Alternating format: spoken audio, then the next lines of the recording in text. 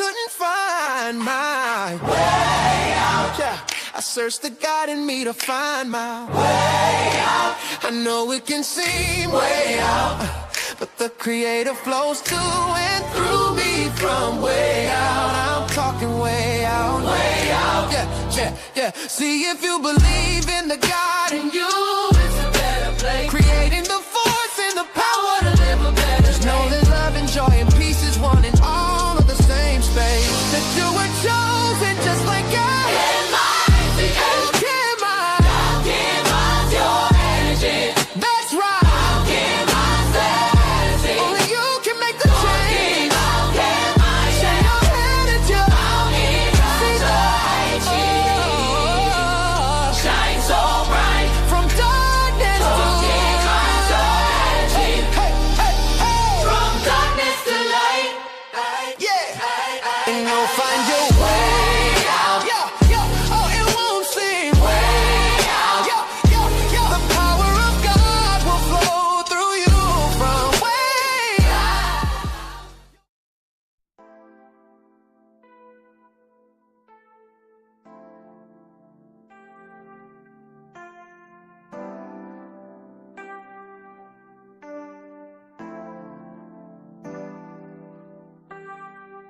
Yourself for this love affair. I'm fixing to take you all the way there. Kissing and touching on every part of you. Want me to lie, I'ma tell you the truth. Body excites me, conversation ignites me. Sometimes I feel like an animal trying to hold back my natural instinct to love every part of you, to hold your hand in everything you do. You're a queen, you're a queen, you're a queen, and I am amazed, amazed by you. How can I take you there? How can I take you there? Chocolate drop, butter, pecan sunset. I would fly across the ocean just to taste. What can I do to get you wet? I wanna give you all of me and give you all that you can get. How can I take you there? How can I take you there? Chocolate drop, butter, pecan sunset. I will fly across the ocean just to taste. What can I do to get you wet? I wanna give you all of me and give you all that you can get. Your coffee coated sugar, honey loving. How can I take you there? Twist yourself, I'll pull on your hair. I'm ready and willing to take you there. Just can't get enough of you. You want me to lie, I'ma tell you the truth. Wanna take you there, your smell it excites me. Where you touch me ignites me. Feel like an animal trying to hold back my natural instinct. I sit back and think, ooh, how can I take you there? How can I take you there? Chocolate drop, butter, pecan sunset. I will fly across the ocean just to taste. What can I do to get you wet? I wanna give you all of me and give you all that you can get. How can I take you there? How can I take you there? Chocolate drop, butter, pecan sunset. I will fly across the ocean just to taste. What can I do to get you wet? I wanna give you all of me and give you all that you can get. Your coffee coated sugar, honey loving. How can I take you there?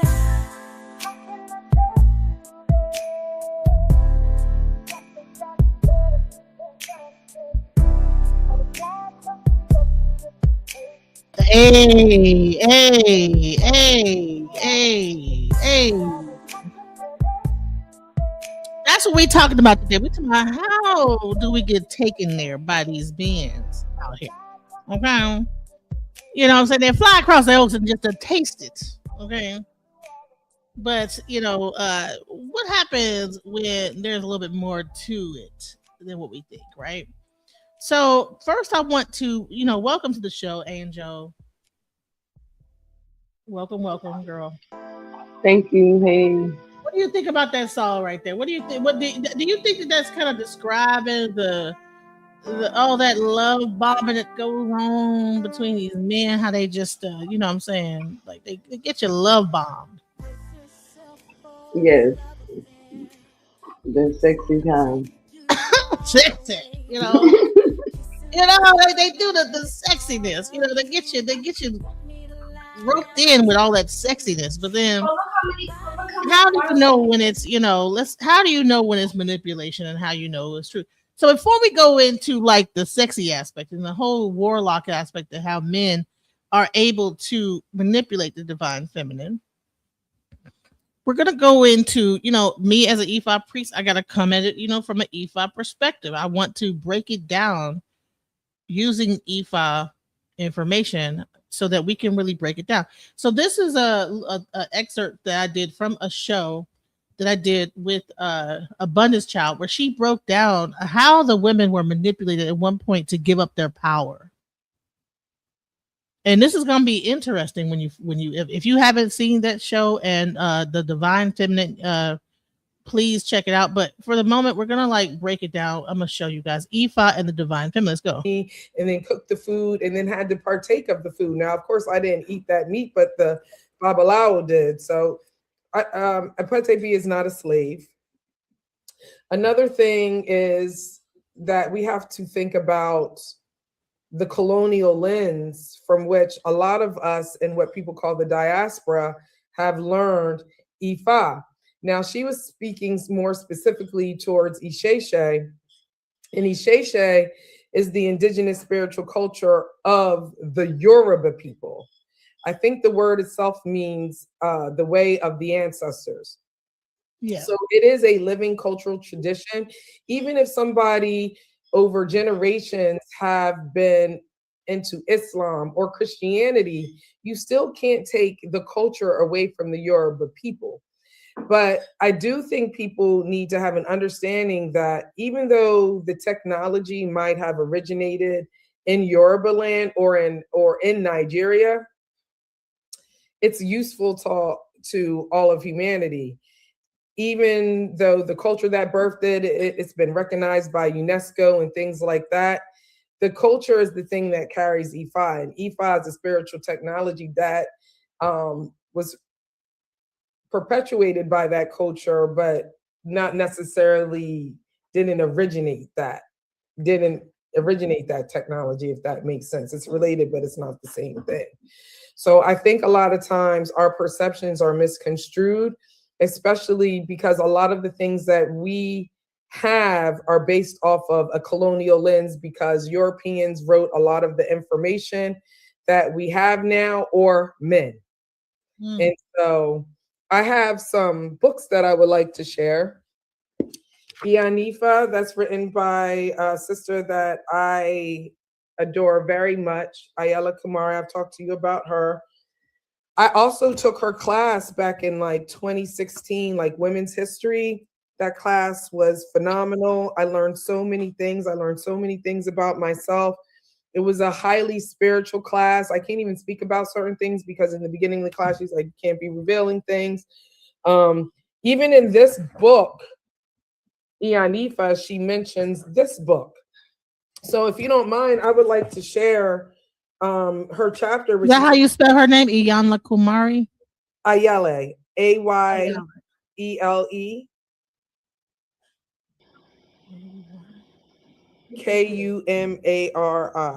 You can find her on Facebook. She also has an online school called the Ori Institute. It was like Ashe Soul when I first met her. I really do look up to her. I've even taken classes recently, even though I'm initiated to Ifa. I took her class called Isheshe based off of her book. That was great. It was like a restart, just emptying out a whole lot of stuff and just starting over. But she's also a historian, amongst many other things. And I think she has really good character in her work as a practicing Ianifa. And just, some of the things like the person said, like, and don't date your Babalawo. And I'm pretty sure that she was an Ianifa and an elder to her current husband now, who now Baba Okikifa is like a head of bony for America and stuff like that. So we have to be able to look at things both ways if we're talking about being balanced and stuff like that. If we can say, you know, don't date a Babalao that might be leading the Ile, then that means that brothers can't date Ianifas who might be leading the wrong way. And my husband's not initiated to Ifa, but he's definitely married to me, you know? Right. And so, you know, I would have missed out on my blessing had I listened to, you know, some of her words of wisdom. She also said the only thing that Ianifas can't do, or women in Isheshe can't do, are see Odu. Well, that's not true. Some women have seen Odu. Some women actually have Odu. And there's different types of initiations, you know, for that. Also, women can't wear masquerade unless you are initiated to like Gelade. So, or Gela, I don't know how you pronounce that, but it's just the more you know, sis. But I appreciated her passion. I appreciated the information that she shared, because some Right. So the reason why I'm even going back into this, right? So it's because in even E5, there are a lot of like rules about how women can't do this, women can't do that, you know, as a woman, right? But where did all that come from, right?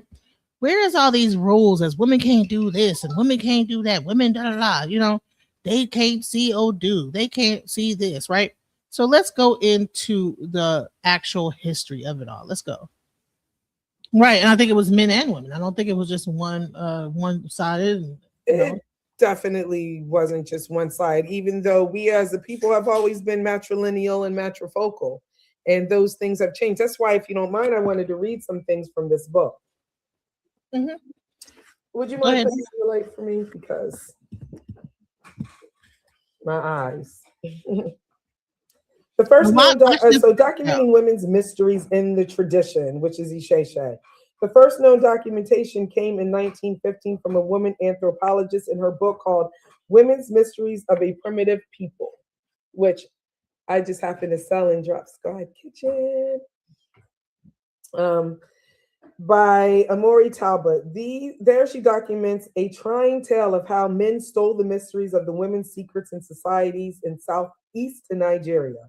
The tale was recounted by 3 elder women who explained that in the old days, women used to outnumber men. As men grew, they became dissatisfied with their lot and began to conspire for more by asking for the women to share the secrets of the mysteries so that they would become strong as a society. Upon meeting, the women debated the suggestion with the elder women, stating emphatically to not do so.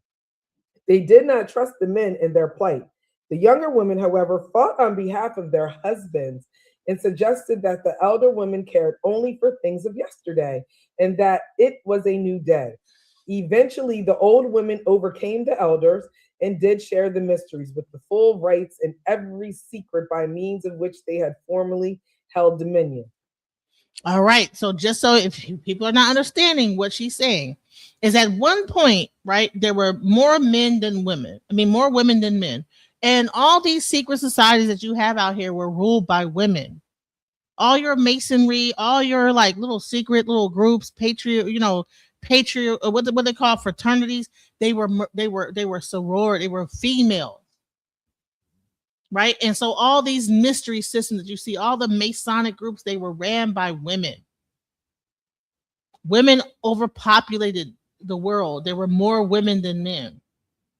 And what happened is that as men became more, dominant in society, the younger became more prevalent.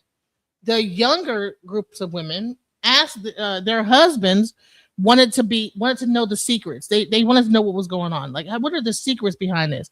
And the younger women that were being trained up in the secrets were telling the older women, we need to share this with our husbands. Because they were sworn to secrecy. You can't tell this to your husband. You can't tell this it could only be amongst us women. So what happened is that the younger women began to try to convince the older women to share the secret knowledge that they had in these maternal organizations that were very secretive in their practices. Okay. Now these women were doctors. They were the people that would know how to heal and all these different things. They had different modalities of healing. We lived in a matrilineal society. It was not a patriarchy.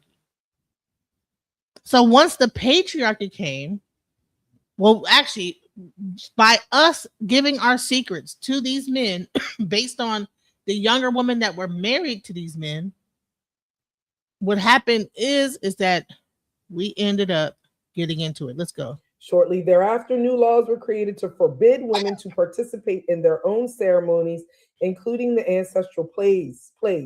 Instead, they would be taken over by men and become a men's society where women were forbidden.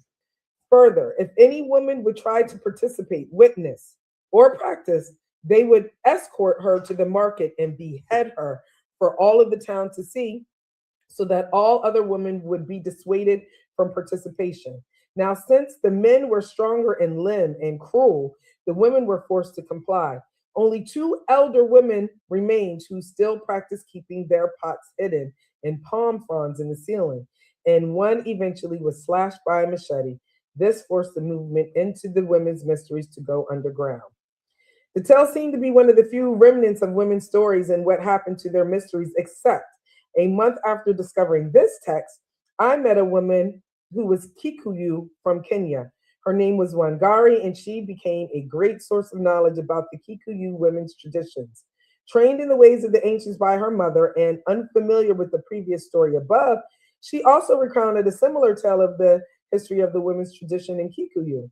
Her story differed only slightly in that conspiracy involved the husbands pressing the young wives for the secrets and one acquired, and conspired to get all the menstruating women pregnant at the same time. Now, you know, women who live together and in nature have synchronized cycles of ovulation, menstruation, and birth, since these were some of the mysteries.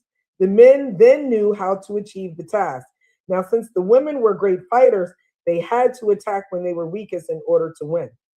And at the height of pregnancy, the women were incapacitated, and the other women that remained were elder women who were so weak. It was then that the men took over and overthrew the female chief.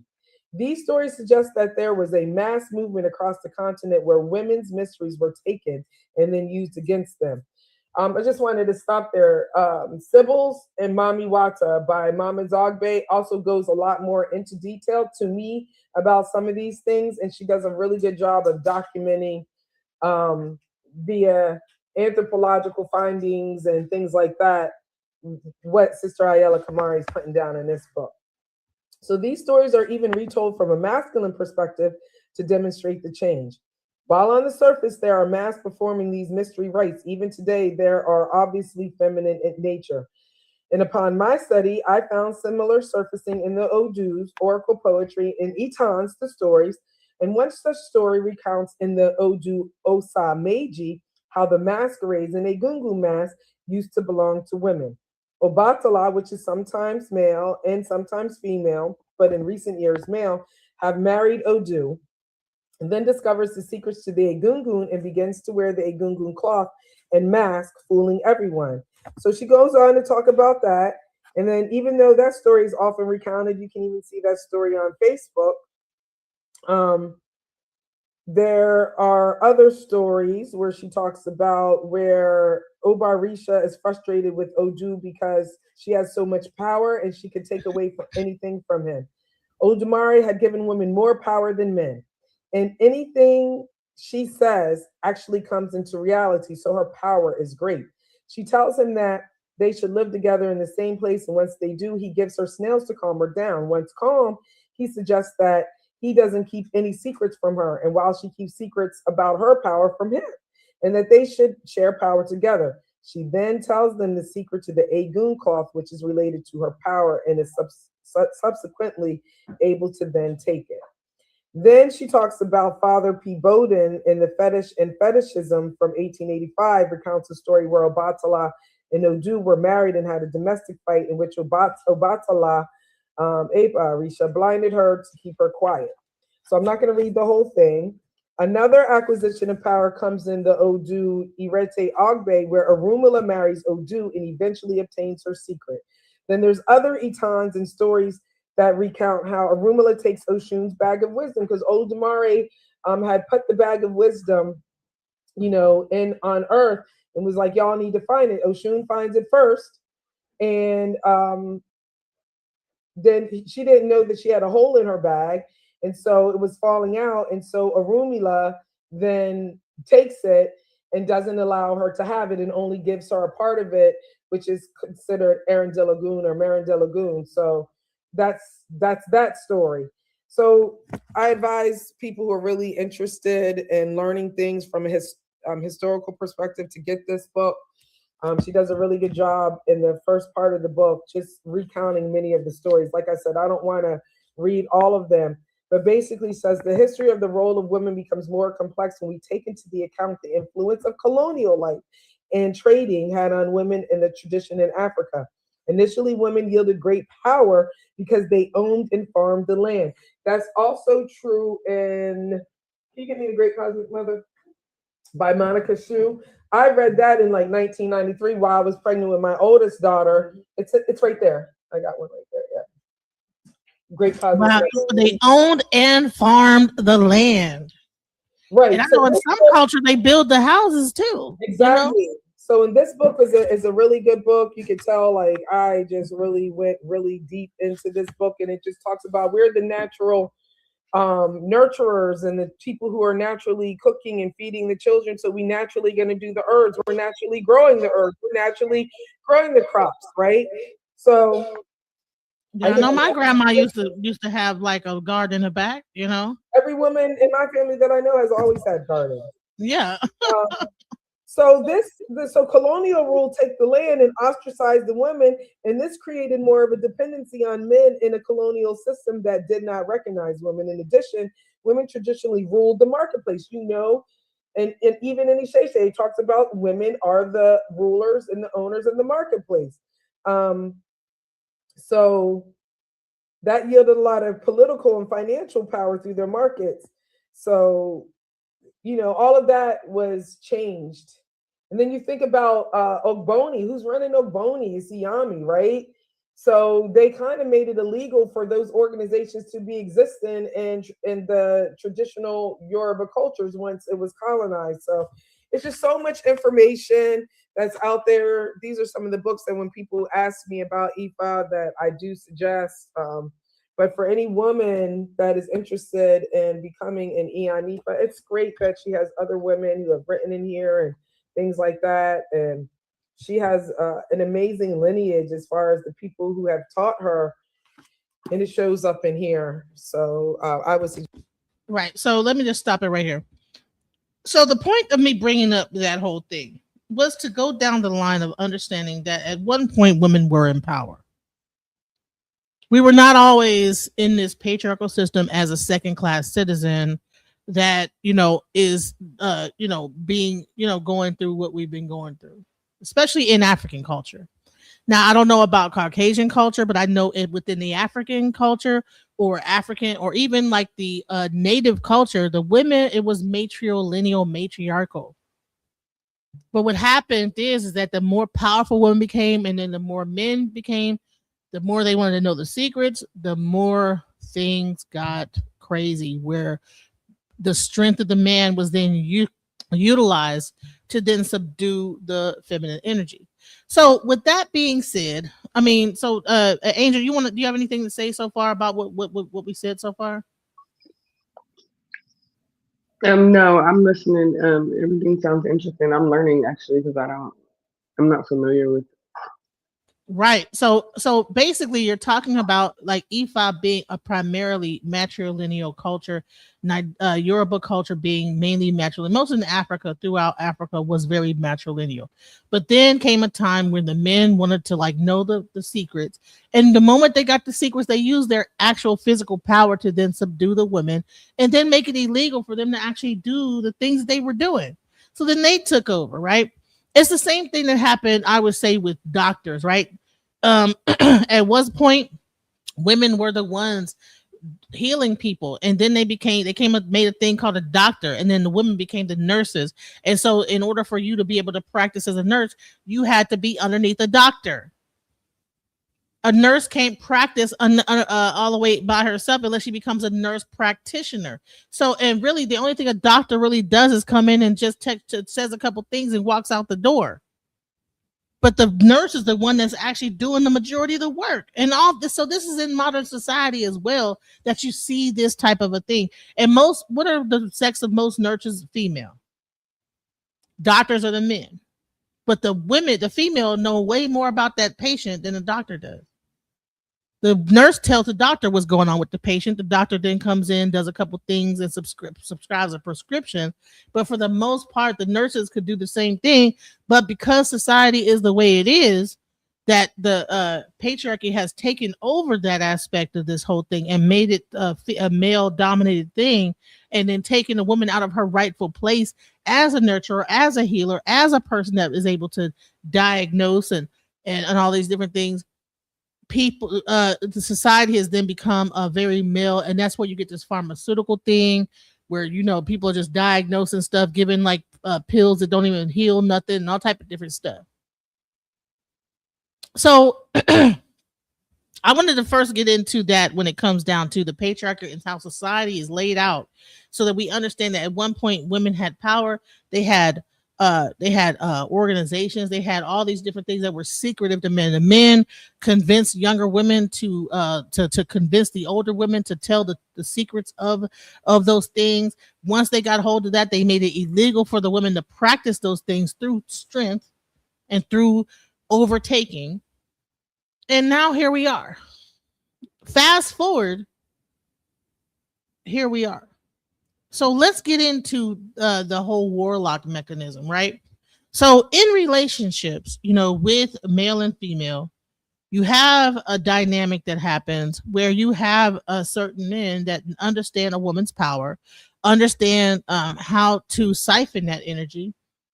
And it's a well-known fact that a lot of men that know how to do this, are considered to be warlocks. Okay.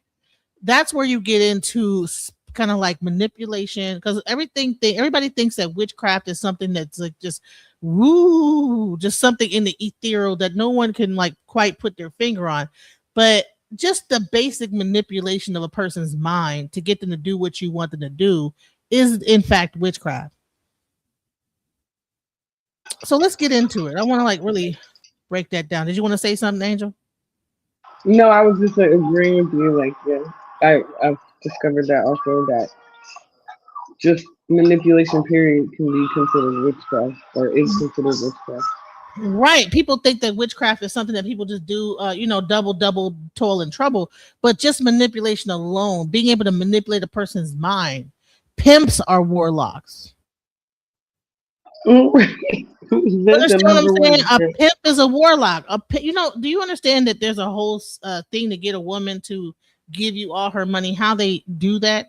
There's a whole step-by-step process. The first thing they do is that they lay you down and they screw you into oblivion.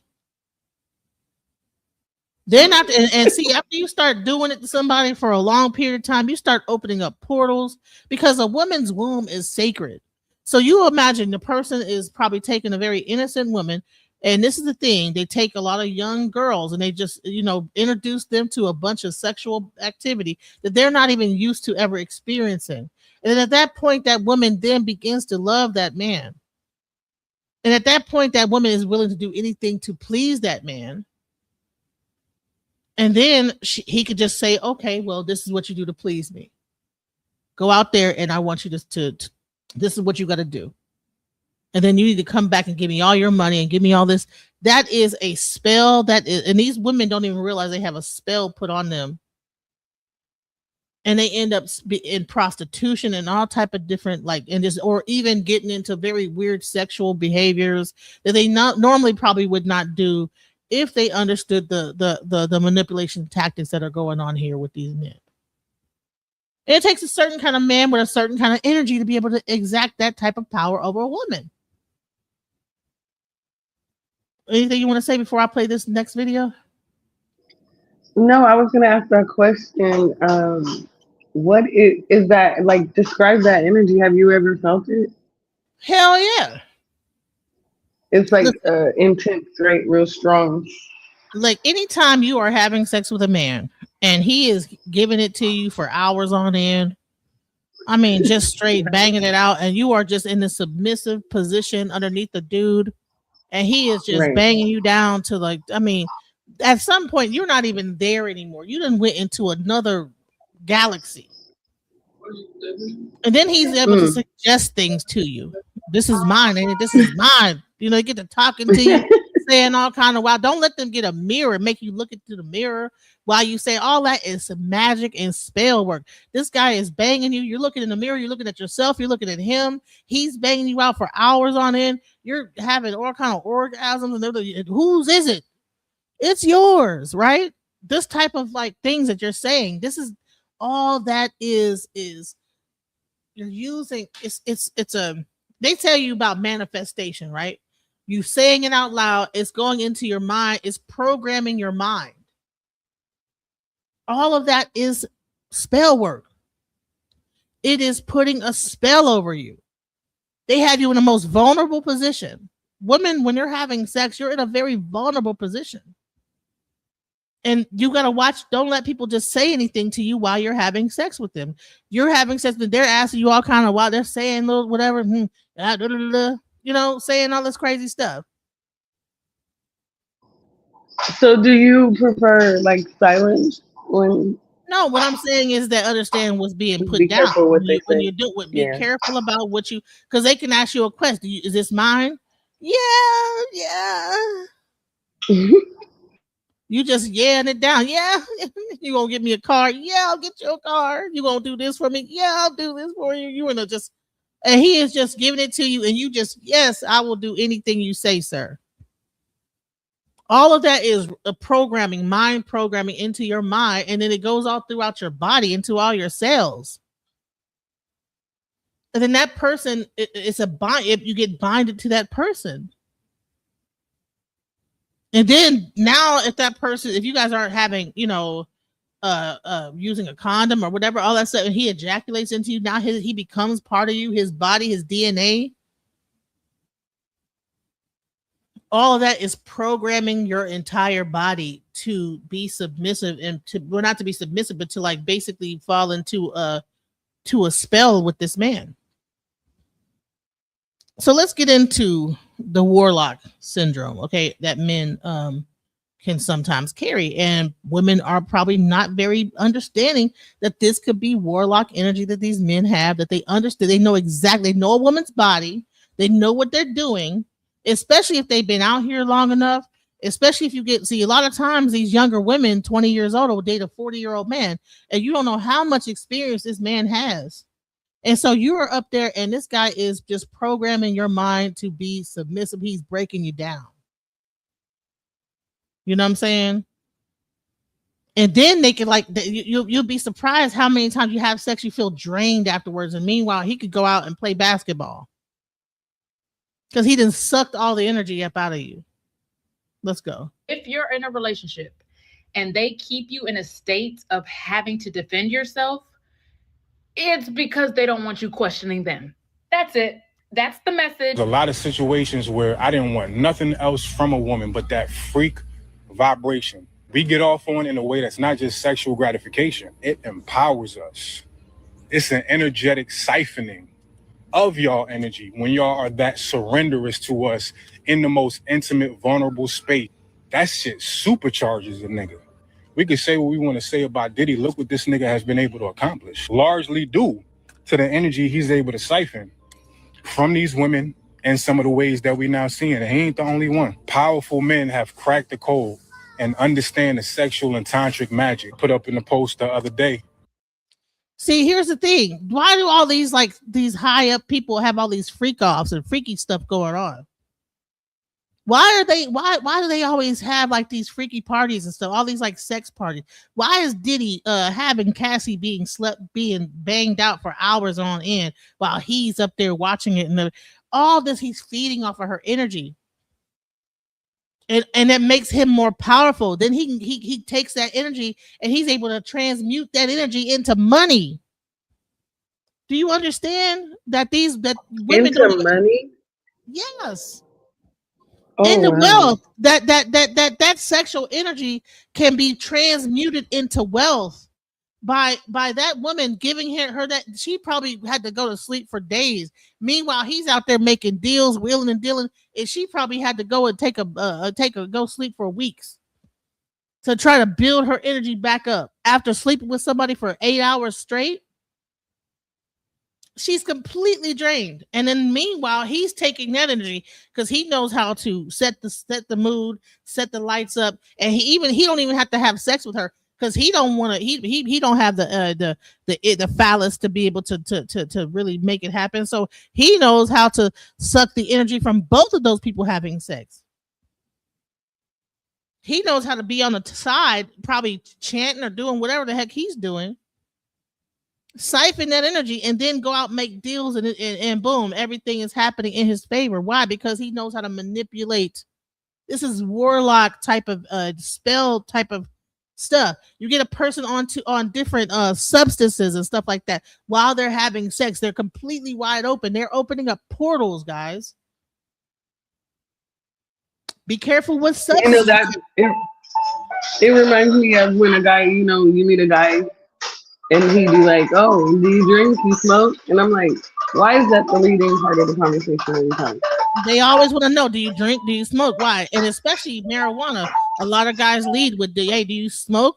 Why? Because when you're taking these substances, all your inhibitions are down, and they're able to really dig into your subconscious mind, into you go into another. You're not even there no more. Meanwhile, if they know what they're doing, they could just tap into your whole energy and just suck the energy out of you. And meanwhile, you get done, you're exhausted, you're tired, you're down for days, sometimes a whole day, and then you finally get enough energy to pull it together. Women, be careful about the substances that you take while you are having sex with these men. And you have to be with a person that you could trust, that's not going to just siphon off of your energy and then take your energy, and then they can transmute that and become successful. And meanwhile, you see a woman looking raggedy after years of being with a man, and he looked great and she looked like ragamuffin. Why is that? It's because he's sucking her. Every time she builds it up, he takes it out.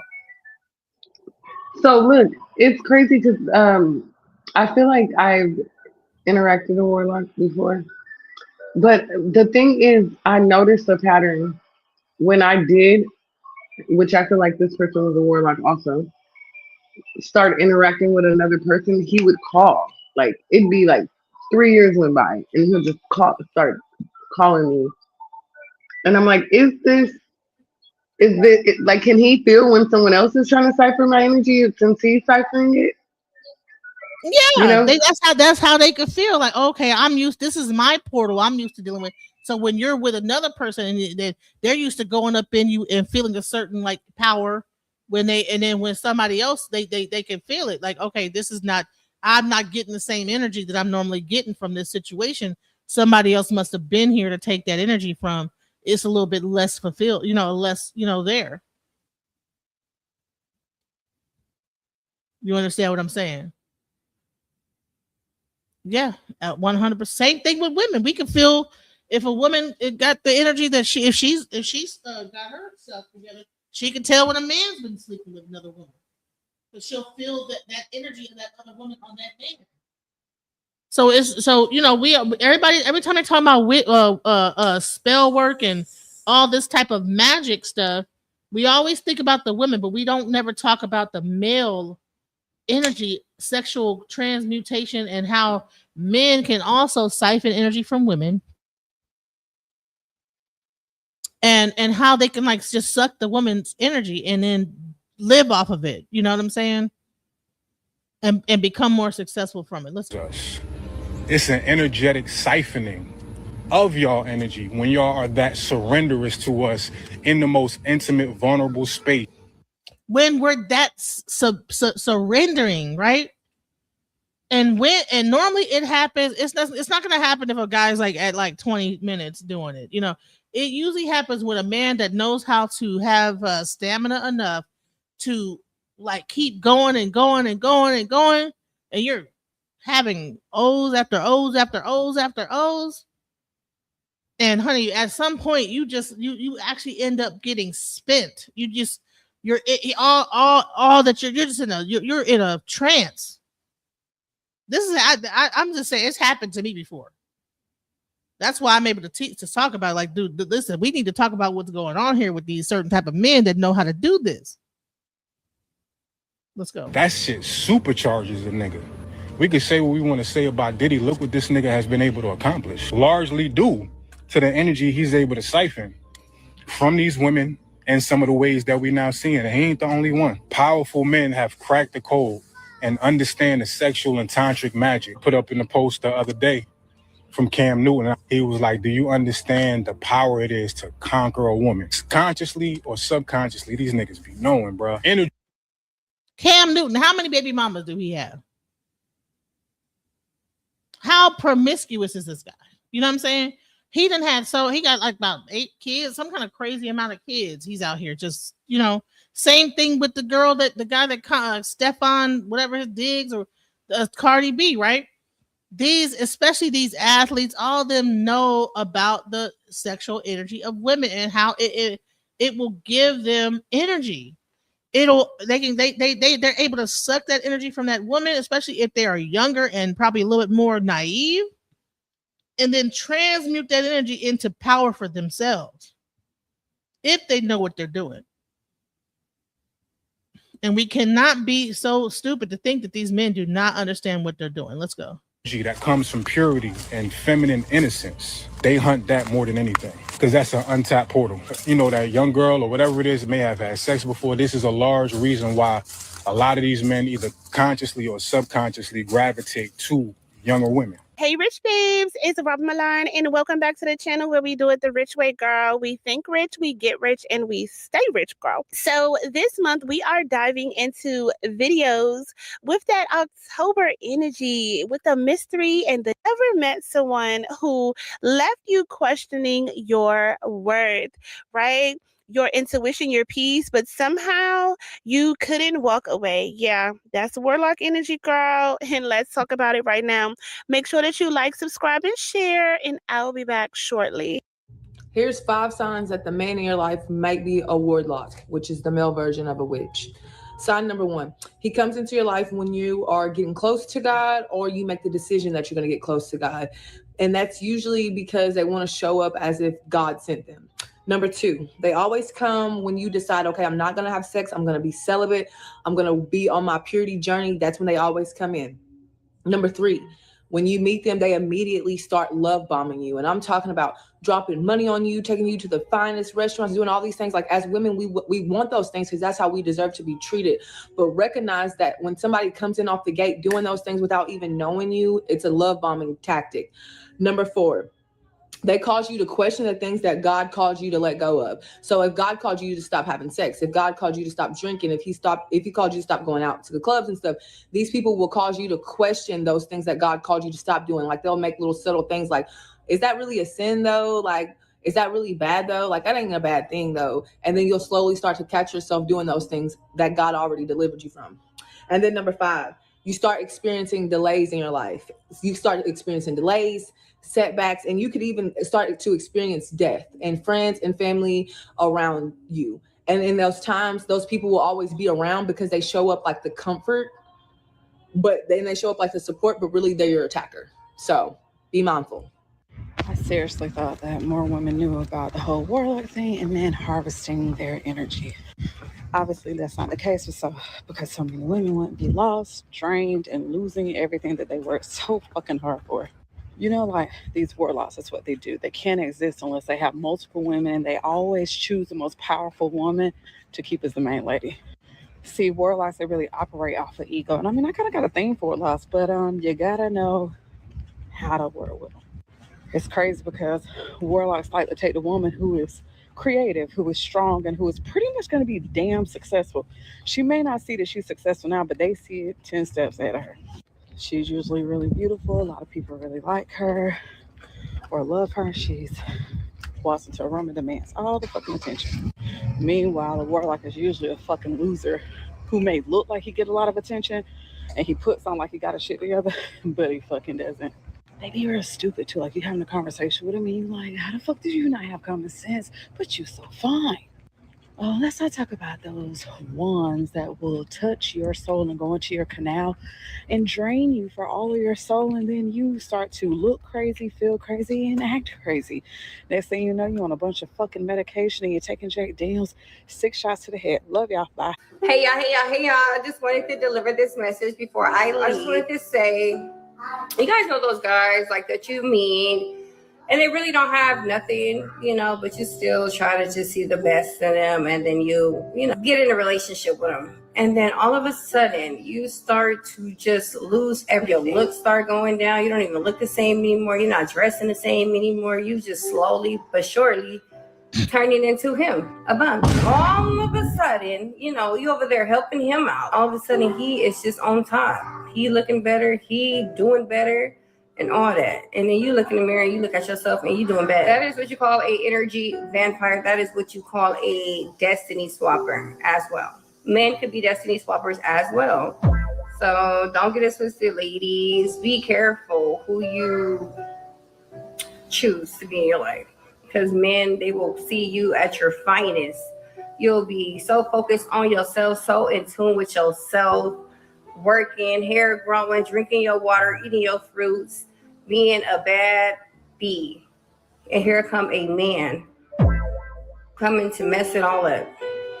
He will suck you dry and he will leave you high and dry. So be aware, ladies. Bye. You're scared. So let's get into it. I mean, have you experienced that, Angel? Yeah, I feel like I have.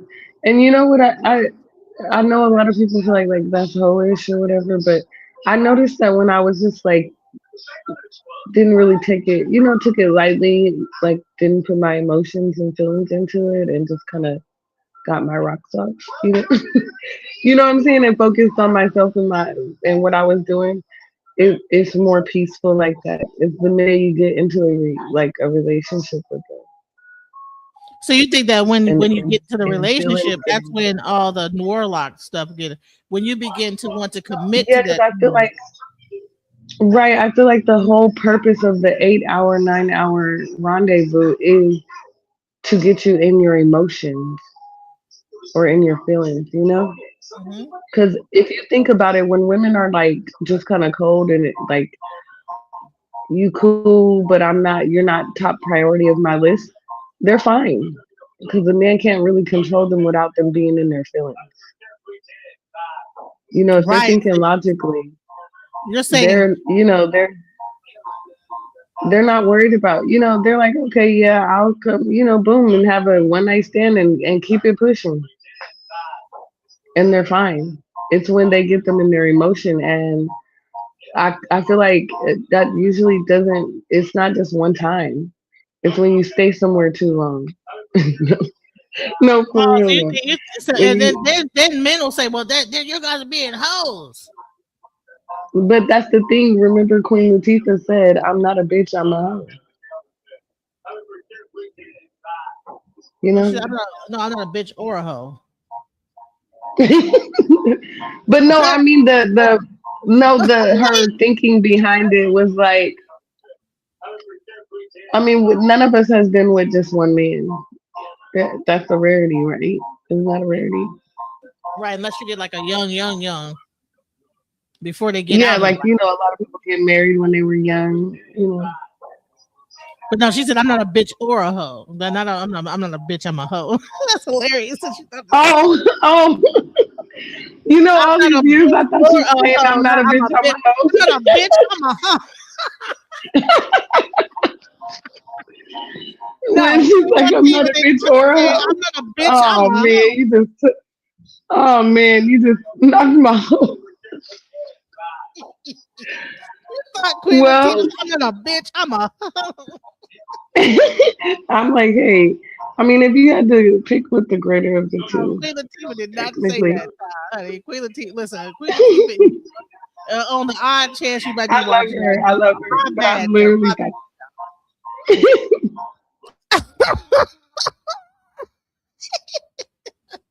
eggs in one basket, because a warlock knows the power.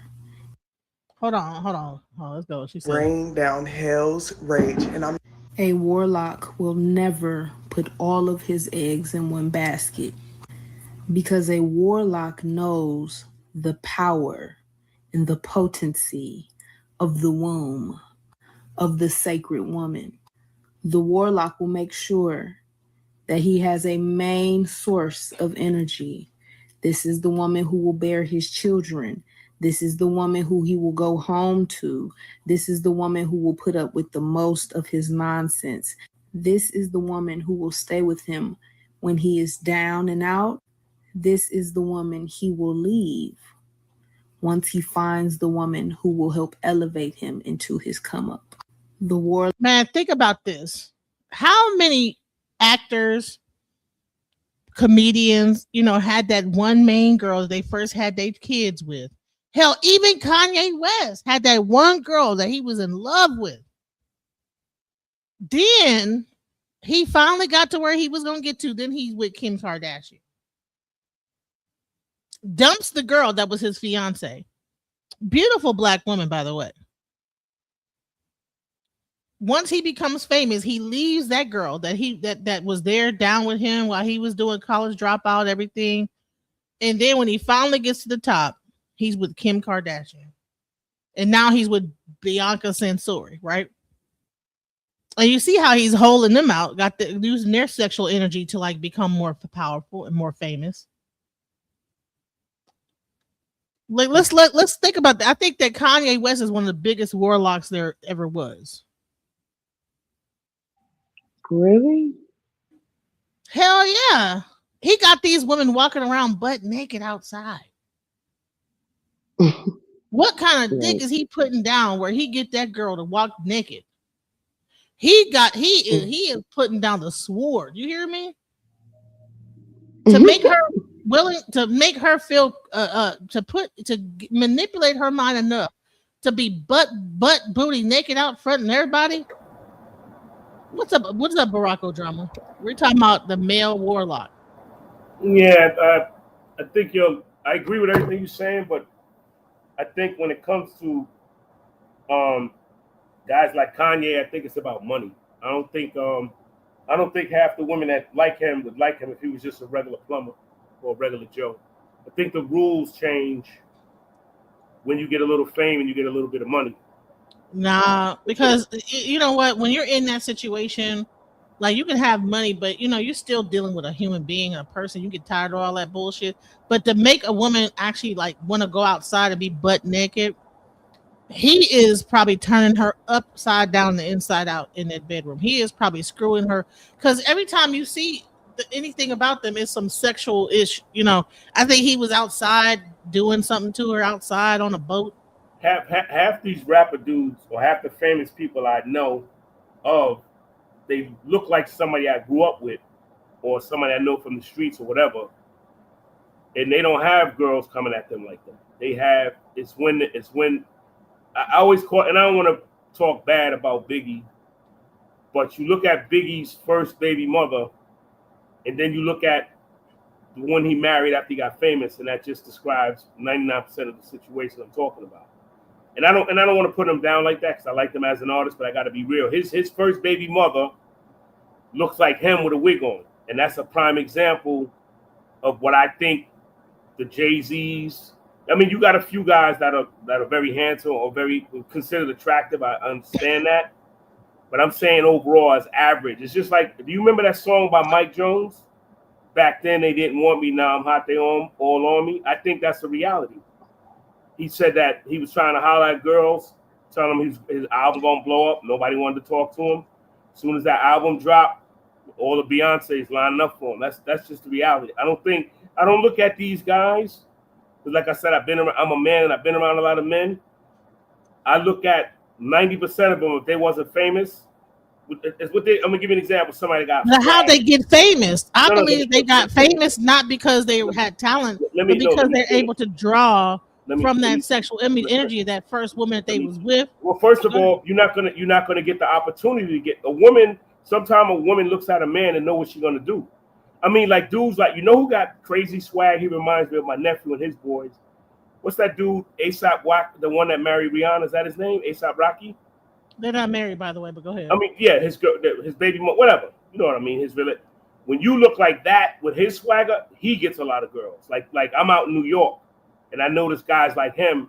You know, I give props, and I'm like, even when they not famous, like just walking up the street, girls will try to holler at him, or girls will give him feedback if he hollers.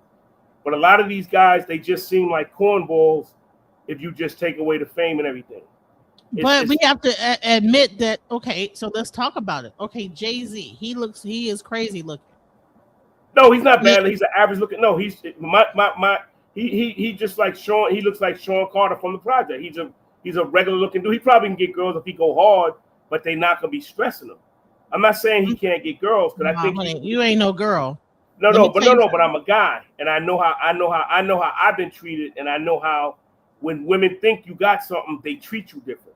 I went to a party with a rap group, and the girls was basically throwing themselves at them. So since I was part of that tribe, they was throwing themselves at me. But I know if I wasn't with them, that would have never happened. That's what I'm trying to say to you. I don't give these guys too much props because, like I said, I've been around, and I know I've been to spring breaks and everything, all down in Daytona and all down in Freaknik and all. I don't want to disclose my age, and I see what the women really was going after. If they thought you had money, if you was famous, or you was driving a nice car, they throw themselves at you. But when you look like a regular dude, them girls ain't coming at you like that. You're not even gonna get the opportunity to be a warlock because they don't see you like that. Unless you got crazy. But hold on, here's the thing: is that okay? When you think about a warlock, you're only thinking about a man that has a bunch of different women. But what she's saying here is that the reason why he is so attractive is because he's siphoning the woman, the sexual energy off of the woman. And then that sexual energy turns into money, turns into prestige, it turns into something. If a man knows how to put it down right, like listen, with doing it the right way, you will end up manifesting. But you're missing my point. If they're not interested in you, that's not gonna happen. That's what I'm trying to explain to you.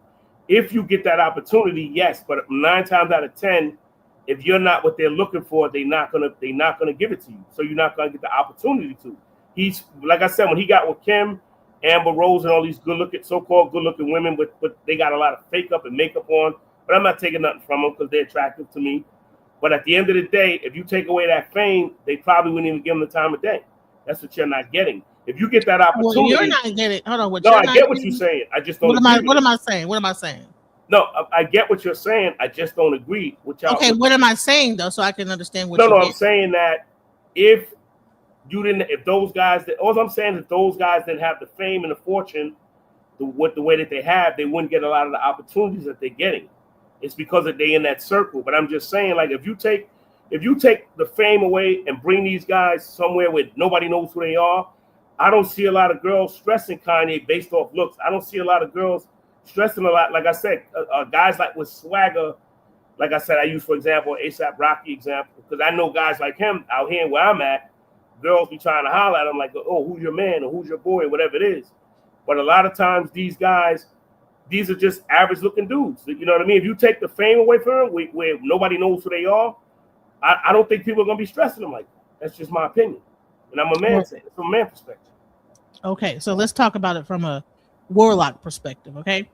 So this is Kanye West's high school sweetheart. Her name was average looking girl, nothing to brag about, but go ahead. Okay, well, let me finish, okay? So he was with her from high school since she was a young girl all the way until his 2004 debut college dropout, okay? Now, what we earlier said is that, okay, that these men will siphon the energy of that initial girl. Let's go. Warlock will never put all of his eggs in one basket because a warlock knows the power and the potency of the womb, of the sacred woman. The warlock will make sure that he has a main source of energy. This is the woman who will bear his children. This is the woman who he will go home to. This is the woman who will put up with the most of his nonsense.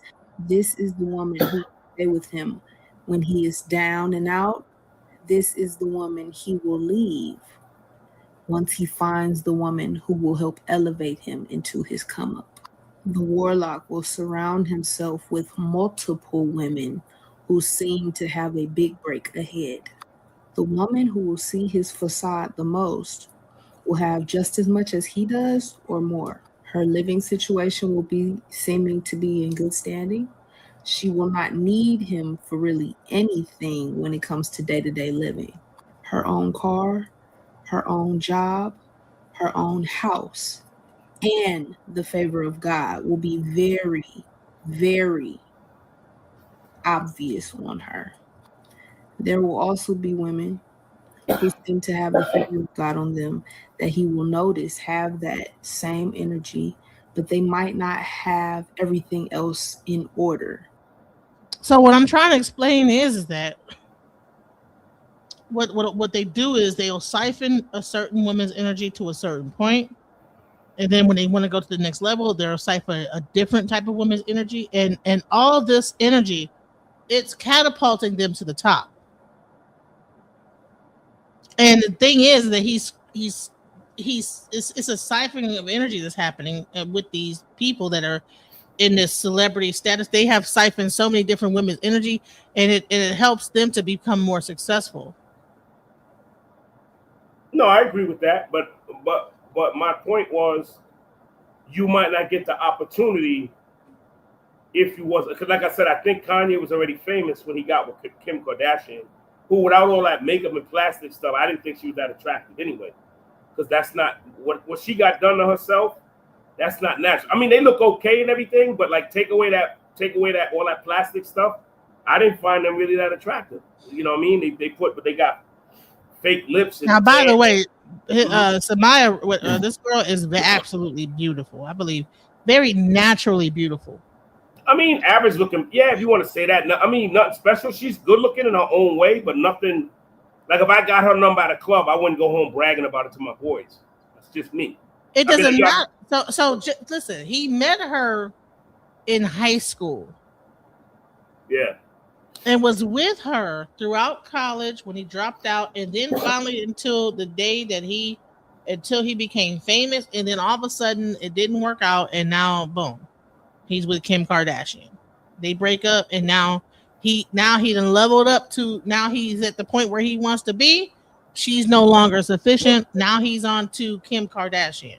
Well, that's one thing. And that's exactly what that girl said. She said that they will use that woman that probably would have had his children.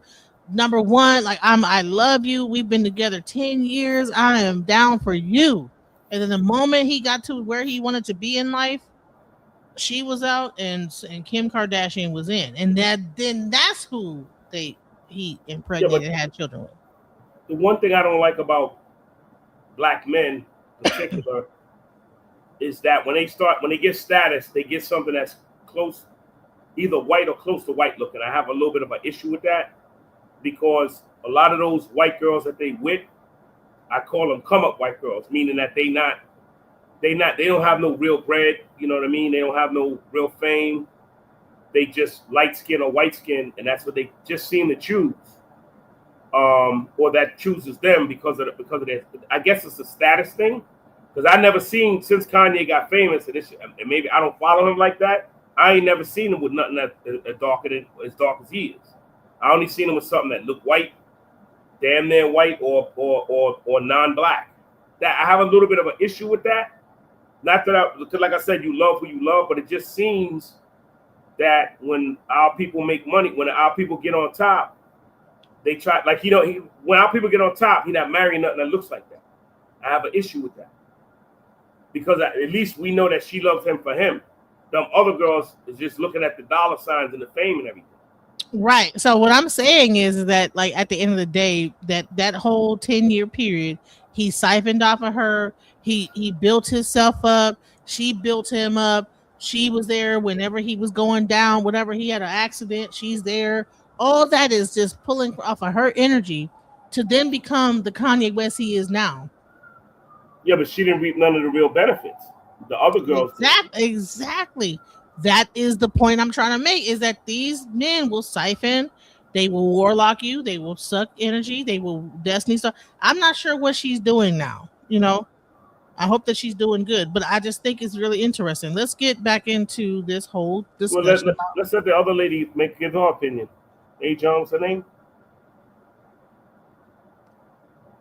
Angel, you there? She might have stepped away. What are your thoughts, Angel? All right, let's get back into this. All right, go ahead. Email stalking you? I do. I understand it, but guess who's I'm sorry. What were you gonna say? What's your thoughts on it? I was away from my phone. I couldn't push stuff. My bad. So we were talking about the difference between Kanye West's first girlfriend and the fact that men will siphon off of a woman, especially like these famous men. They will have an average looking girl at the beginning, and then they will be sucking her of all of her little sexual energy, everything, and they use that. You know what I'm saying? Kanye West was in a car accident. He was looking crazy. She was still with him. Jaw looking jacked up, everything. She still was with him. I mean, all the way up until like 2004, college dropout hit, boom, whatever. He became successful. Guess what? Right at the pinnacle of his success, when they were supposed to be getting engaged, about to get married, guess what? Drops her, and a few months later ends up with Kim Kardashian. But can I say this? I'm sorry, let me come out so you don't echo.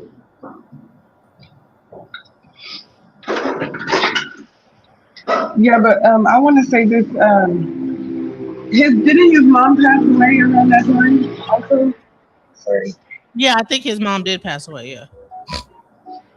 I think it's like the overall picture of it though would be like, some things happened and maybe he couldn't show up the way he could show up for her before, to where he just decided to pick what was on the frequency he was on. No, he wasn't with Kim. He was with Amber Rose after he was with. I'm sorry, my bad. He went from that girl Samaya, whatever her name is, to Amber Rose, then to Kim Kardashian. So the more higher up he got, the more of a lesser, wholesome looking woman. This is Kanye West's first girlfriend. Yeah, because he literally had to empty out his emotions, like all kinds of. He's not operating from an emotional place or feeling, right. He's dead inside. Right. So she done picked him up from car accident, from everything. She done built him up. And then when he finally gets to this whole pinnacle of success, after he done siphoned all her energy. I mean, he probably sleeping with her for hours on end. They are loving each other. She's in love with him. I mean, he was with her from high school all the way up until 2004. I mean, college dropout. So how much energy was siphoned during that period, and how much of talking with him, how much of nurturing did she have to do during that time period? And then when he finally gets to the pinnacle of success, he dumps her. And that's what this girl is saying, is that these men, what they will do is, let me go back to what she said, is that now this woman that he initially was with would have had his children, would have loved him all the way down, all the way to the ground. Now, but then what will happen is that he'll get with a woman that probably ain't as quite as powerful, and that is that warlock kind of the mind of a warlock. Let's go. Hold on, let me play it. Warlock knows. She said a warlock will never put his eggs into one basket. A warlock will never put all of his eggs in one basket, because a warlock knows the power and the potency of the womb of the sacred woman. The warlock will make sure that he has a main source of energy. This is the woman who will bear his children. This is the woman who he will go home to. This is the woman who will put up with the most of his nonsense. This is the woman who will stay with him when he is down and out. This is the woman he will leave once he finds the woman who will help elevate him into his come up. The warlock will surround himself with multiple women who seem to have a big break ahead. The woman who will see his facade the most will have just as much as he does or more. Her living situation will be seeming to be in good standing. She will not need him for really anything when it comes to day-to-day living. Her own car, her own job, her own house, and the favor of God will be very, very obvious on her. So he went from a regular, average looking, and I'm just using him as an example of that warlock Hollywood warlock energy, and how they will use the average, have that one woman siphon off of her. And if you look at everybody in Hollywood, they had that one woman that they was dedicated, like 50 Cent, warlocked off of her, the baby mama, right? And now he got the Chinese girl or whatever he got right now. Mike Epps had the one. He said that his dark-skinned kids are jealous of his now light-skinned kids once he got up to success, and now he's got the new chick that he's with. Kevin Hart, Steve Harvey, all of these guys at one point had that one ride or die chick that they probably was getting all that sexual, all that reassurance, all that energy from, that helped them to become successful. That is warlock stuff. That's that spell, like that whole like love spell that you become underneath. Of I'm willing to do anything for you. I love you so much. Oh, what are you going through? I'm here. You're all women become all sacrificing, all everything for this man. And meanwhile, he ain't that sacrificing self to you. Because the moment he get to where he gonna get to or whatever, once he's siphoned off of your energy, then you could just kick rocks. And that's what I'm trying to explain, is that like there we have to understand this warlock type of a mentality. Let's go. But I understand that female stalking you. I do. I understand it. But guess who's stalking you even worse than the female? That nigga. Man, listen here. When I go on my profile views, don't nobody visit my profile more than that nigga. You hear me? Them niggas. I said, I don't know what it don't nobody gossip better than them niggas too now. Listen, the niggas gossip better than the females, and the niggas stalk you more than the females. If you think that female stalking you, you should see what the nigga doing. You are the first. That nigga go on his Instagram, his TikTok, his Twitter, his Facebook, and he gonna search you and a couple more females every day on the daily. He gonna check your page every hour on the hour. Don't nobody stalk you more than that warlock. That warlock of a nigga. And let me talk about this. See, when she's talking about stalking, this is an energy drain too. Giving dude your picture. The first thing a lot of dudes do is be like, "Can send me a picture." Why? Because they want they might be looking at your picture while they're pleasuring themselves, and you wonder why you're thinking about this guy early in the morning at 6 o'clock in the morning. You think about this guy. Why am I thinking about this guy? Because he is using your picture. Just there's so many different ways that people are using that they don't even understand this. This is witchcraft type of stuff. But people think witchcraft is just like putting some herbs together, double, toil and trouble. But like just looking at a picture and just pleasuring yourself and imagining and all these different things. Like we live in a plasma universe. Everything is energy. Everything is energy. So when that person is expending that energy into you on your picture and looking at you, he might have a pair of your underwear. You might have left something over his house. That's another thing. Be careful leaving things over men's house, because they got your stuff over their house. This is all, they don't even realize that. Like, listen, you're wondering why you're getting up in the morning at 4 o'clock, 5 o'clock, 6 o'clock, thinking about this guy, and this guy is pulling off your energy just looking at your picture. The imagery is to focus on your time and energy. See, this is a man saying that, the imagery. So the guy is looking at your picture, focused on you, and then you wonder why you're focused on him and you wasn't even thinking about him 5 minutes ago. Yeah, I've been stopped sending pics when requested. That energy always felt weird to me. Yes. It is. It's witchcraft. I'm trying to tell people think that witchcraft is something that it totally is not. Witchcraft could be simply a piece of your underwear, and he doing it to himself, and got your underwear, looking at it or whatever, rubbing up against it, whatever, smelling your all that. It creates a vibration out into the ethers, and then now you rolling around in your bed, you thinking about him, you horny too, and you ain't even around him. So this is the type of like exchange I'm trying to express to y'all, because he might have did it to you and you felt a certain way, and now you're trying to recapture this feeling, especially when he pulls it away and he ain't giving it to you no more, and then now you thinking about him. He purposely doing this to manipulate you, to get you to surrender to him. This is another thing that men do. They will pull back from having sex with you, and then be doing all this stuff on the other side. Next thing you know, and it's voluntarily given, voluntary. So so if you giving him your stuff, he say, give it to me, and you give it to him. It's almost like the vampire at the door. Let me in. You gonna let me into the house? And you let them in, and then now they're able to run rickshod all throughout your womb, all throughout your life, have you in your mind, bouncing around in your head. You can't get your mind off of it. You wonder why. It's because I think that these men know what they're doing. They know it. They know that they have that sexual energy. They know that what they did, they didn't hurt you. Holler and scream their name, because they're gonna tell you to say their name, and whose is it, and all this other stuff while they having sex with you. Oh, you like this, and they saying all that, and now all this is programmed into your mind.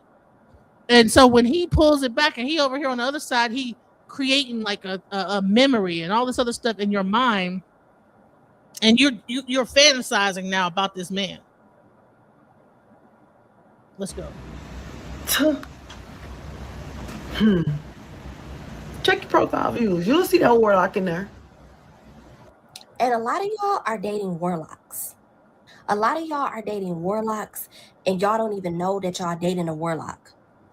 You're dating him, and everything in your life is falling apart, and you don't know why. It's because he's a warlock.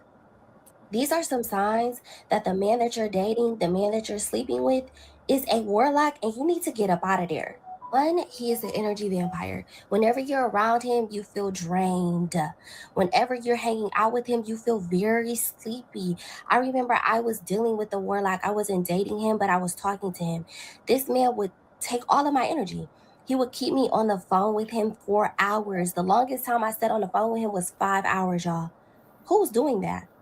Literally every single time we would get off the phone, he would say, "Thank you for your energy," because he was literally sucking the energy from me. And initially I was like, oh my gosh, this man is so interested in me. He wants to just talk to me all day.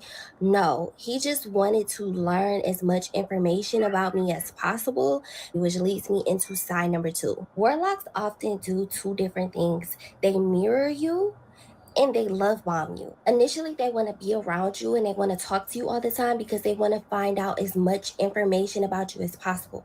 They want to find out everything that you love, everything that you hate, so they can be that exact person for you. Or they can do those exact things that you say that you like, so they can woo you, so they can lure you in. So whether that's buying you stuff, whether that's cooking dinner for you, whether that's taking you to the movies, whatever you like, they're going to try to do that.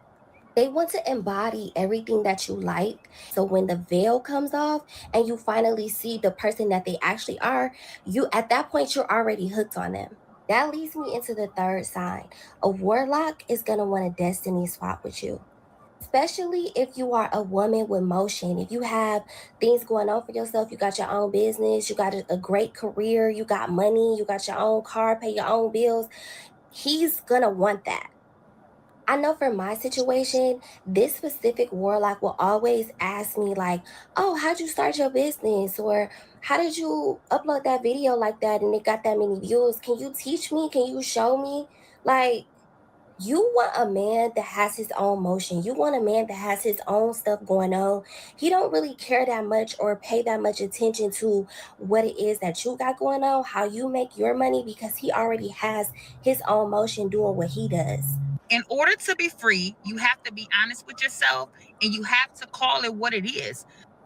Hey, listen, Fundi, I want you to come up here, child. But yes, stop giving your exact date of birth. Fody, can you come up here real quick and break this down, because you can't you giving it to us in the comments, but I want to hear your voice because I know that you about to break it down, child. I hope you can come up. I just put the link in the chat. I'm gonna put it to you in. I'm gonna give it to you in the on Facebook. I would love for you to come up here and break this down, because people don't believe me. I'm like, no, he like if I have a Barack drama. He's like, no, like no, all men don't got all men do not have the ability to be a warlock, but the ones that do, they know what they're doing. The ones that have that warlock type of energy, that means that they have the energy within their loins to know how to get a woman to do what they want to do. They know what they're doing. Jay-Z is a warlock. I'm gonna tell you why. Foxy Brown, when she was with Jay-Z, was outright telling everybody about his sexual energy.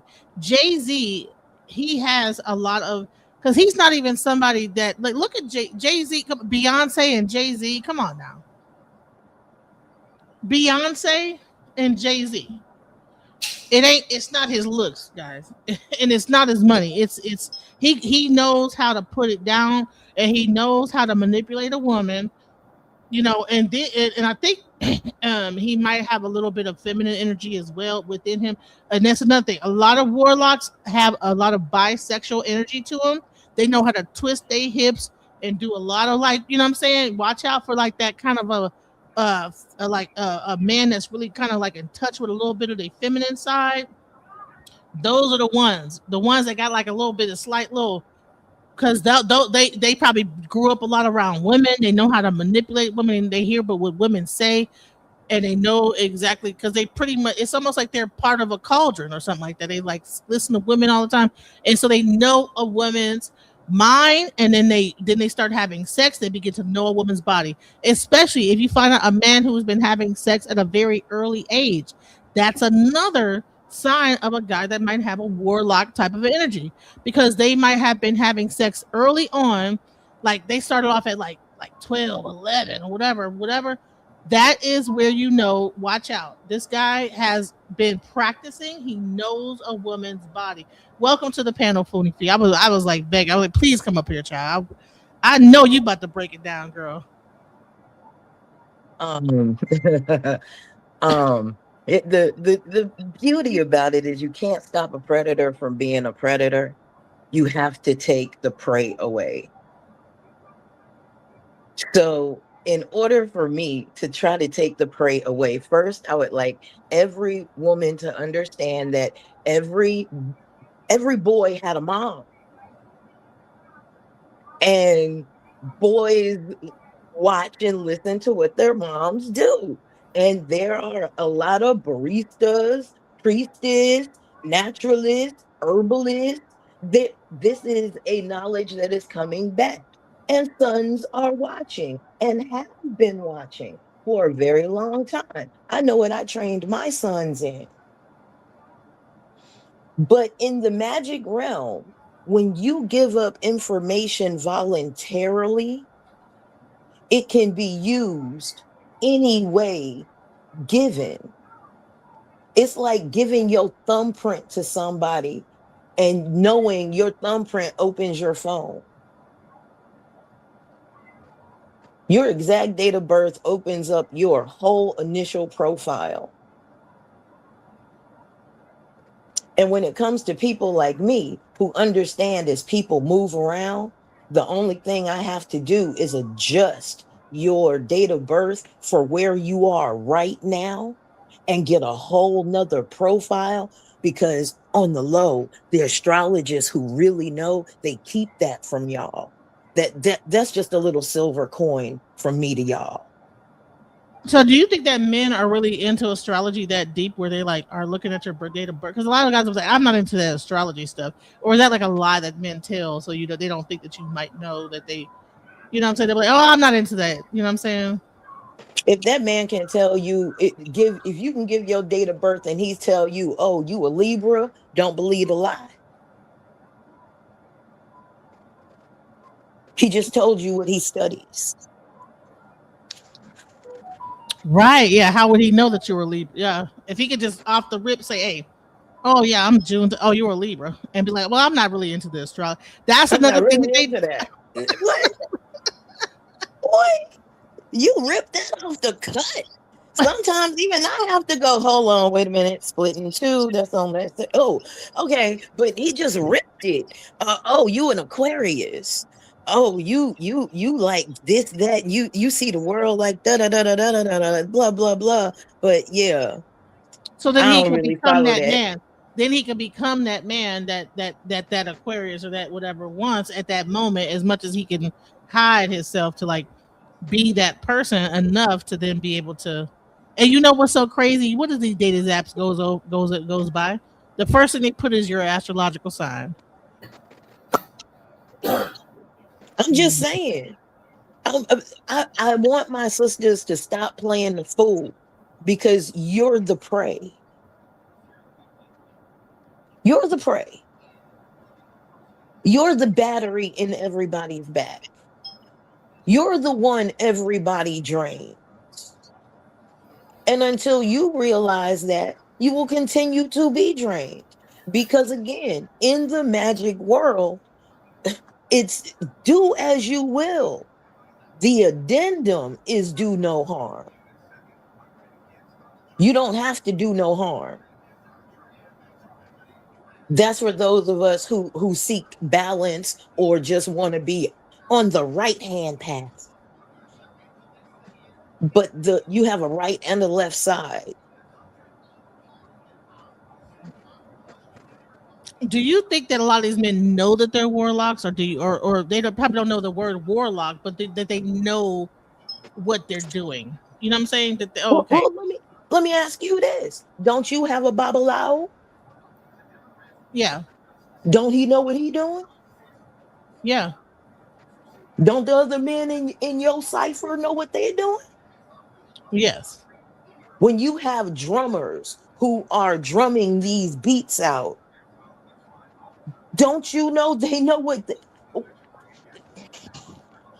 you know, the weaponization of the black man's intelligence is a beautiful facade.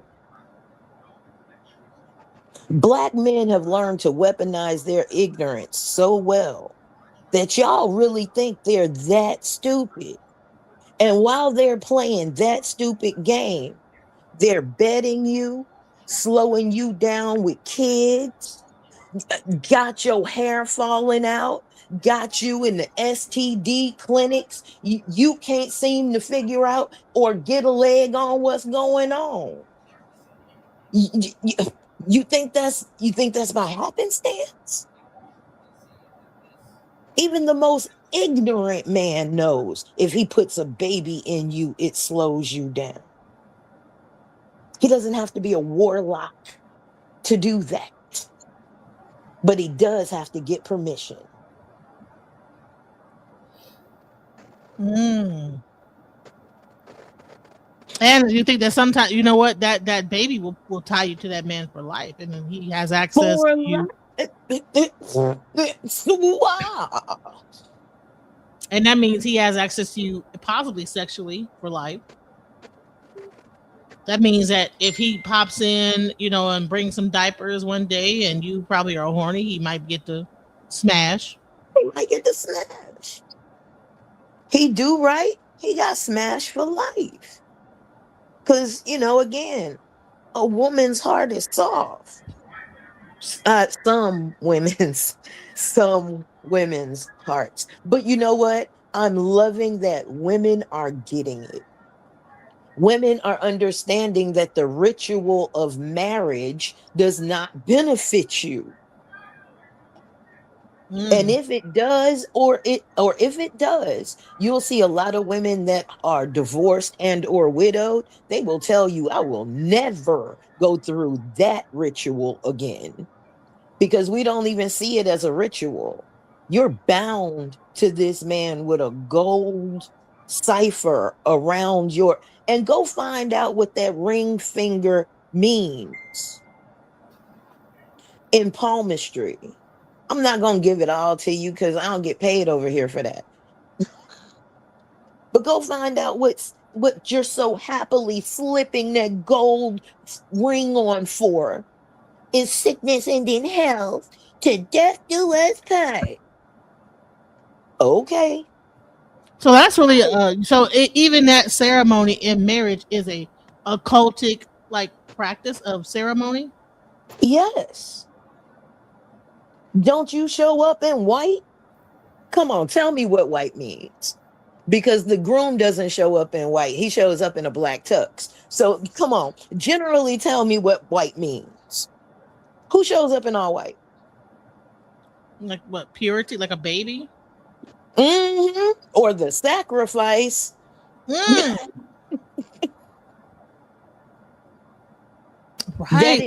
That is given away by her who?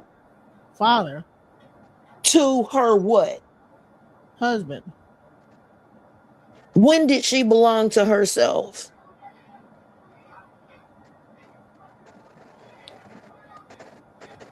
Man, you cooking. She doesn't even get her name, because her father's name is initially on the back of her name. And as soon as this happens, she drops her father's name in place of whose name? Her husband's. Uh-huh. And the children get named after who? Because it ain't her. The husband. Oh. You know, earlier we talked about the matrilineal society and how initially all of like these Masonic groups and everything. We were reading from the Ea Nifa book from Ayali Kumari, and it was saying about how even in the old Yoruba community, also throughout Africa, there were these ancient like female societies that like had like all these secrets and magic, and even the Egungun like ancestral ceremonies were really ran by women, and the younger women told their husbands, well, the husbands told the younger women, well, you should get the older women to tell us the secrets. In the moment that the younger women were able to convince the younger woman were able to convince the older woman to reveal the secrets, then the husbands of those younger women then began to attack the older women and impregnate all the young women at the same time, thus making it so that at the time of weakness that they were able to like take over the whole situation and behead certain people if they were to practice those things and everything. So I'm not sure if you got to see that part of like today's conversation. What's new? You know, so yeah, go ahead. What's new? They took over midwifery. Like a man could know what a woman goes through during childbirth. Ever.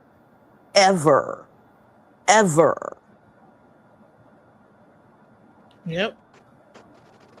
Now look at us. A nation that taught people how to bring life into the world is now a nation that goes into the hospital and has 4 times likely come out not. You understand? Yeah. And I talked about how even nurses, they were the doctors, and then they came up with a thing called a doctor, and now the nurses have to be underneath a doctor to even be able to practice medicine.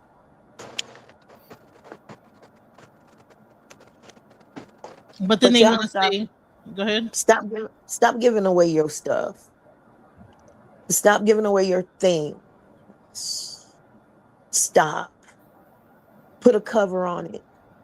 It's time for women to cover ourselves back up. You know, we decided that we were going to do what they told us to do, and we did it. Everything they told us to do, we did. And every time we did it, it was something wrong. So, as a military strategist, if I can't do anything right, that means I can't do anything wrong, correct? Pretty much, yeah. Right. If the road to hell is paved with good intentions, it means the road to heaven is paved with bad ones, correct? Pretty much, yeah. Okay. So, on those logics, Sisters, I'd like y'all to look around since we have the most educated, literal education. We are the most highly educated demographic, and I'm just going to say in North America. It's time for us to take the data that we get and turn it into usable data. When our mothers went through these things with our fathers and our grandmothers went through what they went through, they paved the way so we could have our careers, our money, our education. Your whole existence here has everything to do with making yourself happy. Go make yourself happy. Whatever that looks like for you, go do it. Go do it for the diaspora. Whatever that is. And center yourself. Since everybody else gets to be selfish and make the best decision for themselves, make the best decision for you and see what happens to the people around you. Maybe they'll become more self-sufficient as well.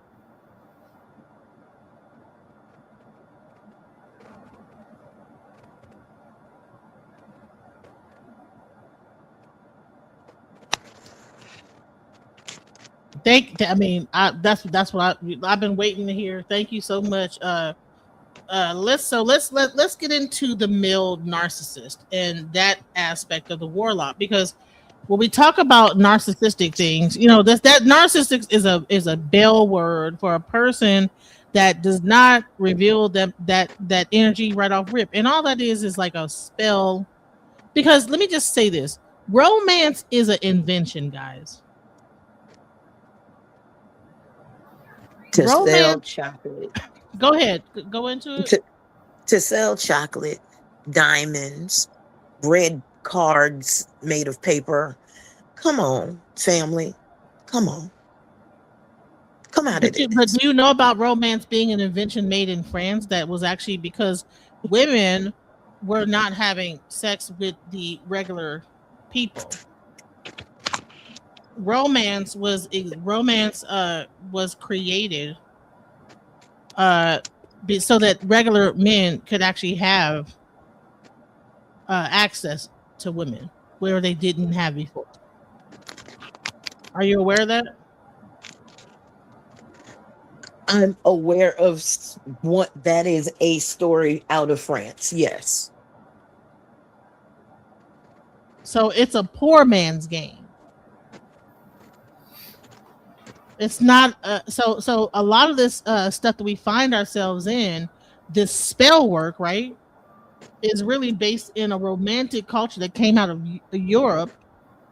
And I'm gonna play this guy real quick and let you guys hear the truth about this whole thing. Because everybody, well, you're not being romantic. Well, you're asking to be lied to. I'm getting ready to go to work. Thank you for having me up. I hope I imparted some information. Peace, family. Thank you so much, Fundi. I've been trying to get you up here. Thank you for coming up. But yes, let's get into the live romance real quick, so that if anybody's befuddled about why we're having this conversation about warlock energy, that warlock energy really comes from a spell, love spell, right? Where you feel like you love a person and really it's just about a manipulation tactic. Let's go. Ryan Taraban, and this is Psych Hacks, Better Living Through Psychology. And the topic of today's short talk is the truth about romance. Romance is for men. This title is probably a shock to most of you, especially to the men out there. I'm here to argue that all the things that go into modern romance, the flowers, the chivalry, the bent knee proposals, are actually not for women. They're for men. This was a big realization for me, and it was even bigger because it was actually staring me in the face the entire time. It's so obvious that it's invisible to people. Now, before I get into it, please remember to like this video and subscribe to the channel. It costs you nothing. It takes less than a second, and it's how you can support me in my mission to deliver free, high-quality content to the world. Really, thanks for your help. Now, let me help you understand why romance is for men.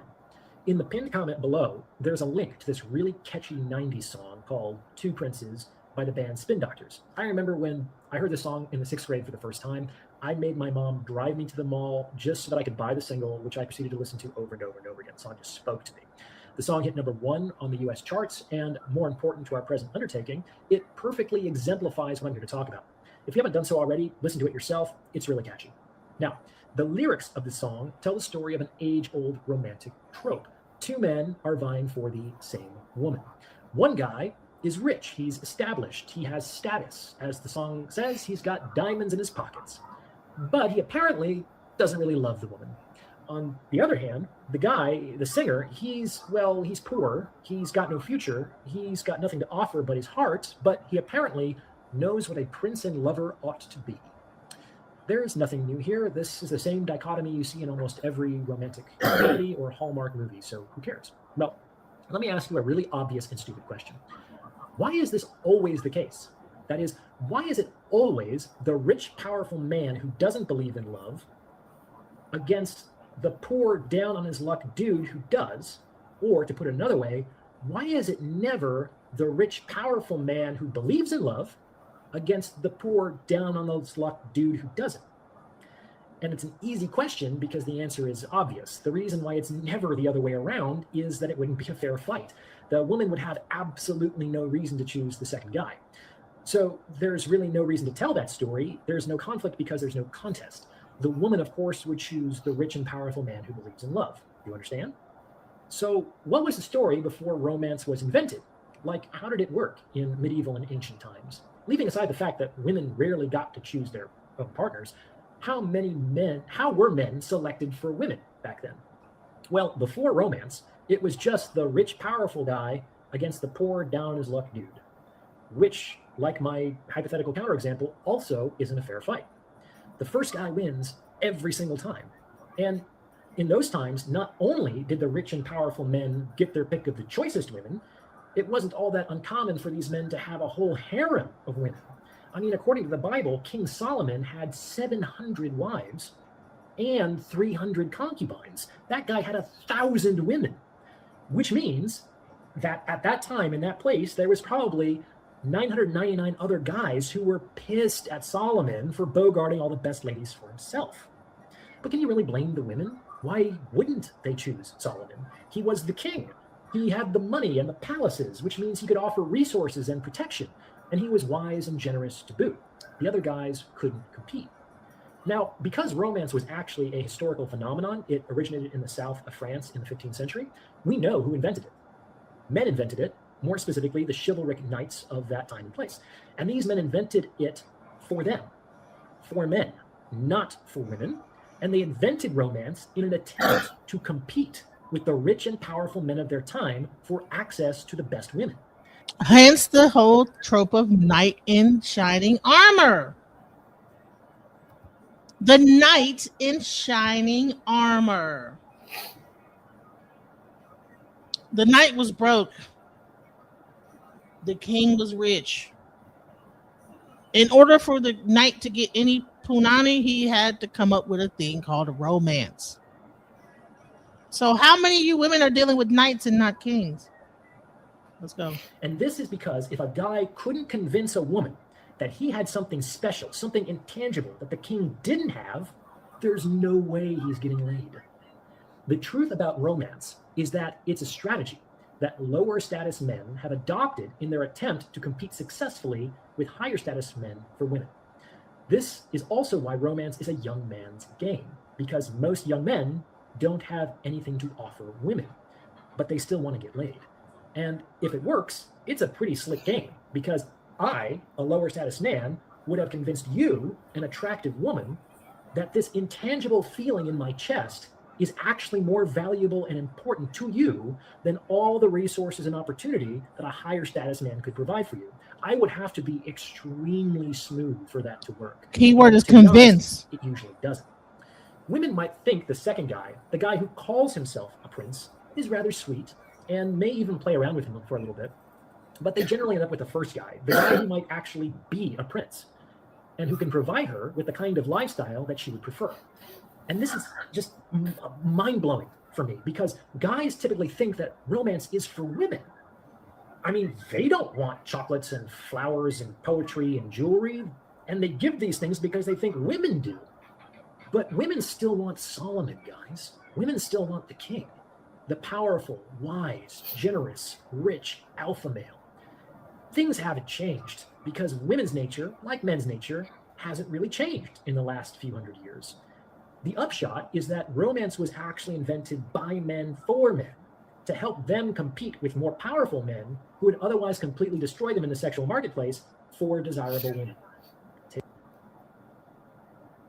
So just like a man would probably not be with a woman that he didn't see desirable, the same thing happens with a man that a woman would go for stability and etc.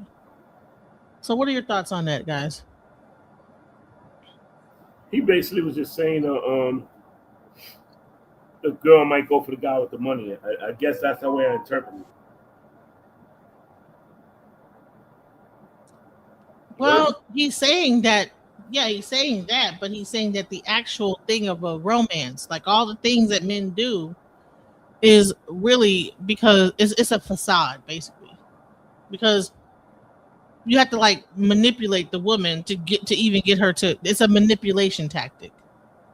Romance is a manipulation tactic. Not if she's interested in you, you don't have to go through that. That's why I said it all depends on the situation. If the girl's interested in you, you don't have to play them games.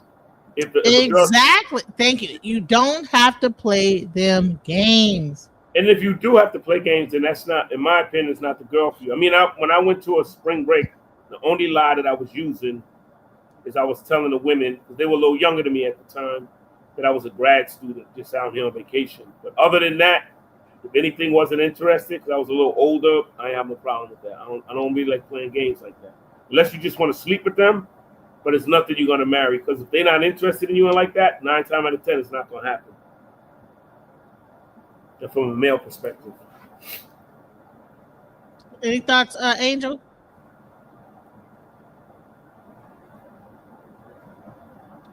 Okay, well, let's keep it moving. Yeah, well, you want to show something else, or you want me to elaborate on that? You can go ahead and elaborate. Go ahead. No, I'm just saying, like, that's one thing I noticed about.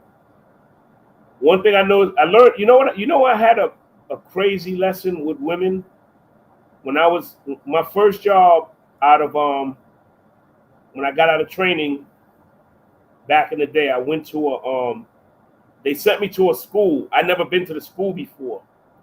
And it was high school kids. And I was like 22, so I was a little bit older than them. But I walked into school, and it was an all-girls school, which I didn't know, because my job just gave us a job, and we had to go there to do the job. And the girls were like, I don't know if they were their hormones were raging or whatever, but they was like, oh, there's a cute boy in here. When I walked in there, I didn't know what they meant, because I didn't know it was an all-girls school. They told me I was going to a school to make a delivery. And the girls were like, they were hounding me a little bit because they don't get that many boys in there. So my point is, if I was a little bit younger and the girl was interested in me, I wouldn't have to play those games. But if it would have been a situation in reverse, because I was in a situation when I was working summer youth, and they had college girls there. They wasn't interested in me because I was too young. They were like, I was like 16, 17. And they were like 22, 23. Some of them were in college and some of them were interning. So that's what I mean. Like, I've been in both situations where if I was a little younger when I was working in the school, because they were high school kids, and at that time we used to joke 15 will get you 20, which means anything that's under 18, I don't care what the situation is, and you're a grown man. That's what my mother taught me. You don't mess around with no kid, no matter how fine the kid is, because that can do you a lot of, that can ruin your life, and probably hers too. But that's my point. When people are interested, it makes things a little bit easier where you don't have to lie and play these games. You can just be yourself. When you got to lie and play games, it's nothing but trouble that's going to come out of that. It's not going to last. But, I mean, yeah, clearly. Yeah, so I've been in that situation in the same era, where when I was the older one, and I had to be the mature one, and then I was the younger one, and the women had to be mature. But like I said, if I was, Because I never really, I had a lifetime of like not really good luck with women. But if one of those women would have slept with me, I wouldn't have said nothing. When I was my first summer job, when I was 16 and they was like 22, 23, because I would have been like, I'm just glad she gave it to me. My mother, nobody would have known about it. You know, but that's just me. I never had luck like that. Is it John? Angel, is she there? She's probably there, but she might be, probably doing something in the meantime. But let's go. Let's talk. Right, and you have to call it what it is. Narcissistic males are warlocks. I'd be like, why would you say that? Because they use deception, do they not? They use trickery, do they not? They use manipulation, do they not? And they are the children of the devil, are they not? And this is why the enemy sends them to stop you. If you are a woman of God, you are anointed, you have a purpose, you have a calling. God wants to use you. The enemy will send someone, a narcissistic person, to throw you off your game, to trick you, to deceive you, to manipulate. This is why sometimes when people are in these relationships, you hear a lot of them say, I can't leave. I tried to leave or felt as if I was under a spell. Because the truth is you were, or if you're still there, you are. It's so crazy to me how sometimes when people would mention the word witchcraft, or the first thing they will always think about is a woman doing witchcraft, is a woman being a witch. They do not mention that males do witchcraft too. They are just called warlocks, that males deceive, that they manipulate, they bring the spirit of confusion just as much as some females may also do it. Men do it too. And let's talk about real witchcraft and real voodoo or doing stuff like that, or real spells. Males do it too. All right, so let's go. Welcome to the panel, Man in High Castle. What's up? Oh, nothing much. TJ Genesis. Welcome. Hello, everybody on the panel. Russ, Sean. Everybody doing well? Yeah, everybody's here. Everybody's doing good. That's good. Any warlocks coming after you, DJ Genesis, today? No, not today. What about you, sir? Me? Yeah, the warlocks. Yeah, well, I don't consider myself. I heard they don't discriminate against male or female. Yeah, I don't. Yeah, they don't. But I don't consider. I mean, all of these lingos people got. I just consider myself a humble dude. I don't feed into those titles and all. I mean, whoever is. I just don't consider myself one. I don't think I'm above or below anybody. I'm just a regular dude. If a girl give me what's in her pants, I'm blessed. If she don't, then I'm unblessed, and that's it. That's how I look at it. So is a black male or is the warlock of the day? Say what? Is the black male the warlock of the day? I would probably say so, according to what I hear, but I don't consider myself. But to me, I don't like titles, because when you have titles, like people gunning for you, like they want to see a downfall. So I just want to blend in. I'm just a regular dude. If I meet a girl and we get intimate, I'm lucky, and if we don't, I'm just unlucky. I don't feed into the titles for my own self, but I respect anybody that might label themselves, him or herself, whatever they want to label them. I don't judge people, but I personally don't judge. I don't label myself like that. But I would say this is that, so no one is going to label themselves as a warlock. What we're talking about is a warlock energy, right? Right. They're not like saying, I'm a warlock. They're not standing up there with a witch's hat on, with looking like the character off of Lord of the Rings, or you know what I'm saying? God, what's the character? The dude with the white hat, like the warlock, Grandar. They're not like up there like that. What they're doing is that they're using tactics, sexual manipulation, to be able to manipulate women into being in a mindset of submission, in order to be able to get what they want out of them and leave them high and dry. And that is what warlock energy I'm talking about. I'm not talking about a person just a man that has no idea of his own sexual energy. I'm talking about men that know what they're doing in bed, that know how to use their sexual energy. I said earlier, pimps are warlocks. Okay. If you understand the pimp and hoe game, right? What happens initially is a man that's a pimp will have sex with a woman, especially a younger woman that don't have that much experience. He will take her through there, so to speak. And then after that whole thing is done, that woman thinks that she's in love with that man, right? After that, he'll introduce her into that whole lifestyle of hoeing. And okay, so you said you're willing to do anything for me. Okay, well, I need you to sell your body for me. Well, you would normally have sex. This is the type of stuff that pimps. I've watched enough from a long time ago, right? You know what I'm saying? Well, you're having sex anyway for free, so why not charge for it? That's manipulation. That's a spell. So they don't initially introduce that, but there's some men that are so great with their mouth, right? If you watch Pimps Up, Hold Down, some of these men are so great at spell work they don't even have to have sex with you. They can talk you into doing like what their will is just by speaking these things to you. You understand? By saying, well, hell, you already do it anyway, so why not just do it like this? You know, whoop, you know what I'm saying? And then they will get you into a situation where now you are selling your body on the streets as a prostitute. And there was a whole movie about this called Pimps Up, Hoes Down. Yeah, it's a documentary. Right, Yeah, the you know, male the thing is, equivalent to the Jezebel spirit, right? yeah.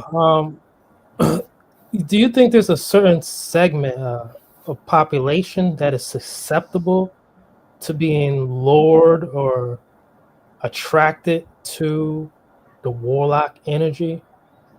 I think it's usually a very innocent type of women. You know, that's why when Is you look there, at the pimp culture, most of them are getting women that are at a very young age to be prostitutes. It's also women that are probably like saving or trying to get closer to God. Like I said earlier, like it was in the thing earlier. People that are trying to like preserve themselves. Well, I'm being celibate right now. I'm trying to like get into my God energy and be closer to God. Then you have this guy kind of come along, and you know what? I'm not a Christian, but you know when you talk about that devil energy, that testing energy. Oh, okay. Oh, you're trying to be closer to God, huh? And then they come with a big old phallus, and now what you trying to do now? You know what I'm saying? So we gotta be careful about and that. giving into it is that weakness? Well, I believe so because that man, if he don't have your best interest at heart, and you let that man lay you down, and you're in 100% submissive position, where that guy is, I mean, especially certain men where they have a very powerful energy with in between their legs, can like just sit there and just get you all up out of your head. You know what I'm saying? Up out of So your sort. about how many women, how many percentage of women have that in the United States are Have susceptible experienced that? I think that are susceptible to that warlock energy percentage wise? I think it's a very large amount of women that are susceptible. Okay, so there's no percentage. I mean, there's no one did a study on it. Come on now. What Right. you know? It's probably like So 1%. and then there's 1%. also a siphoning of 1%. energy. There's also a siphoning of energy that happens as well when you have that kind of warlock energy. When you have a guy like, you know, taking you all the way through there, lying to you, whatever, and you're just giving everything, giving information, giving this, and they know who you are, they know everything about you, and then there's like Sucker a is whole born thing. every day. Yep. Let's go. I knew a nigga was trying to siphon my energy and give it off to the poor piss holes in his family. Motherfucker would wash my clothes with they clothes. When the fuck have y'all ever heard a motherfucker doing some shit like that? That is some next level borderline dark shit. I don't even wash my clothes with my kids' clothes. So if that ain't a way of exposing a motherfucker doing some dirty, weird shit, like, you want to wash my clothes with your sister's clothes or your auntie clothes or your mammy clothes, but I can't touch your clothes? let me tell y'all something. A bitch didn't even know she was dealing with a warlock until she was dealing with a fucking warlock. Story time. Wonder how the fuck we got there, right? So I was in a relationship with a fucking warlock, and a bitch was not spiritually woke. A bitch was. So now, you know, I don't judge a book by its cover. So, you know, a bitch coming up in the family, being as loving as I am, being as dope bitch as I am, right? Just for me to get around this family to peep, not judging. Nobody really ain't got shit going on for real, but hey, who am I to judge? So I come in with pure intentions, you know, motherfuckers. Now, we can already say that this woman is probably not at any high level or anything because she's already referring to herself as a bitch. But let's hear the story. Let's go. Because she's already saying a bitch Ain't this, none, a bitch ain't none that, of these nigga women that. ever innocent. They're not innocent. Right. Calling herself a bitch. That, Nobody innocent. But you know, these younger kids. Let's go. Scoping the scenery. I'm scoping the scenery. You know, it's given soul flame, soul tribe. It's giving all of this, right? And so bitches really start observing the dopeness in me that they was lacking in their motherfucking self. To the point, I realized I was dealing with somebody that was a part of a fucking cult. And what's crazy is, it'll appear good and all peaches and cream with us in the relationship. Nah, whole time this motherfucker would take my energy, whether it's through sex, my emotions, and pass it off to the next bitch or the bitches in his family, right? And I know y'all probably wondering, like, bitch, how the fuck do you know this? Ho, my money flow like water. It always motherfucking have. So out of nowhere, I get around these group of motherfucking people and start humping on the motherfucking, and my shit is drying up. My shit drying up, huh? And I ain't nothing changed up, but with the motherfucker I was fucking, right? Oh, okay. Okay, my love. So let's get real for a second. Like, can we just get real for a second? Okay, because listen, we've all encountered warlock energy in one form or another. The person who studies your kindness just to use it as a tool, the one who senses what you need to hear and not to love you, but to control the way that you feel. So when I say he wasn't a man, he was a warlock, I'm really actually talking about emotional alchemy, like people who twist energy to keep the power. And it's not always romantic. It could be a friend, it could be a coworker, or even a family member who knows exactly how to keep you emotionally off balance so you never outgrow them. Okay. And here's the thing. Warlock energy thrives in your confusion. The more uncertain you feel, the easier it is for someone to shape your perception.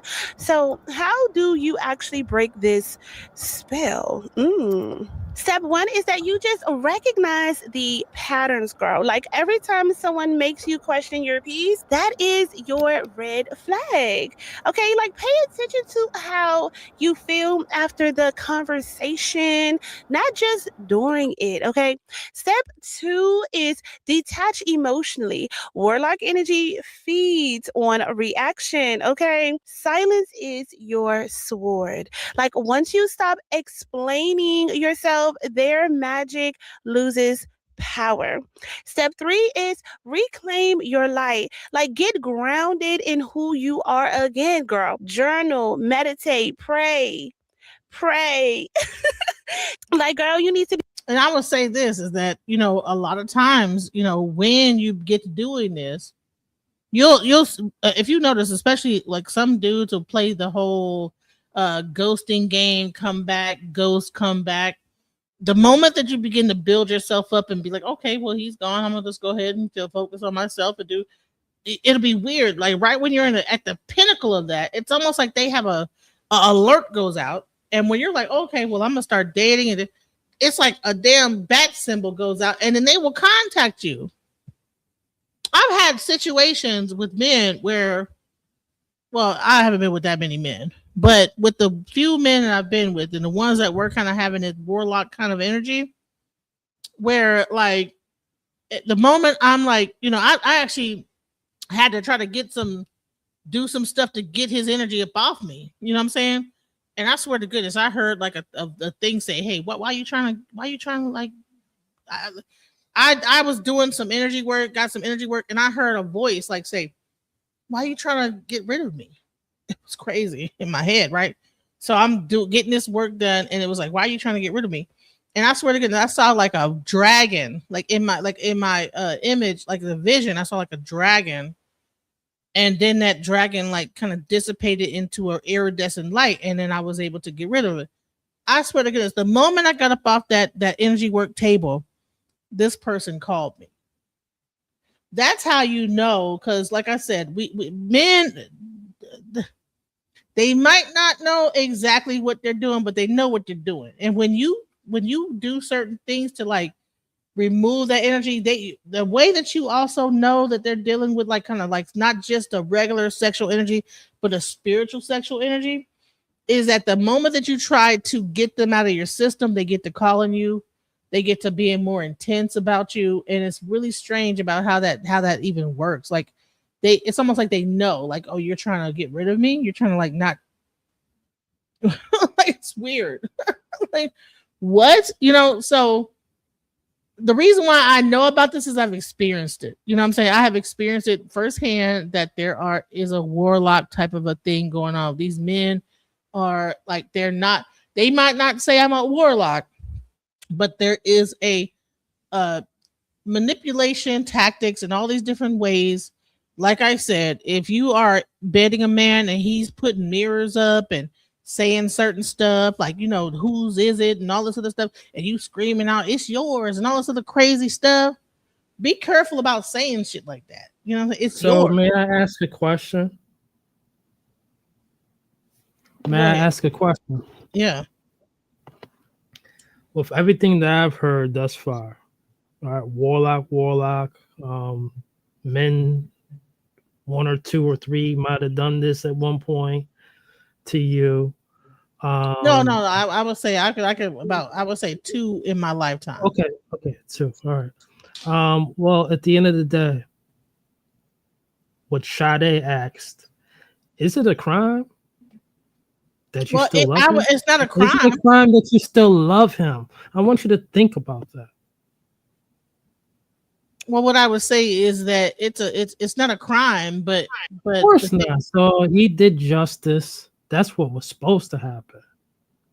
Well, yeah, it is, because you know what? That those things happen to make us stronger, to make us understand where we are in life, and then to be able to like point out exactly what the situation. Every straight man should understand this as a young kid. Growing bank account, big balls, big dick. Ain't nobody gonna stop you. Be getting around women who can pour back into you. Your glow is your shield, okay? Because here's what they don't want you to know. The most dangerous woman is the one who learns how to regulate her energy. When you master your emotions, manipulation no longer works. There was a time when I confused connection with control. When someone's intensity felt like love, but it was really possession. Oh my God. And that's how so many of us get caught in the cycles with emotionally unavailable men. We mistake the chaos for chemistry. But the truth is, like, love will never drain you, girl. Real love won't make you lose yourself to prove your loyalty. So if you've ever dealt with a man who made you question your intuition, who used silence, charm, or guilt to control the dynamic, please understand this. It wasn't love, it was energy manipulation. And also, my love, you don't owe him no closure, okay? You don't owe him no closure. You owe yourself peace, okay? So from this moment forward, you break the spell by refusing to engage in what drains you. Like, girl, you stop chasing expectations and explanations and start chasing elevation, girl.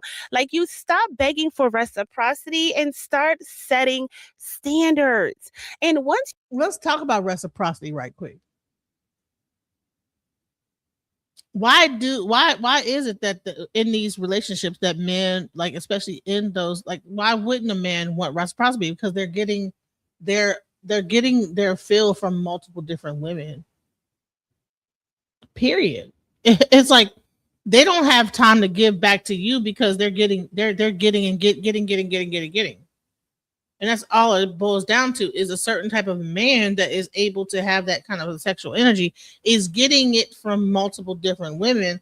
So therefore, you're just a person on the list of people that they're getting it from. Is it a crime? Well, it's not a crime, but it's kind of effed up too at the same time. So let's go into like another person talking. I'm being asked, Yanga, does a man know when he's a warlock? In our understanding, a man isn't born knowing he's a warlock. What he's born with is force, intensity, gravity, and perspective. The ability to shift rooms without even trying. But power without language isn't properly announced. It leaks. And what he learns early isn't power. It's difference. He feels more than everyone else. Closeness brings him calm. Attention regulates him. Emotional intensity quiets the noise inside. Now, he doesn't say, I'm a warlock. What he says is something is missing. Warlockism doesn't start as a choice. It starts as accidental regulation. A touch steadies him. Desire grounds him. His emotions being mirrored relieves him. His nervous system learns before his brain does that external energy works. And without initiation, the mother's in containment, this lesson becomes habit. Habit becomes identity, and identity becomes craft. And by the time he finds out what he truly is, he's already adapted around it. This is what makes the failed initiate so dangerous. Not because he chose darkness, but because no one taught him to hold the power without feeding. See, the initiated man recognizes himself hindsight. The failed initiate only recognizes himself after damage. Yanga say peace. So you understand? Go ahead. Not to understand, but I got it. I got the understanding that this new age wave is this is like the third. This is like new age 3.0 on steroids. It's not new. Well, we'll say we can say it's all new age stuff. I'm gonna say this: new age, right? New age. Before there was new age, we were actually people when they got married, they were in arranged marriages. There was no romance. The falsity of romance didn't exist, and so yeah, it is a new age thing. It is. We're in 2026, so yes, this is a new age concept of that is happening, and people are just now beginning to understand that this is a falsehood. Like the lie of like the romance is it's a falsehood, and so we need to understand the energy behind when people are using manipulation tactics to be able to siphon energy from each other. Energetic siphoning people from of y'all energy when y'all are that surrenderous to us in the most intimate, vulnerable space. That shit supercharges a nigga. We could say what we want to say about Diddy. Look what this nigga has been able to accomplish, largely due to the energy he's able to siphon from these women and some of the ways that we now seeing. And he ain't the only one. Powerful men have cracked the code and understand the sexual and tantric magic. Put up in the post the other day from Cam Newton. He was like, do you understand the power it is to conquer a woman? Consciously or subconsciously, these niggas be knowing, bro. Energy that comes from purity and feminine innocence. They hunt that more than anything because that's an untapped portal. You know, that young girl or whatever it is may have had sex before. This is a large reason why a lot of these men either consciously or subconsciously gravitate to younger women. Hey, rich babes, it's Robin Milan, and welcome back to the channel where we do it the rich way, girl. We think rich, we get rich, and we stay rich. Exactly how to use their words, their charm, and your emotions to control your energy. And listen, have you ever met someone who left you questioning your worth, right? Your intuition, your peace, but somehow you couldn't walk away. Yeah, that's warlock energy, girl. And let's talk about it right now. Make sure that you like, subscribe, and share. Like, subscribe, and share. But when a situationship, relationship, whatever it is, get you to the point where you are questioning. You can't leave this guy. There's something that's pulling you to this guy. Whether he's aware of the energy he has within his loins to, or whatever it is, his personality or whatever, that is a specific energy that we cannot pretend like this does not exist. It don't exist. It does. Let's go.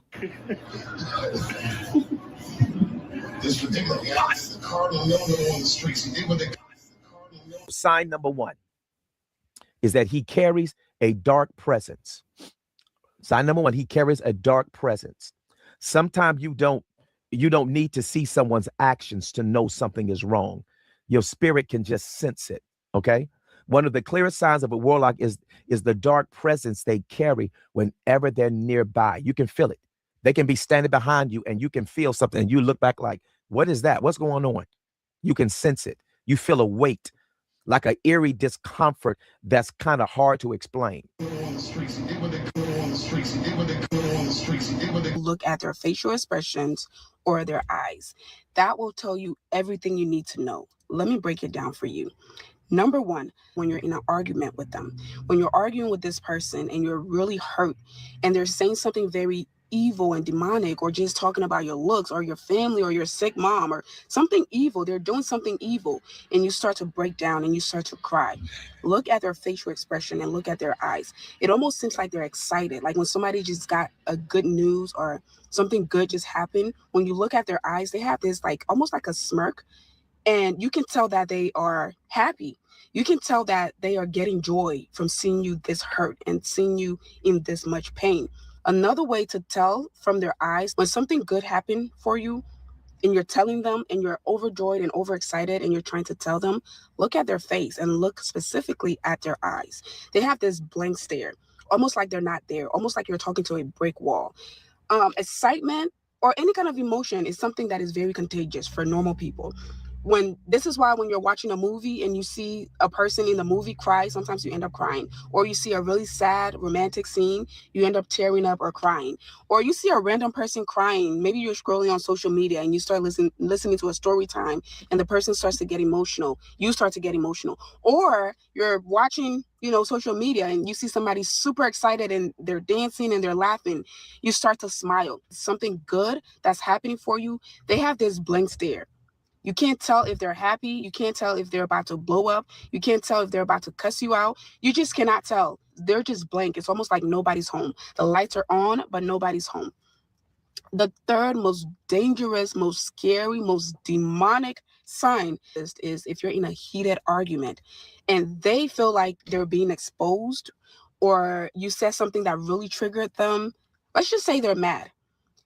Their stare goes blank. Their eyes go black. Narcissistic rage, you've seen this. It's almost like their whole body is taken over by a demon. Their eyes literally go black. I don't care if it's a person with a blue eye, black eye, gray eye, green eyes, brown eyes. Their eyes go black. That's their pupils dilating. You feel like you're staring. That is their pupils dilating. So, like, I don't get it why people would say, well, this doesn't exist. And there's people... I've experienced it. People who are there, I'm going to say this. It doesn't exist. It shouldn't get anyone upset. But what I do think exists is excitement. People are excitement. There's a lot of thrill seekers. There are people who don't even know they were thrill seekers. And guess what? Now they're pleasure seekers. There are people who avoid thrills, and then there's people who avoid pleasure as well. But those who avoid pleasure, it's because they understood they were once thrill seekers or pleasure seekers. Now here they are, kicking the old New Age gospel. This is a very lucrative time too, especially to spit the New Age gospel right now. Well, honey, we're in a new age, baby, so call it New Age. That's exactly what I just said. This is the New Age gospel. We're not in the ancestral times. We're not in the. This is the New Age gospel. It's a New Age. This is the third wave of the New Age. The first wave was in the 1800s. The second wave was in the 1900s, and this is the third that's been going on for a while now in the 2000s. You know, it's not shocking. This is what's supposed to happen. It's supposed to be lucrative too. But I'm hearing a lot of I don't see where the lucrativity comes from with broken families, because people are in like okay, let's go. At a demon. You feel like you're in the presence This is not of happening a to demon. everybody. And then if you see that and they just black out and do the most gruesome things, there's your sign. That's like the topping on the cake or whatever. These people, they show who they are most times from their face, but most specifically from their eyes. A man who is a warlock carries a certain energy and he has a look. Something feels off about his eyes, the way he looks at you, something feels off about it. In today's video, I'm going to tell you the kind of energy warlocks carry and the things they do to women. The way his eyes slowly turn from happy to dark within seconds. It is like the mask he was putting on, he completely took it off when he wasn't recording her. You see this look? This is the look. This is the look. This is the look. Every woman be very keen. If a man's face completely switches from extremely happy to extremely sad to something else within seconds, it just seems like there is a switch in his eyes. These are all signs. Make sure you stay tuned and watch this video till the end, because there are a lot of things we are going to be exposing in this video. Let us dive into it. These are the top signs that he's a warlock. Flashing money on social media, warlock. Bragging about money 24/7 on social media that they got, warlock. Drinking, smoking, partying 24/7, warlock. Trying to sleep with you the first night that he meets you, that's an obvious one, warlock. Trying to use money and resources and material things to manipulate you to sleep with him on the first night, warlock. Those are the top signs. So watch out and save yourself. I know I look crazy. I don't give a fuck. Let me tell y'all something. Warlocks, demons, they are fucking real. Okay? Low vibrational niggas, motherfuckers that seem emotionless, motherfuckers that love bomb you in the beginning and then disappear, ghost you, start acting all weird and shit. We live in a spiritual world. Okay? This world is motherfucking spiritual, y'all. It's spiritual more than anything. This world is spiritual. Spirits, they don't need nothing but a willing vessel. Motherfuckers that's low vibrational, so broken and damaged, don't want to heal, prefer anger, bitterness, rage, and wants to hold on to that. Those are the type of souls that demons, warlocks, demonic spirits attach themselves to. Those are willing vessels. Before they even know it, they decide to deal with the devil. Okay? That demonic energy will completely take over a nigga's soul. Females too. Demonic spirits are real. People who have demonic spirits, they know when you are a light worker. They know when you of the spirit, of God's spirit. They don't even want to look you in your eyes. They know. They know who you are. And they know that you know who the fuck they are.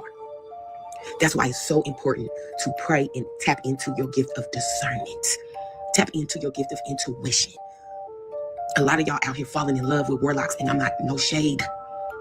I had my own motherfucking experience. And I'm not talking about my husband. He's definitely not a warlock. He's not a demon. But I had an experience with a nigga who I thought might have been a candidate for a future love interest, if you will. Demon. Now, these folks, they have these demonic entities attached to them. Are their soul, is their soul fully demonic? No. They have an entity attached to them. They have the power to get that motherfucker off of them. Some people be in too deep, they don't even realize that they've been completely taken over by a fucking demon. That's why you be careful getting drunk. Why you think they call alcohol stores wine and spirits? When you're drunk, when you're too intoxicated, when you're on drugs, you're low vibrational. Why do you think a lot of people do crazy shit when they drunk and they wake up the next day and they can't remember what happened? Because a demonic spirit has taken over. There is a reason. And let's talk about that. See, a lot of things happen, especially with weed, you know. If you know any, crazy situation, people smoke weed. You smoke weed? Very young. No, I don't smoke weed. You'll see a lot of young girls. They get introduced to that weed, and that weed will get them in getting easy pickings. They get to drinking, going out to whatever, mix the weed and the alcohol. Honey, you might as well hang it up.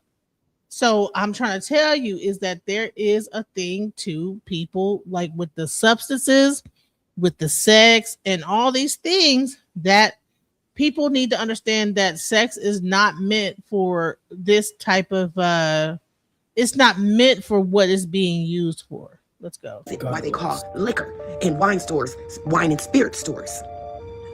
You put too much of that poison in your body, and it gives them the opening. It opens the door for warlocks, demons, and demonic spirits to take over your body, which is your soul's vessel. It's almost like putting your true soul in the handcuffs and taking over your body, and you can't do nothing about it. That's why you gotta stay close to God. You gotta stay prayed up. You gotta tap in here. You gotta tap in with self. And the best way to do that is meditation. People always be like, it's hard to meditate. I can't make my mind be quiet. I've been thinking about what I'm gonna make for dinner, the movie I wanna watch, having sex, whatever the case may be. You have to quiet your mind. Focus on your breathing. This is how I learned. I focused on my breathing. Telling myself in my mind, breathe in, breathe out, breathe in, breathe out. You practice that consistently, and next thing you know, you will enter a beautiful world in the spirit. I can't really share too much. You have to experience yourself. It's not for me to share. It's not knowledge that spirit wants me to share. You have to tap in, y'all. It's more important now than ever to tap in, because these warlocks, these demons, they're real. I see a lot of women complaining about, oh, well, he loved by me and then he ghosted me. He disappeared on me. He act like he don't have no emotions. He just don't care about how I feel. Warlock, demon. Females too. Females that be going crazy, yelling, screaming, pulling your hair, trying to fight you, doing all of this crazy shit over nothing. Demon. Low vibrational. Demonic. Run to God. We live in a spiritual world. Get y'all shit together. Get y'all prayer game the fuck up. And here, the God within, on this end, we not talking about God without. We talking about God within. Go into yourself and focus on what you need to do to better yourself. We over here, we don't talk about the God on the outside. We talk about the God on the inside. This is an E5 channel. I'm an E5 I'm a Olarisha. And a lot of time we think about God on the outside, but we don't talk that much about the God on the inside and making sure that you got your shit together. Going, you know what? Meditation is a great thing. People want to call it new age, but I'm going to tell you this, like sitting in a body of water, go and get your tub and get some good smells in there and just sit in that tub and meditate and think about everything going on and work it out in that tub, in that water, because water is a little bit more deeper than what we think it is. We just think that water is just water, right? But water, I believe, has memory. You speak it into the water. You say, look, what water healed me from whatever it is. You really get into that, and you would say it's new age. But I'm gonna tell you what, I believe that the people from the olden times and the sages were using water. A lot of times the things we call new age are ancient practices that we're just coming back into. Are you offended by new age term? The term new age, nothing is new underneath the sun. I don't think there's anything Are new you about it. I'm not offended by it, but the use of the word new age, there's nothing new underneath the sun. So therefore, there's nothing new age about anything. Everything has always been there. So new age is actually it's subculture. It's dumbing down things that always existed, and that's where I'm getting into. Okay. Stop chasing motherfuckers who have no interest, who don't give a fuck about how you feel. Hey, how's it going? They don't care for a reason. I'm sorry. That's all the answer that you need. Stay away from these motherfuckers. Watch who you sharing your body with. You literally could be sleeping with the devil or one of his minions. Even pay attention to the sounds they make when they hug you, when they touch you. They got this, like, I'm telling you, I know I sound crazy, but I'm telling you what the fuck I know and what I've experienced. Even during sex, they'll try to scratch. Listen, y'all better look it up, Google it, pray about it. Because you can't barely can trust Google these days. Pray on it. You heard it here first. It's your girl, the mindset mistress. Y'all, I'm about to do my hair and put my eyelashes on and all that bullshit. But this message was on my soul right now, so I had to give it to y'all. Witches and warlocks have a serious staring issue. A monitoring spirit is what we would call it. They stare at you to try to siphon your energy, to study you, to assert dominance, to intimidate you, to scare you. And it's probably a plethora of other reasons that they stare at you as well. They are super creepy. There were many a times that I caught my warlock just staring at me. And he still do, because I work with the motherfucker. I just catch him in the distance staring. And each time we make eye contact, that bitch turn his head real fast. ass. Overly obsessed, overly mesmerized, overly mad he didn't break me, overly mad I upped my value. Imagine trying to break and humble somebody and it ended up backfiring. You got to see me every day glowing and growing, getting the attention that you want, overall leveling up in life. Y'all, I don't know what the fuck I do. I'd probably go home and cry every night. No exaggeration. Like, he probably accomplished those things with his past situations, but baby, this is a different breed. My mama, my daddy, and both sides of their family been trying to break me since a young age. It has yet to happen, and that damn show don't stop at no nigga. All right, y'all, we done got off track. Seriously, the motherfuckers just stare. If you work with them, they gonna stare at you. If you in any proximity to them, they gonna stare at you. When you sleep and you wake up, baby, they gonna be staring right at you. They're creepy. They are mentally ill. Stay the fuck away from them. Wonderful. Everybody with charm is not magical. Just because somebody know how to get down in that bedroom does not make their ass spiritual. Some people know how to use that energy, know how to use sex, attention, psychology to bind, influence, manipulate, and drain you. The way you can tell is by paying attention to your body and how you feel after being in their presence. Now, for instance, you sleep with somebody and your energy changes, it shifts. And I don't just mean feeling tired. Mood shift, your confidence drops, your anxiety rises, clarity disappears, your motivation dies. Ever seen somebody get with somebody else and you notice their glow is just dimming? That person just sucking the life right out of them, because they probably are. I mean, go into this relationship feeling so powerful, leave it feeling more confused than ever. Feel heavy, attached, emotionally dependent on somebody that you never really needed for real. Let me put y'all on game. Real manipulation happens with that nervous system, not in the bedroom. After sleeping with somebody, just pay attention. If you start overthinking more or obsessing over somebody irrationally, you start feeling like you losing your emotional center, you feel emotionally unstable, pay attention. That damn sure ain't no love, that's energetic imprinting. Healthy connections feel safe, they feel grounded, they feel secure, they feel clear. If you've been sleeping with a warlock or a damn witch, guess what you're gonna feel? It's gonna feel intoxicating, obsessive, like I said, hot and cold, like you don't know which way they're gonna go, unpredictable, magnetic, but very unstable. You don't feel loved, you feel pulled, yeah. You feel hooked. Sometimes you even feel possessed, unable to detach from this person, and you wondering why. See, the thing is, this is where they get you, because that sex be real good. Afterwards, you do not feel peaceful. You feel attached. There is a difference. Let me give y'all the sauce, because I want y'all to pick up on this immediately. When they start mimicking you from the very beginning too perfectly, yeah, I'm gonna need y'all to really pay attention. This one is very dangerous because these people actually study you, become your favorite personality, your emotional twin, spiritual match, your intellectual equal. You trying to gaslight you and say, I've never met anyone like you. Shit, of course you haven't. But you're very different. I feel like I've known you for forever. That shit do be feeling and sounding good. But it's because they're mirroring your subconscious. That's high level emotional intelligence mixed with charm. That's exactly how people bind others psychologically. This is where the self-checks become really important. When you notice that your boundaries start disappearing, I'm gonna need you to pull back. You had standards, you had rules, and you had limits. Slowly but surely, you start explaining more, you start tolerating more, chase more, you compromise more, you accept more, just more and more bullshit. It's wild because somehow you don't remember when you stopped actually being the prize.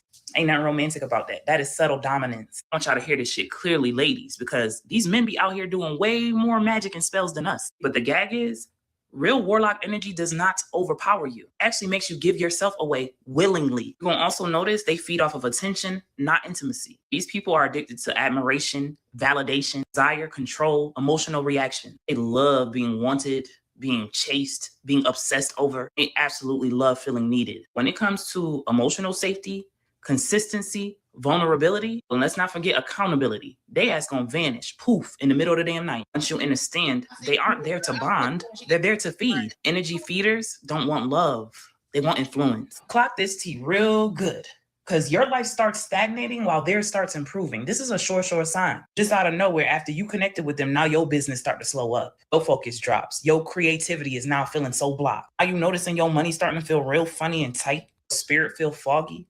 But then you take a look at their life. They glowing and shit. Everything looks like it's going so good. Expanding. They confident. They winning. They energized. And I ain't hating on it. I know when 1 + 1 = 2. And I know that ain't no coincidence. I know what it looked like when one nervous system stabilizes and the other destabilizes. This is more of an energetic imbalance. Also disappear and then reappear to regain control. This is one of the classic moves of a witch or a warlock. They vanish. They ghost. They go cold, they avoid you, and they come they raggedy ass back trying to reignite the passion. Guess what they do? Disappear again. Why? Because unpredictability creates addiction. It damn sure destroys emotional regulation. Then it bonds the nervous system. This is called intermittent reinforcement. This is one of the most powerful psychological binding tools that you will ever learn about. I want to know the biggest sign of all. You stop feeling like yourself. Intuition dulls. Your confidence just fades away. Identity blurs, and your center starts to shift a little bit. You can't really explain why. That's when you'll know. That's when you can say to yourself, this is not love. This is a lesson. Most people that others refer to as witches or warlocks, they're not healed. Okay, they are wounded. Narcissistic, they're also very highly intuitive, also highly charming. They don't necessarily cast spells. They cast attention, validation, influence, draw, desire, and confusion. I want y'all to hear me. And all that is spells, by the way, guys. People think that spells are you saying, you know, double, toil and trouble. No, spells are words used to manipulate energy. Sorry about that. I had a phone call. Anybody have a thought? All I know is that many months ago, there was a program on here on alchemizing energy previously. And we were talking about the Bakor and 21 and the warlocks. And at that time, if I remember, there was a pushback on when I had said there was this new age development where it's incorporating more of the Ifa, or Ifa today is incorporating more of this new age stuff. And then also the whole semantics of warlock. Oh, it's European. But now I see fast forward currently, oh, it's more acceptable now. You know, it's we call people warlocks and everything like that. It's going to take time to realize that this new age stuff, the 3.0 on steroids, what we're in right now, is very lucrative. People should not shun it. They should look at the growth of it. So here's my question. So you're talking about the lucrativity of it all. You know, I'm not making any money off of new age. I'm just talking about energy. Where is the lucrativity? I mean, there are people that are into that are like new age, you know, philosophers, and it's lucrative to, you know, Tony Robbins and people like that. You know, The Secret, the book, the Gaia Network. You know, that's they're like from, new age. They're from the second wave. Yeah, they're from the 1900s. This new man, this third wave, which is right now, is very lucrative. Yeah, you could be from the 1900s and make this third wave new age movement money, but at the same time, this is the new age wave right now. This is beyond that conscious movement that was in the early to the late. So by you calling it new age, that means that this is the new. So by saying it's new age, that means that you're wrong with new age. You want to dismiss what they're saying. Like, who cares if it's new age? Are there people out here manipulating? Who cares? So you want to call it? No, listen. You want to call it new age. You want to say it's lucrative, but are you? That's not the point. The point is are there people out here manipulating people with sex, using sex as manipulation? Yesterday, today, and tomorrow. Was forever. P. Diddy manipulating sex? Yes or no? No, they put the name warlock on it, but the bottom line is that manipulating people through sexual energy is a thing that has been happening since the beginning of time. Yesterday, today, and tomorrow. Women and from men. So the bottom line is that you want to say it's new age, but all I'm doing is taking a ancient thing that has existed for a very long time. You want to make it into new age. And say that it's so as an equal practitioner, you believe in warlocks, yes or no? No, what I believe in is that there are people that know how to manipulate energy, spiritual energy, and they're warlocks. I believe that there is a thing what is called now is a warlock energy. Okay, that's all I'm doing right now is discussing that. So, and mainly I'm really focused on the energy and not the word. Again, the strongest selling magic some on earth is tampering with that nervous system. The real protection, it ain't really got much to do with sage. It's more about boundary, self-worth, emotional regulation, clarity, nervous system safety. When you centered, nobody, and I do mean nobody, can bind you. When you are whole, nobody can drain you. You know, if you ever want to go deeper with me, you can click the link in my bio or head to my app, youaura.tech. I'll get in them comments and let me know your thoughts. Peace, love, and light, and gratitude for watching. What are warlocks? Warlocks are spiritually initiated males. Okay, they are just the opposite of a witch. Okay, they use dark, deceptive, manipulative, and parasitic spiritual power. Dark, manipulative, and whatever spiritual power. Is that new age, or has that already existed? The new age is only talking about it more and more. These people are new age. These people are new age. They call it different things at different times. They call it different things at different times, right? Anybody who's talking about divine feminine. Back then, it was a thing called the twist, right? Now they call it twerking. Okay. Before then, it was African dancing, whatever. So people give different definitions over time to different things that are different things. You want to call it new age? What I'm calling it is what it is manipulation tactics that people are using to get control over another person. But right now it's being called warlock energy that men are using. So what else? What was the? Is it a crime? What was it called? I didn't. Who cares if it's a crime? It's being done. So where's the perfume to ward off the warlocks? There is no perfume. Oh, It's just the perfume. You know what the perfume is understanding what it is and know what it is, and so you know when you encountered it. So there's no amulet to ward off the warlocks. There is no amulet. It's knowledge, understanding, knowing yourself. That is the amulet. The amulet is self-awareness and understanding what you're dealing with. One moment. People in the algorithm, if you can hear my voice, this is the man in a high castle. To earn more money, understand there's going to be to earn more money, there's going to be a growing segment of people who are going to need information and knowledge and wisdom to how to ward off these evil spirit warlocks that are dick bombing and spiritual bombing and sex bombing these hoes out here.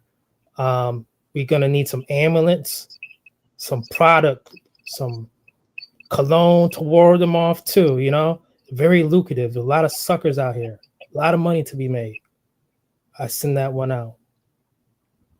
All right, so that's not what's happening on this channel. So whatever he's talking about is not what's happening here. So this is not the channel that new age thing that he's speaking of is happening. What we're talking about is self-awareness, understanding, knowing thyself. Okay. We're not saying you need an amulet. We're saying you need to get the amulet of your heart and understand what you're dealing with. And the amulet is called discernment. Know when you're being manipulated. That is the amulet. Which is wisdom, right? Wisdom. That you don't have to spray. You can't spray wisdom on yourself. You have to have it within here. So what I'm hoping is that somebody that's had this happening to them can watch this video and then be able to say, you know what, this is happening to me.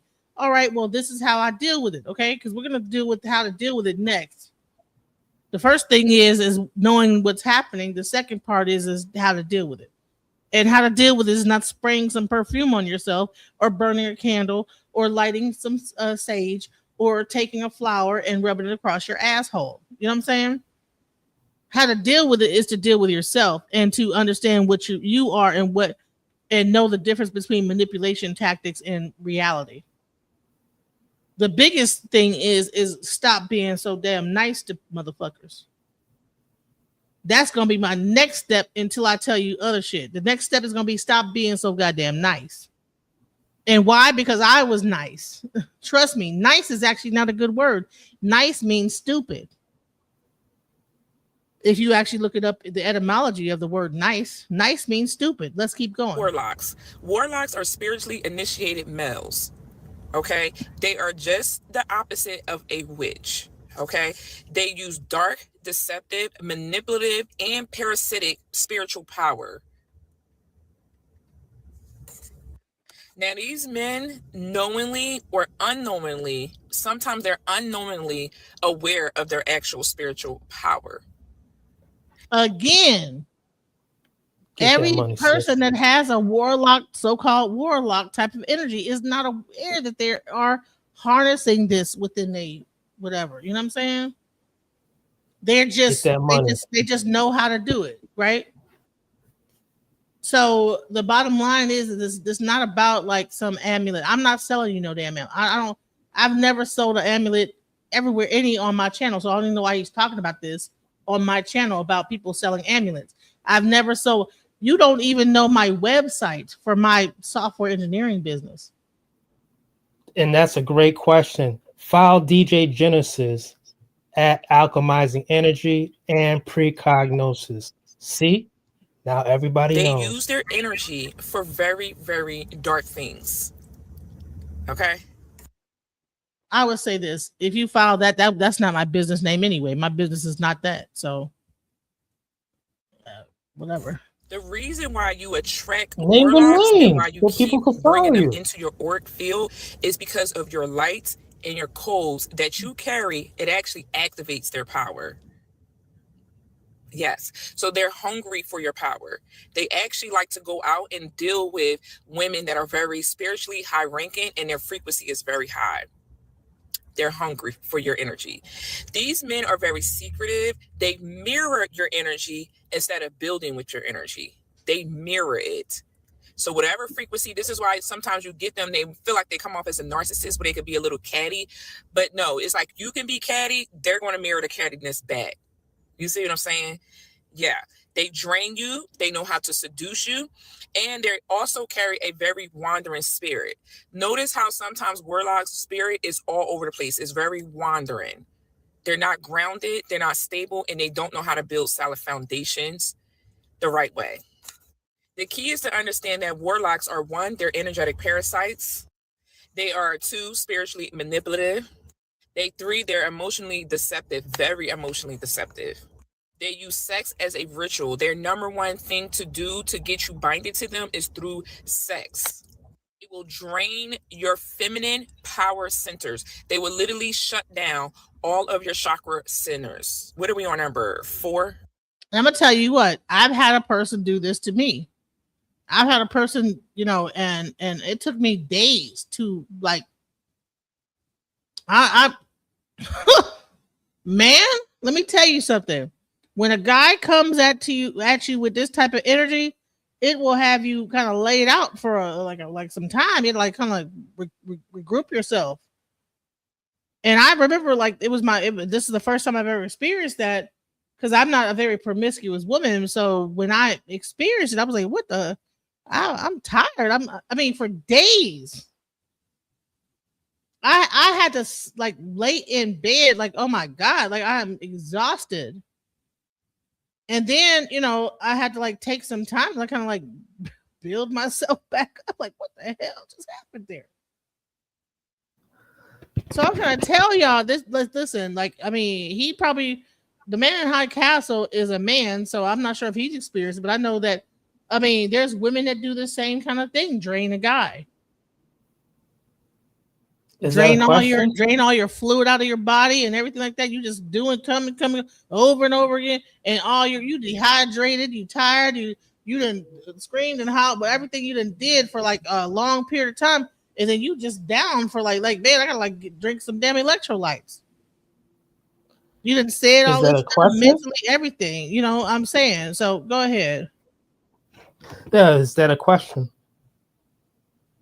I have a feeling that you think that you probably be the one dishing it out. I don't know. Go ahead. I think I don't have any hangups, but I've gone through my share of things where you have to remember I've always been active. I've been active since 1996. But at the end of the day, I can say I do remember a time where I was partying hard, and I was taking tours wherever I wanted to go, prowling. And I did find someone that I was prowling, and she was interesting. And she was an Aquarius.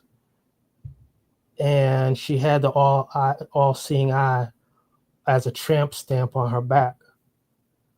I was disappearing from action for a while.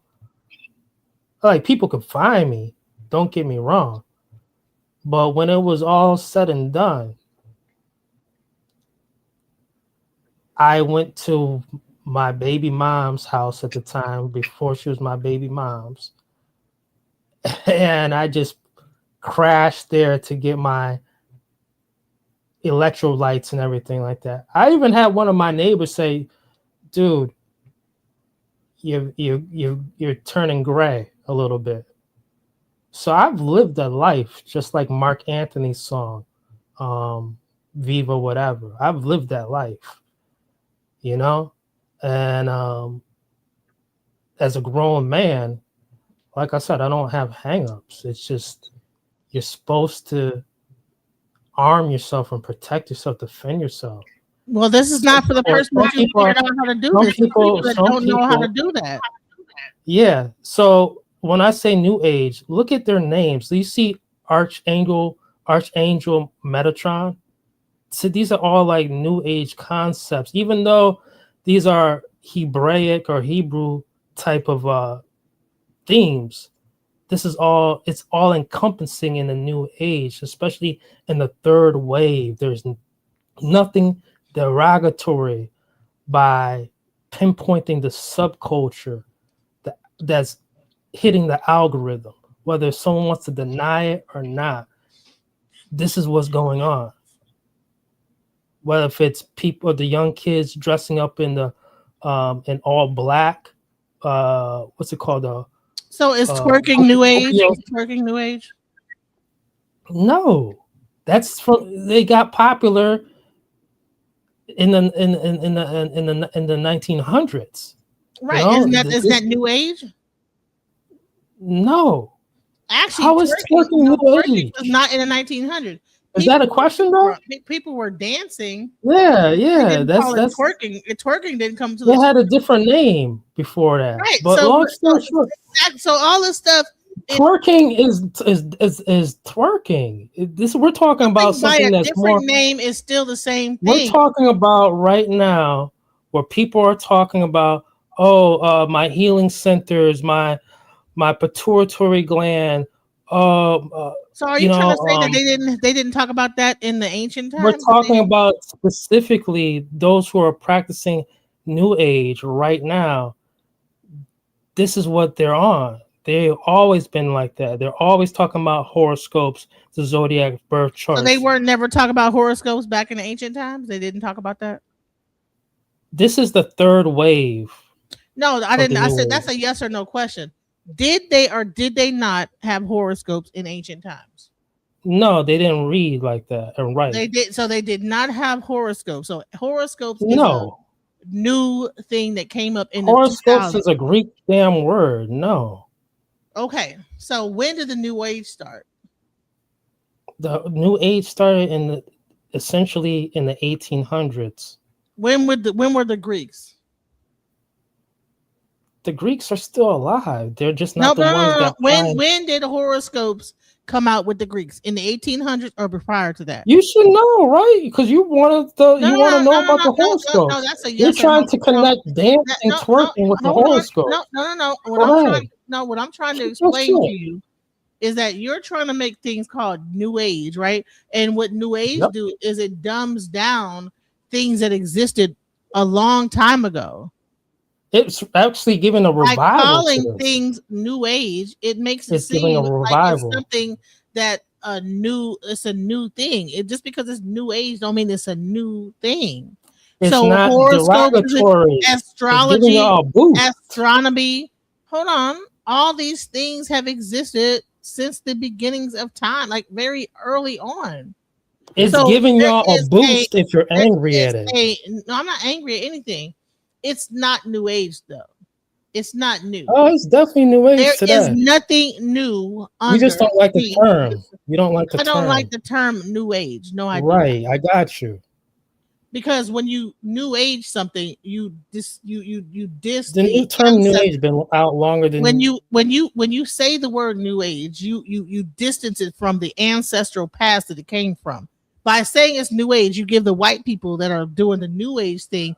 Oh, now it's the white people's time.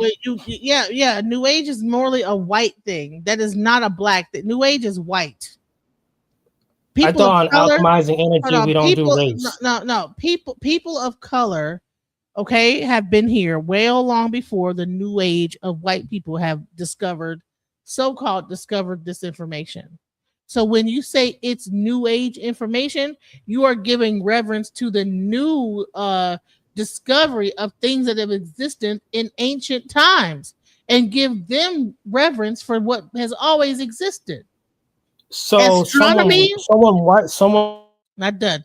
Astronomy, astrology, horoscopes, all these different things, the tetragram, all these different things, tarot, all these things have existed prior to 1800s.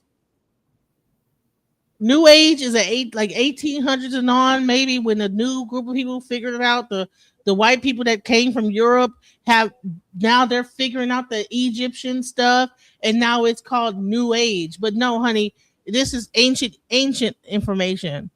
Y'all are just now figuring it out. This has been existing. Yes, people of color, black people, always knew this stuff. The New Age people are now figuring it out. And so when you say star and this, that, well, honey, it probably wasn't called star. We're speaking in English now. Back then, it was an ancient Egyptian or Yoruba language or whatever languages that there were back then, Hebraic or whatever the languages were, Aramaic. But they had words for all the things that we're speaking of now. So to call it New Age, it dismisses the ancient origins of all this stuff. Nothing is new under the sun. It is just a recasting of information that has always existed. So I don't agree with calling something New Age when it's been existing before that. That's where my point of contention is. It's like, oh, y'all, this is some New Age stuff. Like this is ancient. Men have had power in their loins way before people began to talk about warlocks. Okay. We call it warlock now. Back then, I mean, it's sexual, spiritual energy. Knowing So how do you believe in warlocks? use those things as manipulate. It is a word used to describe an energy. That's all it was. So you're thinking of warlock as an actual person sitting on top of a mountain. I'm thinking about energy. When I speak of warlock energy, I'm speaking of an energy of a certain type of a male energy. Just like you have the divine feminine, you have what people call it a witch, right? You call women witches. Well, there is the opposite of that, which is a male kind of a witchy kind of energy, which is really about a wise woman, a person that's really into like that that aspect, tapping into the dark feminine energy. You have a dark masculine energy too. So the bottom line is that all this stuff, so every time when we talk about like spell work and craftsmanship, all this different thing, you only hear about women, but men have the same energy too. And I'm showing that equally as you have an incubus, you have a succubus. Equally as you have a siren, you have a male version of the same thing. And these are all European terms, according to you? Well, no, it's not. I'm saying it existed before Europe, but Europe has the current definition of it, just like you call it New Age. There's nothing wrong with New Age. Well, there is when it's existed prior to the New Age. Our ancestors knew about this stuff way before any New Age philosopher ever discovered it. How would our ancestors feel about having a white? So to call it New Age, our ancestors feel about having a New Age is to dumb down the ancestral knowledge that has existed prior to and way beforehand. I'm just saying it's a warlock energy because that is the words that people are using now. It does not mean that it is something that only started up in like the last 20 years. and these are new age concepts.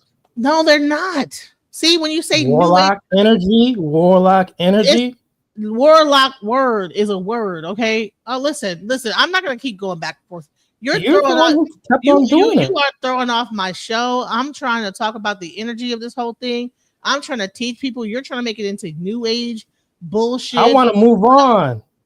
Okay, well, let me move on. Listen, Millennial, can you come up here and help me with this? Because I can't,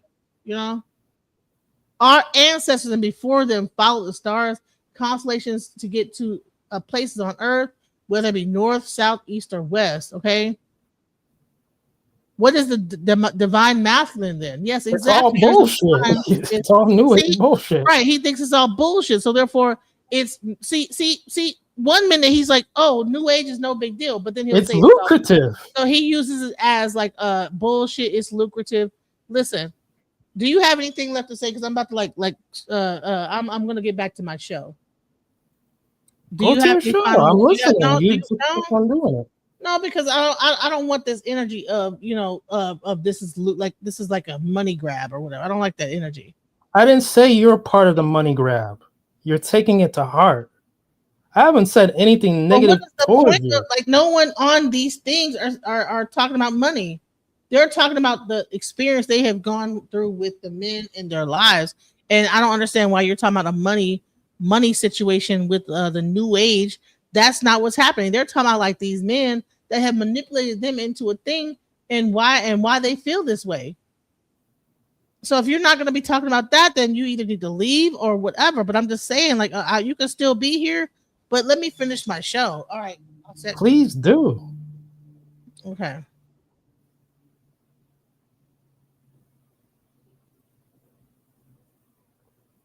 Millennial, get your ass up here to protect her from this warlock energy. That was fine. We on number 6. So number 6, they are also very jealous. Who are they jealous of? Not only do they become jealous and envious over you over time, but they become jealous of real divine masculines, real men they become jealous of. These men will literally feed off of your gifts and not your heart. They don't know anything about heart-centered energy. So they feed off of your spiritual gifts instead of your actual heart. It will make you, like, when you're in the presence of a warlock, it will make you feel like, what can I give to this person? That's how you know you're in the presence of a warlock, because you want to feel like you want to give. It doesn't feel like you don't have to give them anything in exchange for love in your heart. Okay.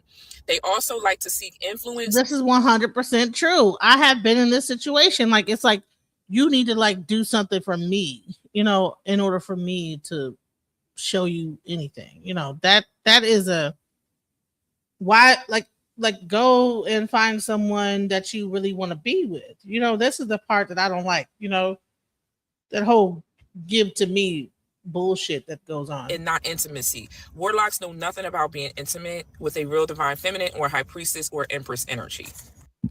Remember, a man is going to touch your heart. A warlock wants to touch your timeline. One awakens you while the other drains you. One is going to build side by side with you while the other is going to bind with you. Okay. And when I mean build with you, either they're going to come in as the protector, the grounder, the stabilizer, and you're in your purpose or mission. One of you have a purpose or mission. You may have a purpose or mission actually together. They're going to want to build on that. They're not going to want to come in just for influence. So ask yourself this: if you think you're dealing with a warlock or you're around one, do your life expand when you're around them, or do your life shrink when you're around them? Which one? This is around. Okay, these are around. So make sure you're not exchanging any type of energy or giving your light or your codes to any type of warlocks. So they're calling it warlock, but this could be anyone, a succubus. This could be any kind of a man or any kind of a woman that is sucking the energy from you. You are giving, and you look up and you have nothing left, sucking you dry of your energy. This is. And so right now we're focused on the male aspect of that. We'll do the female of the same thing later on, but I'm just letting you know this is the male aspect of warlock and the divine feminine. We'll do the same thing for women in the divine masculine. You're up here, you're trying to like better your life. This guy comes along. I believe it's a test. They call it warlock, but I mean, this is like a test. It's a test to to you as a human being of like, what are you willing to put up with? Let's go. Okay. I love you guys. Have a beautiful, blessed one. If you feel like you're being binded to a warlock or you have some type of energy, make sure you check out my website and book a soul decoded and contract cancellation. Cancel the contract with the warlock. And here's the thing, you don't even need to do that. Go take a bath, meditate, do some things, say certain things to yourself. And I get what he's saying. The Man in High Castle, this is very lucrative. Again, she did go onto my website. But the bottom line is that these things do throwing exist. you an alley oop, but you're getting real sensitive. You don't realize it. One that's very handsome and attractive, and some see someone that's scary. He has warlock eyes. That's what's scary about him. And like we said, the veil is lifted. Some people ain't woke up. The people that ain't woke up see someone that's attractive. The other ones that say he's scary, we see what's behind them eyes. I'm telling you. Men, have you ever heard of glamour magic? Y'all don't believe men do just as much witchcraft as women, and that's the problem. That man, I ain't gonna say he's a warlock, but he know a thing or two. He got warlock eyes. He has warlock eyes. Me personally, people don't believe it, but there's things that you can do with your eyes. I learned this when I was really, really, really young, and I can still do it to this day, right? But there are certain things that I can do with my eyes, and I know that it'll make the other person feel or do something that I expect. And that always happens. And the general will say, stop looking at me like that. And I just be looking at them. When they say stop looking at me like that, it's because they kept eye contact with me after I was looking more into their spirit. So they felt naked. It wasn't that I was looking at them in a kind. Sometimes I can just look at you, and then sometimes I can, look at you. It's a difference between me looking at the person's face and me looking at that person's spirit. You know what I'm saying? So, yeah, I'm telling you, he got warlock eyes. That's exactly what it is. I guarantee you, he uses his looks to reel women in, and baby, probably ain't hit on shit. I ain't gonna get into all that because I don't know he's hit on shit. He could be a very nice gentleman, but he looks like he harvests energy of women in particular by dark shit. I don't know. I could be wrong. My opinion. Any of these things I'll be saying in this video, if you're dealing with a man and you feel a certain type of way in his presence, something feels off about the way he looks at you, or something feels different every time you hang out with him, you sleep with him, or you link up with him. And if anything I'm going to be saying relates to your boyfriend, your man, your husband, your baby daddy, girl, you're dealing with a warlock. Number one, there is an intense, heavy atmosphere around him. The atmosphere around him or his presence feels so intense and heavy. And then you have the feeling of being watched. You feel like you're being watched, or you feel mentally pressured. If you experience any of this in the presence of a man, you're dealing with a warlock. If his energy feels off, heavy, intense, you feel like there is some hidden force around him, you're in the presence of an evil spirit. If his presence feels intense and heavy, it is because there is an evil spirit roaming around.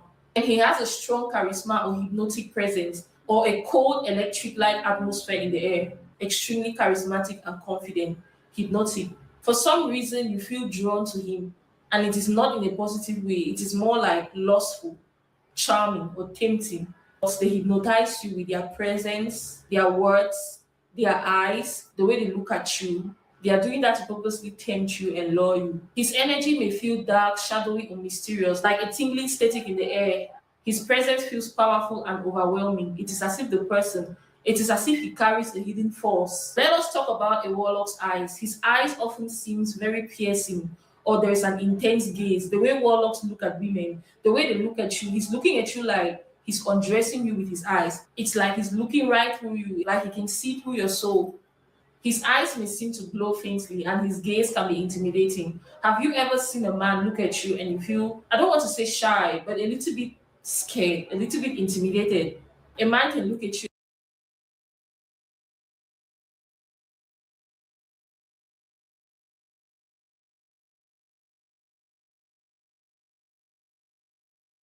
I have experienced this where a person could like look at you a certain way, and honey, you gotta look away when you catch their gaze. You look at their imminent eyes, and you're like, oh shit, like, oh my god. the way that they're looking at you is like, ooh, like I don't know what to make of this. Welcome to the stage, Creative Solutions. What are your thoughts? Creative Solutions, is your mic? Damn warlock energy. The damn warlocks is stopping her mic. Let's go. And you feel uncomfortable. Uncomfortable not because there is something wrong with you, but because of the way he's looking at you. For a man who is a warlock, his eyes are unusually reflective, or they are bright in dim light. Eyes that feel like they see through a person, and he can see through you, see through your soul. One thing I've noticed with warlocks is they always have this, they deliberately have intense eye contact. For a man who's a warlock, there is always intense eye contact. The way he looks at you, very intense. Now, let us talk about what warlocks do to women. They charm and seduce women using spells and enchantments. They control emotions and attraction, making someone fall in love with them or become obsessed with them. They do this through sex, through manipulation, love spells. They do it through sex.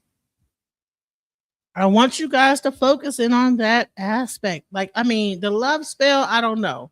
Manipulation, yes. Love spell, yeah. They could be romantic. They do things and they can make you feel like you're just caught up, you know? But when they come with the sex, listen to the things he is saying to you during sex. These things can like be manipulation tactics because you're in your most vulnerable state, right? And so, I mean, I'm not sure if you guys understand that the body, just like when you're eating something, right? Your body breaks down to digest it. You understand what I'm saying? Like certain organs kind of shut down so you can digest your food. Same thing happens during sex. There are certain sounds you make that actually are understandings of like certain organs shutting down to focus on the reproductive act of sex. Ooh, ah, oh, all those words, all those sounds you make when you're having sex are actually the sounds of certain organs beginning to shut down so that all the blood can flow to your reproductive organs. So when you're doing it, all those little words you're doing, that's because it's certain and then because of those organs have a vibration to them, right? And so now all the blood is flowing to that area, and so the longer you do it, then your mind is the last to go. Damn, DJ Genesis, the way you gonna make me change the way I look at sex. I did a whole show on sex yesterday on the female's body. This is crazy. Man, listen, Dr. Layla Africa broke it down. He says like that, like ooh is like your this breaking down your digestive system. Ooh, your digestive system. That's your circle. Everything is kind of slowing down, and then you make certain noises you make, right? When you're having sex. It's really the sound coming out of your body of certain aspects of your reproduction system gearing you up to like accept the man's semen. Oh, so is that a good thing that's happening? Yes. Okay. But it's here's Dr. the thing. Laila Africa. He talks about that. May he rest in peace. Definitely. So, ooh means this. That's like your stomach. Is another thing. Oh, and then all these different things are aspects of the body. Break it down. And then when you're having the orgasm, a certain sound is that. When you actually have the orgasm, that really comes from like by the time, okay, if you think about it, like, okay, like that's in your throat. The deeper, the more closer to orgasm it goes, the sound comes from deeper in your body until it hits the area of the reproductive area. So think about, you might start off high, you know what I'm saying? And finally, when you release it, it's like a deeper ho from the bottom of your fucking. I mean, I have made some noises. I'm like, where the fuck did that noise come from? What the fuck? Like, I'm like, oh my god, like I like deep, like I'm like, golly, well, I was embarrassed. Like, oh my god, that sound. I done went into like the depths of my whole body, like the bring this sound out that came out of nowhere. Like, what the? I can't. I mean, I know I'm not the only one that didn't had a orgasm and then hit a note that, like, I mean, sound like very fucking white up in this bitch.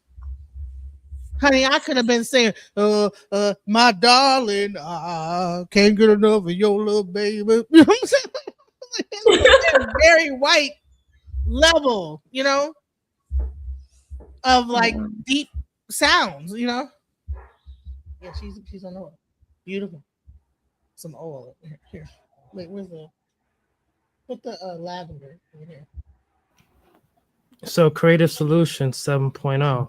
Have you been attacked by warlock energy in your lifetime? I think I have. I was telling Nightish on his channel, and he used it as something against me. I wish I never told him.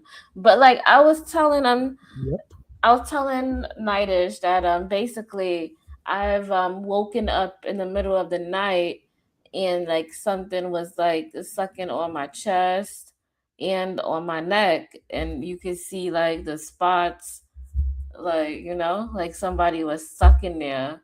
I'm trying to tell you is that, see, these men, that's what did you give them your picture? Whoever the guy was, you give him a picture? See, that's I don't know who it was, but I woke up and that's what I seen. I think it was a warlock. It was like somebody doing something on me, or they probably sent something my way. That's what I really think it is. I'm trying to tell you, when you give these men your picture, especially if you're waking up at, honey, I've been woken up at 4 o'clock in the morning, 6 o'clock in the morning, like whenever that guy is probably looking at your picture on his phone and all kind of wild stuff, and then you get to thinking about him, and you're like, why am I thinking about this guy? And that's in a really raw sexual way. It's because they are looking at your picture, jaying off, and they're lusting. It's like I said, energy is a vibration. So when they're thinking about you, you're thinking about them. You're thinking about them, they think about you, and y'all both thinking about each other. And he's up there doing whatever. You start to get the feeling a little bit tingly, like, why am I thinking about this guy and feeling like I want to fuck right now? You know, this is the type of energy I'm talking about. That is, even if the guy doesn't even know it, that he is like channeling like energy. This is like witchcraft in its own way, spelled like this. A person does not have to be a whole witch or know what he's even doing. It just might be that he is connecting to you in a certain way, because he might have that picture that you gave him.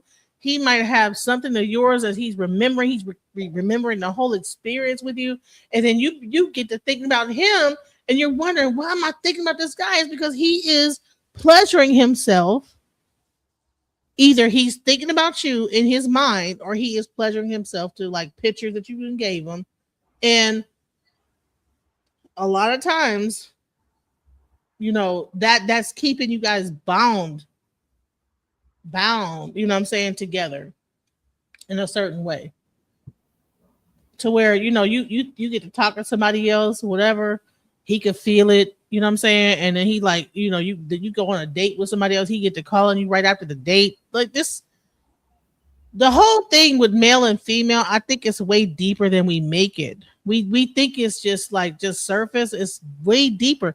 We are way more connected together than we really imagine that we are. So when I said the warlock aspect is the word, but it's really sexual alchemy and sexual energy. Peace. Part 3. Womb of the warlock. Why the male child absorbs the current. Now we ask, why is it that one son absorbs the current? It's because not all children adapt the same way. If there's multiple sons, the nervous system develops differently. One protects himself by numbing. One protects himself by rebelling, pushing away or distancing. And then there's that one that adapts by attuning. He becomes the antenna. He watches more. He feels more. He listens more carefully. He studies tone, energy, and silence. He's the one that absorbs the emotional field of the mother. This is why he carries the current stronger than others. Not because he's chosen, but because his nature will receive it. And this is where the awareness really begins to form. When the warlock begins to awaken. Yanga say peace. Every person I know that has that warlock energy is very close to their mother. I have never met a person that had that energy that did not have like either a mother wound or like very was close to their mom. So it's either they become a darker type of a warlock where they're like, you know, manipulating women, or they become very, very sensitive to women because they were close to their mother. I know that there's warlocks out there, but I've never seen a guy openly practice witchcraft, openly go to a store, or openly admitted to any of this stuff. So see, I think the biggest mistake is thinking that warlock means that a person is practicing witchcraft. That is not what's happening. I know, DJ. They could be thinking about you, but I don't think a lot of men. I haven't seen a lot of men openly express these things or say these things. Nope. You know why, Mrs. Creative? Do you know why? It's because it's virtually non-existent. And this right now is like when people are talking about the warlock energy, think of it as you have a smart device and you decided, hey, I'm at this local McDonald's, I'm at this public library, I'm at this movie theater. I'm going to use their server to get Wi-Fi service. All right, you have a good experience. But now every time you walk around that area or in that radius, guess what? It links into your smart device.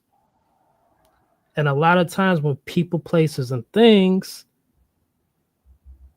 people are unaware of the singularity of who they meet, the places that they meet them, and the things that are exchanged between them. And yeah, they're still linked in, no matter what.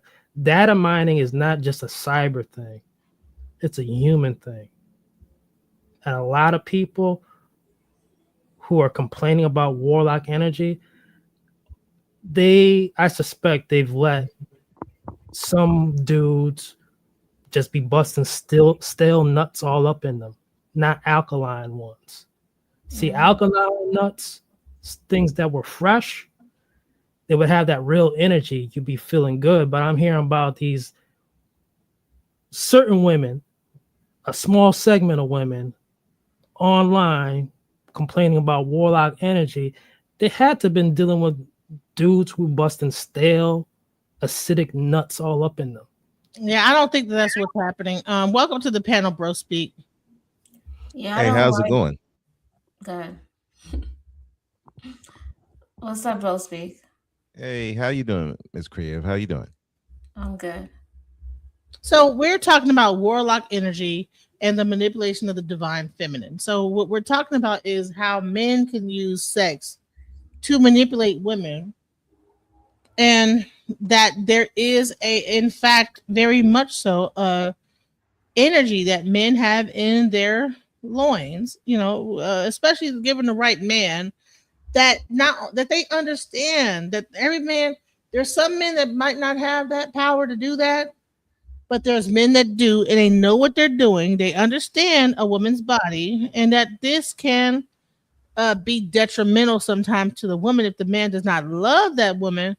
That sometimes that woman can go down in life, begin to lose everything, if that man is not of the right mental, spiritual, etc. capacity. So it's not just about like warlock. It's about also. It's also about like harnessing sexual energy and giving it out the right way. where you're not siphoning energy from the woman to where she's losing and you're gaining when you walk away, you know. I believe in that. What you just said there, certain people you mess with, they could have, like, they could wreak havoc on your life. You know, so you gotta be careful. That's 100% of what this is about. It's not just about like sex. It's about like, have you been in a situation? Let me replay because we got some new people here that are on the chat, on the panel, so that you can see what the initial discussion was. Let's go. If you're in a relationship and they keep you in a state of having to defend yourself, it's because they don't want you questioning them. That's it. That's the message. There's a lot of situations where I didn't want nothing else from a woman but that freak vibration. We get off on in a way that's not just sexual gratification. It empowers us. It's an energetic siphoning of y'all energy when y'all are that surrenderous to us in the most intimate, vulnerable space. That shit supercharges a nigga. We could say what we want to say about Diddy. Look what this nigga has been able to accomplish, largely due to the energy he's able to siphon from these women and some of the ways that we now seeing. He ain't the only one. Powerful men have cracked the code and understand the sexual and tantric magic. Put up in the post the other day from Cam Newton. He was like, do you understand the power it is to conquer a woman? Consciously or subconsciously, these niggas be knowing, bro. Energy that comes from purity and feminine innocence. They hunt that more than anything because that's an untapped portal. You know, that young girl or whatever it is may have had sex before. This is a large reason why a lot of these men either consciously or subconsciously gravitate to younger women. Hey, Rich Babes. So let's get into it. This is what the original subject is about: harnessing energy, not just having sex with a woman and whatever. It's about harnessing their energy, sucking them dry of whatever energy they piled up, or maybe they built it up. Maybe they're not a virgin, but maybe they are celibate for a long period of time, and you want to have sex with them, and then you suck that energy from that woman, and you go off and you play basketball. You got all the energy in the world now. That's what the conversation is about. Bro Speak, what would you want to say about that? Bro Speak. Well, I can see that happening because there's a lot of women who be complaining, but yet they'll still pick the same type of guy. And so I would, and stay with them for long periods of time, when some guys, they won't even give the time of day. So I do believe I think there's something to it. And I think that some guys do on a like you said, on a subconscious level, they understand it. I don't think most guys know they're even doing it. They know that they get results, and they try to harness that as much as possible, because I mean, let's face it, if you're not getting a woman, giving her the O's, your relationship ain't gonna go nowhere. So that's why there's some guys who can't get nowhere, because they can't give them the O's. So it's kind of like, do you want to tap into that? Do you want to tap into it or not? That's why you got some guys who are virgins. No woman's going to deal with them because they don't know how to do it. And it's kind of, I don't know. No, you're talking the truth. Keep rolling, bro. It's like funny. It's funny though. It's the truth. You want the men to not be so sexually out there, but if he's not sexually out there, nobody's going to deal with him. So it's kind of like we're kind of in a catch-22 in that. Yep. Yeah, so I don't know where you guys are coming from. I'm gonna just play this real quick so you guys can understand where I'm coming from. Because I think that a lot of men, maybe y'all don't understand what women go through. So let's talk about this. Let's go. Some of the things I'm talking about, because if you really want to earn your man, you need to learn your man. And a lot of times we get caught up with the wrong men, or caught up in a man's penis power, because it's good. I mean, if a man has been around and he's a hoe, especially like the ones I'm talking about that hopping from here, and there. They have a lot of practice, and they know a woman's body. They know the power of their penis, and they know how to soothe her body and to soothe her vagina. So it's really easy to be caught up with that dog kind of man. Like that one girl asked me why she thought something was wrong with her because she liked the flashy guys with the jewelry. I said, there's nothing wrong with liking a flashy man. You just have to know what type of spirit and energy he's carrying. Because there are some good men, although they still like to flash, they're not whores. They don't give their penis to everybody. You have to be able to recognize them, because the man that is living to ejaculate, he's in a predator mode. And when a man is in a predator mode, he's going to look for the weaknesses of a woman that's lonely. Her vagina is cold. She's laying in bed at night playing with her toys. Or she's got a man beside her. He's a good provider, but he's not hitting the walls and working the middle like that dog that she having that sneaky sex with. What drives a woman to toys? Because, like I said, she needs the vagina penetration.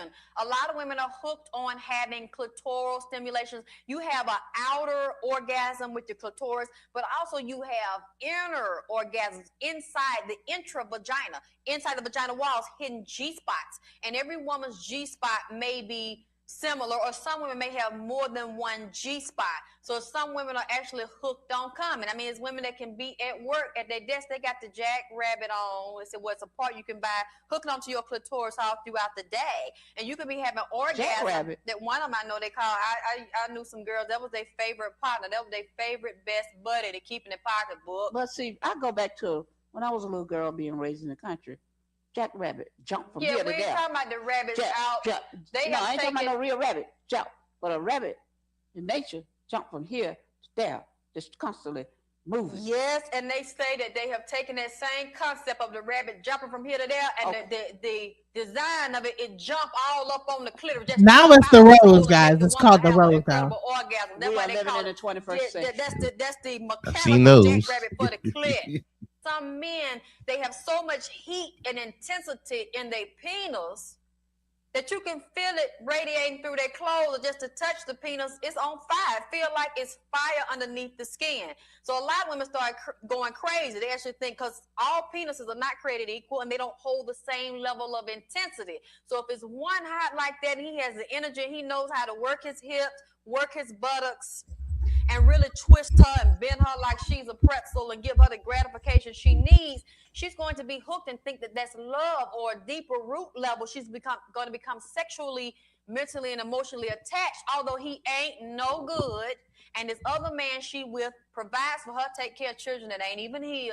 That woman will still sneak and get that penis power from him. But what she doesn't realize is, we have to deal with our attachments and separate the love, the orgasm, and the penis. They are separate issues. Because if we're in a lower level of it and we hooked on the penis power, and this man won't even buy you some shrimp from Long John Silver's, and what that plate, what, $2.99?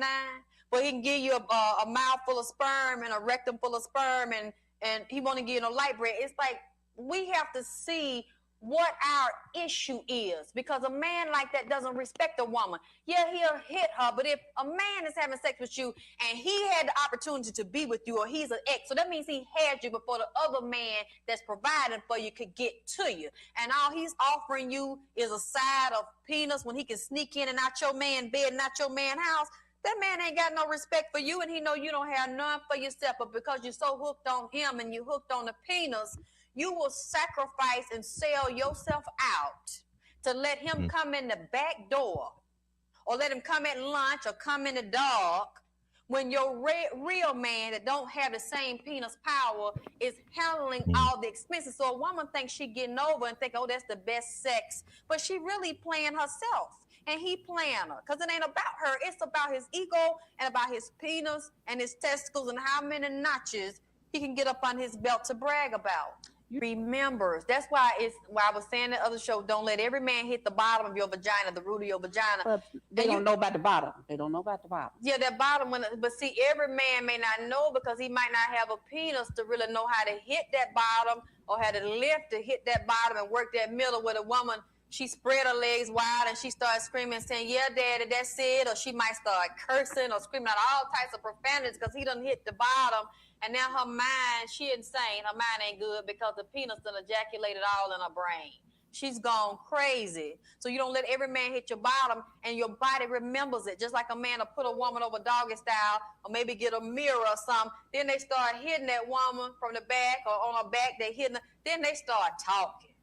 They start saying all kind of stuff to her while they hitting her. And see, that woman is being seduced. She being seduced. He breaking her down, man. He is screwing her into submission. He's screwing her into slavery by using the penis as a weapon to break her ass down. And her defenses, I mean, she wide open. When the penis all up in your vagina, man, you don't have no defenses. Unless you just really are thinking, and this is not about the love experience, this is about a money experience, so she's a prostitute.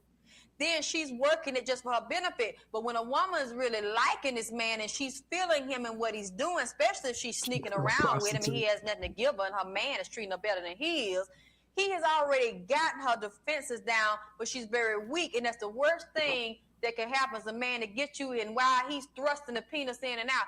Who is it? Whose vagina is it? Who it belong to? Let's pause it. What I said, who? And then the woman start calling out the man's name, screaming the man's name. Then she let him know she coming. When she coming, she hollering. She calling for him. Man, this stuff is programmed all up in this woman's vagina, rectum, uterus, all up in this mind right here. And that will actually bind her, actually reduce her to a calm freak.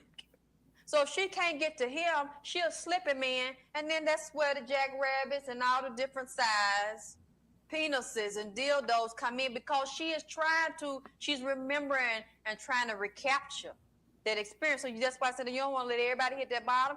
You don't want to let everybody spank you and talk to you all kind of ways, because women, especially when that man pull it back, won't give you the penis no more, women will be all in the bed at night trying to sleep, tossing and turning, they dreaming about it. Lord have mercy, they wake up out their sleep because they dreamt the man done did this to somebody else. And the thought of that, is devastating. That woman heart get to beating fast, blood pressure go up, she can't hardly catch her breath. Just to think about that man done rationed that out and laid that out for somebody else and bent them over and talked to them too and spanked them. Not right in Having the PhDs and master degrees to put on my wall in academia, but I have a master degree in being played by men, used by men, told everything I want to hear to get me in them positions. And I am, to be honest with you, I'm just going to be real about it. I'm very upset by being made a fool out of and we're about to close. She said, I'm really upset by being made a fool of. Let's talk about it, guys. Right. Yeah, she wasn't saying all that upset shit when she was coming, though. Exactly. I'm just gonna pull the shade off the. I'm gonna pull down the blankets. All right, and this is just the way it is, man. Some people want to cover up. I can't cover up the fact that I'm hearing total bullshit. I love the program. I love the show. It's not about the program or the show. It's about what's being misdirected. A woman knows what the fuck she is doing. That's not being said out loud.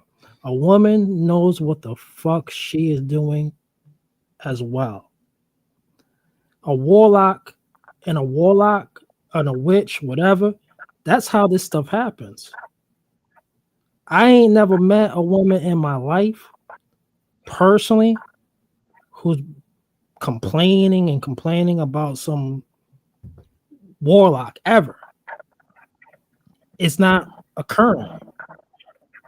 Maybe it's because I'm on a different echelon of life.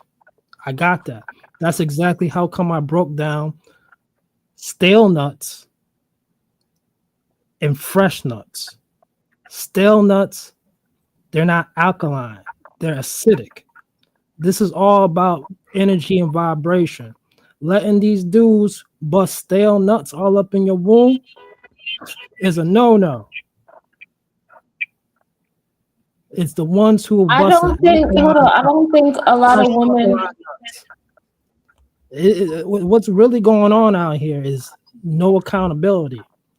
If a woman is sneaking out on her square dude for a dude who can pop that coochie, she's a whore.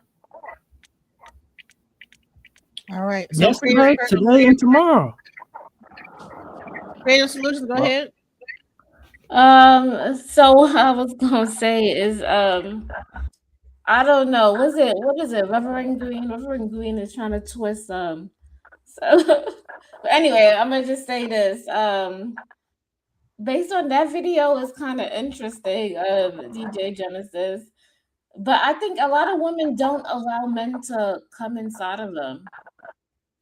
You know, for the most part, because that just makes you smell nasty, messes up your pH and all of that. So I really don't think a lot of women allow men to have their sperm inside of them. I'm gonna say this: it's not even about like the actual coming inside of them. Even if he's coming into a condom, or even if he's just pulling out, whatever it is, it's like the entire action of that's a vibration. People think that everything is about the physical aspect of coming, but the whole vibration of actually having an orgasm creates like energy. Yes. So even if he's not coming inside of you, but his DNA, his body is rubbing up against you as he sweating, all this stuff is absorbing into your body while you're feeling this experience of this man. It's the same thing. He don't have to like actually take his semen. The skin is the most absorbent aspect of the body. Largest organ. So even if he's sweating on you, he's rubbing his skin cells up against you while you guys are having sex. Like all this is happening, and you're feeling him. You're feeling his body up against yours. Genesis, I'm gonna He don't say, have to come inside you. He's already came all over your. His whole body is on you. but that warlock talk is giving it a negative connotation because war is the root word of the warlock, and to conflate that with an individual who's trying to please his woman, because me personally, I never ever wanted to drain a woman's energy. Anything, I wanted to please her, and if making her climax is. But you're not a warlock then. But there are certain people that use sexual energy to manipulate and control and to get the one up and to suck a woman of their energy. So we're not talking about you, sir. But what I'm saying is some of the descriptives you use, like, you know what I'm saying, it just made me feel like, damn. I mean, I like to look at beautiful women, and I like to let them know if I don't have anybody in particular that, you know, I desire them. I mean, now you got me want to get me a little Pee Wee Herman outfit and shit just to talk to somebody to let them know I'm a nice guy and all this shit. And, you know, I'm not. You don't need to do all of that. It's all about intentions. It's all about intentions. If you love that lady and you show her that, you know, during your sexual whatever, I think that's also energy, the way she receives it. If you just coming over there to just bang it and you're not showing that authentic side or giving her that love, that attention and appreciation, then that's mucking up the waters. I don't know who you are, Creative, but you appear very genuine, you know? I could say that you appear very genuine, you know? Yeah, I am. When I'm thinking about this vitriol for these warlocks are out there, I'm hearing like, okay, so these dudes who beat that pussy up, they're like supreme beings or something, because no, they're not. Little miniature supreme beings, because you're calling them warlocks. You know, like, oh, warlock energy. So they got some supreme demonic energy or something. Oh, okay. It's Yeah, just cowardly. It's cowardly. Bitch, learn how to fuck or something. You wouldn't be going through this. It kind of gives the idea that what should I be striving for? The guy that's providing, but he can't get the walls, where she's just not going to be loyal to him at all, or should I be that guy? Because at least I'll get something and not get used. That's what it's coming off as. But what about the dynamic of someone who has been hitting the walls, has been pleasing them, but something clicked in their mind, be it an argument or whatever, and they shut that part off. It can be done, but all of a sudden they don't want it done by that person. They want to seek elsewhere. What do you say about that dynamic? Say it again. What I'm saying is, you could be married or have a girlfriend and you've been pleasing her for 5 years, let's just say, even 1 year straight. But because of some disagreement or argument, she's mentally tuned out. Now she's searching for the same thing that you've given her from somebody else, because she turned herself off on the pleasure that she would normally get from you. And now she wants to seek it from elsewhere, regardless to the fact that she has it right there. That's that's part of the propaganda. There is a vibration out there, whether it's from the television, from the radio, or from a homegirl, or from an auntie.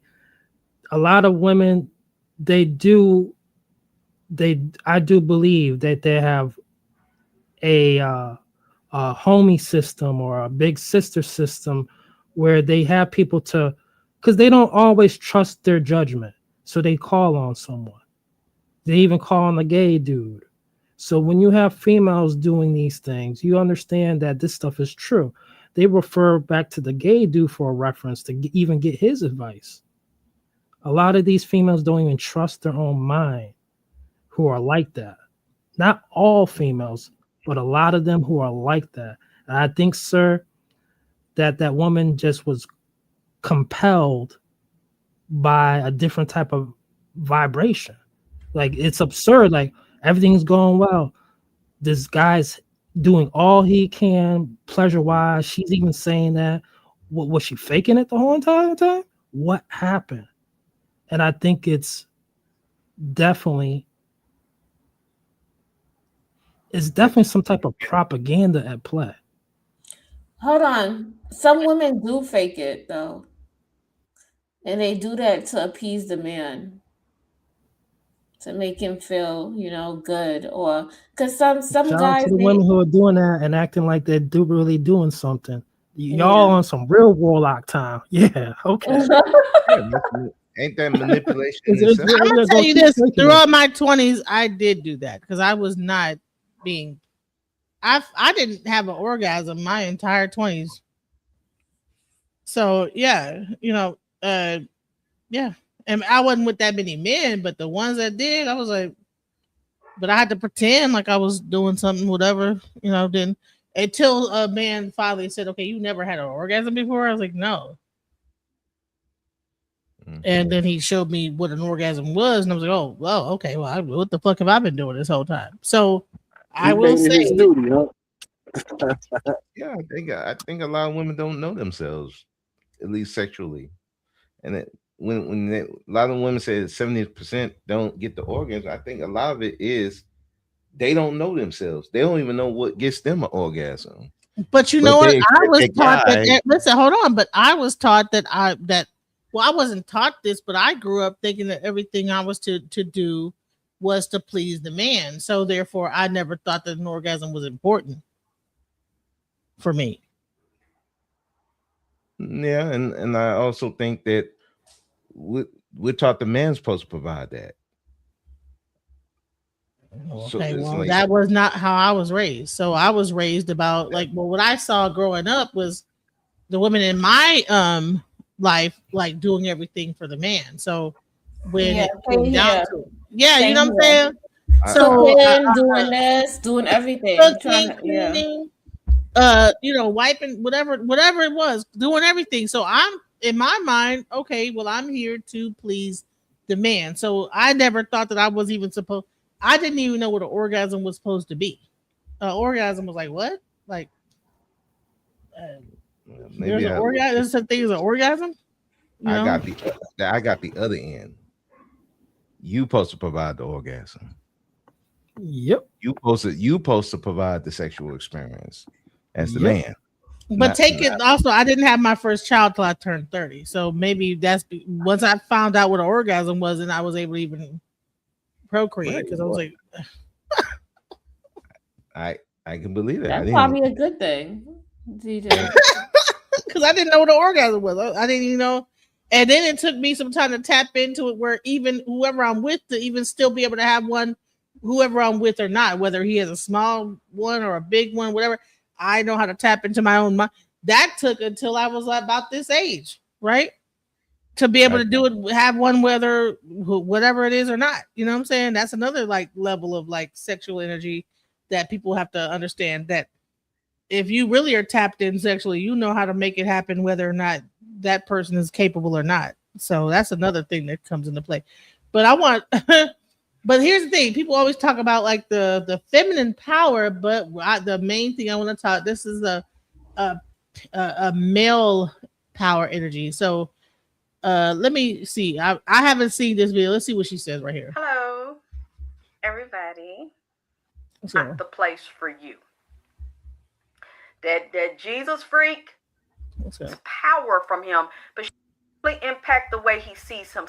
Mother that was narcissistic and very it wasn't going to be something that I was going to do forever, but I see that you like it and you're requesting it, so it's just I'm here in the dining room. I gotta fix the light or get another light or something. I gotta learn about all of this stuff.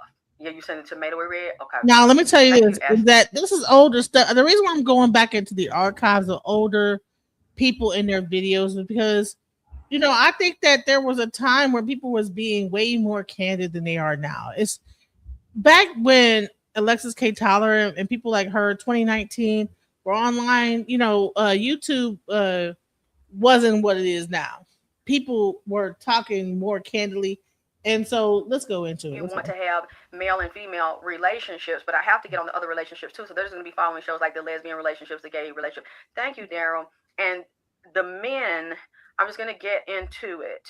So again, I will say now, like I said the other night, and I've always said for years, if you are faint of heart and if you don't like a raw show and you don't like people cursing, you don't like profanity, this is not the place for you. That Jesus freak that was in here the other night, I'm blocking. Somebody comes back in here with that, I'm not going to even waste time because it distracts from the message and the lecture, the time we're spending together and the things you asked me for. So I don't have time for the dumb shit and the going back and forth. What we're talking about tonight is dicks. We're talking about penis power and sperm power.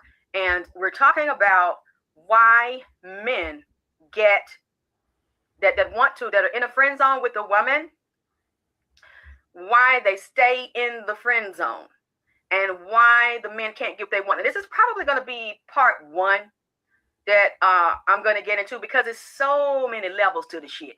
There's no one side to this. But one thing, I'm just going to come right out of the gate swinging. I'm just going to tell you, men, a lot of you are stupid motherfuckers because, see, a lot of times y'all will go past, and I've been a victim of this. You'll jump past women like me, good women that have a good heart, that'll do anything for you, and you will pick a dog-ass bitch because men really do like a bitch. They like a slutty, nasty, treacherous, not all of them, but a lot of men that stay in the friend zone with a bitch, they have a lot of mental, emotional, spiritual, and psychological problems. And a lot of this starts with their mom. A lot of them have a really twisted and fucked up view about women and a fucked up view about themselves. Because either they were raised by a mother that was narcissistic and very abusive and degraded them because they saw the little boy as feminine or effeminine because the little boy might have been spiritual, very polite, very soft or small or very easygoing. And because the mother, for whatever reason, the problem with the father, that didn't work out, or even if he's in the home, there's still a problem with the father and a problem with the way she views him, or sexually, mentally, and emotionally and spiritual things with the father that the little boy doesn't know about. And then the cruelest way for a man to start having a really twisted view of women and how he sees himself is for his mother to twist him first and to. Okay, so this is not just, listen, let's get real about this. Let's get deep about this. The mother wound, okay? The mother wound. How many women do not know that they have to deal with their man's mom before you ever deal with that man? Before you lay down with that man, understand how he sees and views his own mother.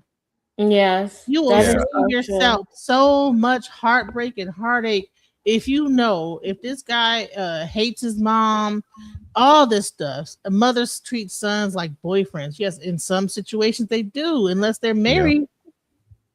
Unless Even if they're married, they do.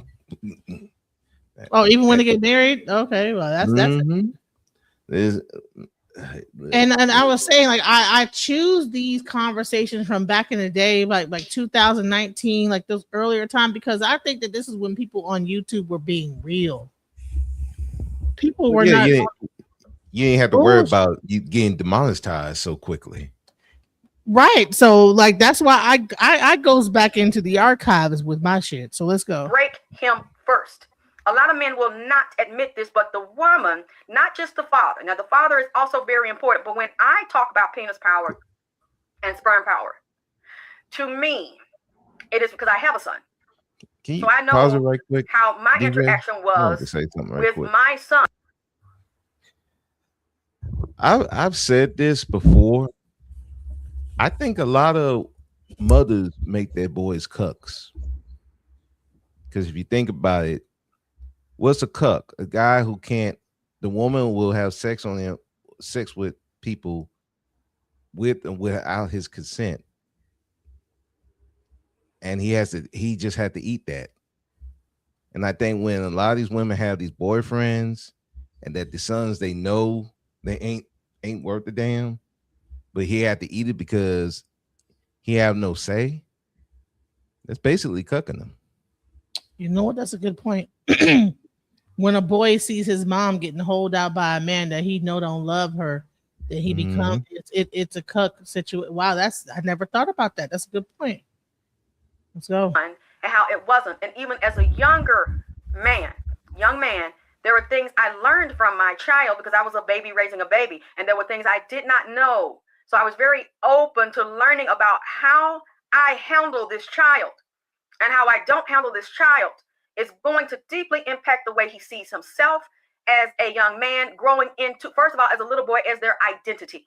The woman helps to establish the identity. Now, I know the father does, but right now I'm just talking about mother to son, because they definitely need father to son. But see, I can address that indirectly, but I cannot address it directly because I'm not a man, and I could never be a man. I could never be a father to my baby. So I was always honest about that, because I've heard women say, well, I'm a mom and a daddy and I'll be tough. No, you're aggressive with him, but you're coming off like a lesbian. That's what you're doing. And he knows you are female. He knows you don't have a dick. He knows you have a pussy. So it's very confusing to him. And it is frightening and intimidating when a woman is beating a little boy, very aggressive, very domineering, very insulting, just totally demeaning to a little boy. And he knows that either his father's there sometimes, or the father is allowing the mother to treat him that way, which also in his mind shows there's something feminine and weak about the father, but also the mother is exhibiting feminine and masculine roles, and then very, very oppressive. She's actually taking the little boy's power from him, but she may know, especially if she's narcissistic, she wants to break the little boy, and she wants to keep him in her life for a lifetime, but subjugate him, subdue him, where he's not really in the man role. So it's very confusing to him, and then he ends up resenting and disrespecting and having a lot of rage, internal rage against the mother. Sometimes this is how these young men start with that type of female. When I talk to men,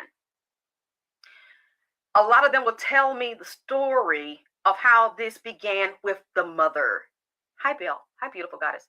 And the mother is very dismissive, emotionally detached, and unavailable, had different men in, or the child was isolated with just a mother or a weak feminine father. Or if the father was there and something, he was engaging them and there was not the bond that it needed to be to ground him. See, you have to understand. You have to understand too. When you're dealing with the 7 chakras, that's why it's important to know the main 7 chakras. Now, the chakras, the way I see them and draw them, they go into infinity, into space, and they go into infinity beneath your feet, because you have chakras, and then deeper beneath the chakras, high, you have, hey, Gwen, you have the meridian system when it gets into the nerves, and then the pressure points, and you tap into those when you're dealing with reflexology and you're dealing with acupuncture. But when you're dealing with the first chakra, that would be the tailbone. Also around the male and female reproductive organs in the second chakra is the reproductive organs. But the first chakra, and I would even say the second and the third, because the third is in the gut, the solar plexus, where you feel something in your gut. Those chakras deal with grounding you into your tribe, your childhood, your tribe, your mother, your father, that community where you came from, making you feel safe or making you feel unsafe and abused and abandoned by that tribe.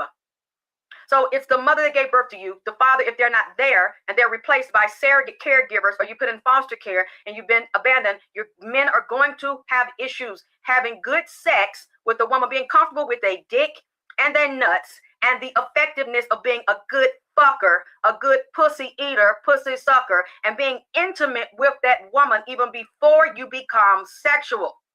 Because intimacy is not the physical act of sex, but a young boy, a baby that is growing up in that environment with that type of female or lack of a mother or a surrogate, and is getting treated that way.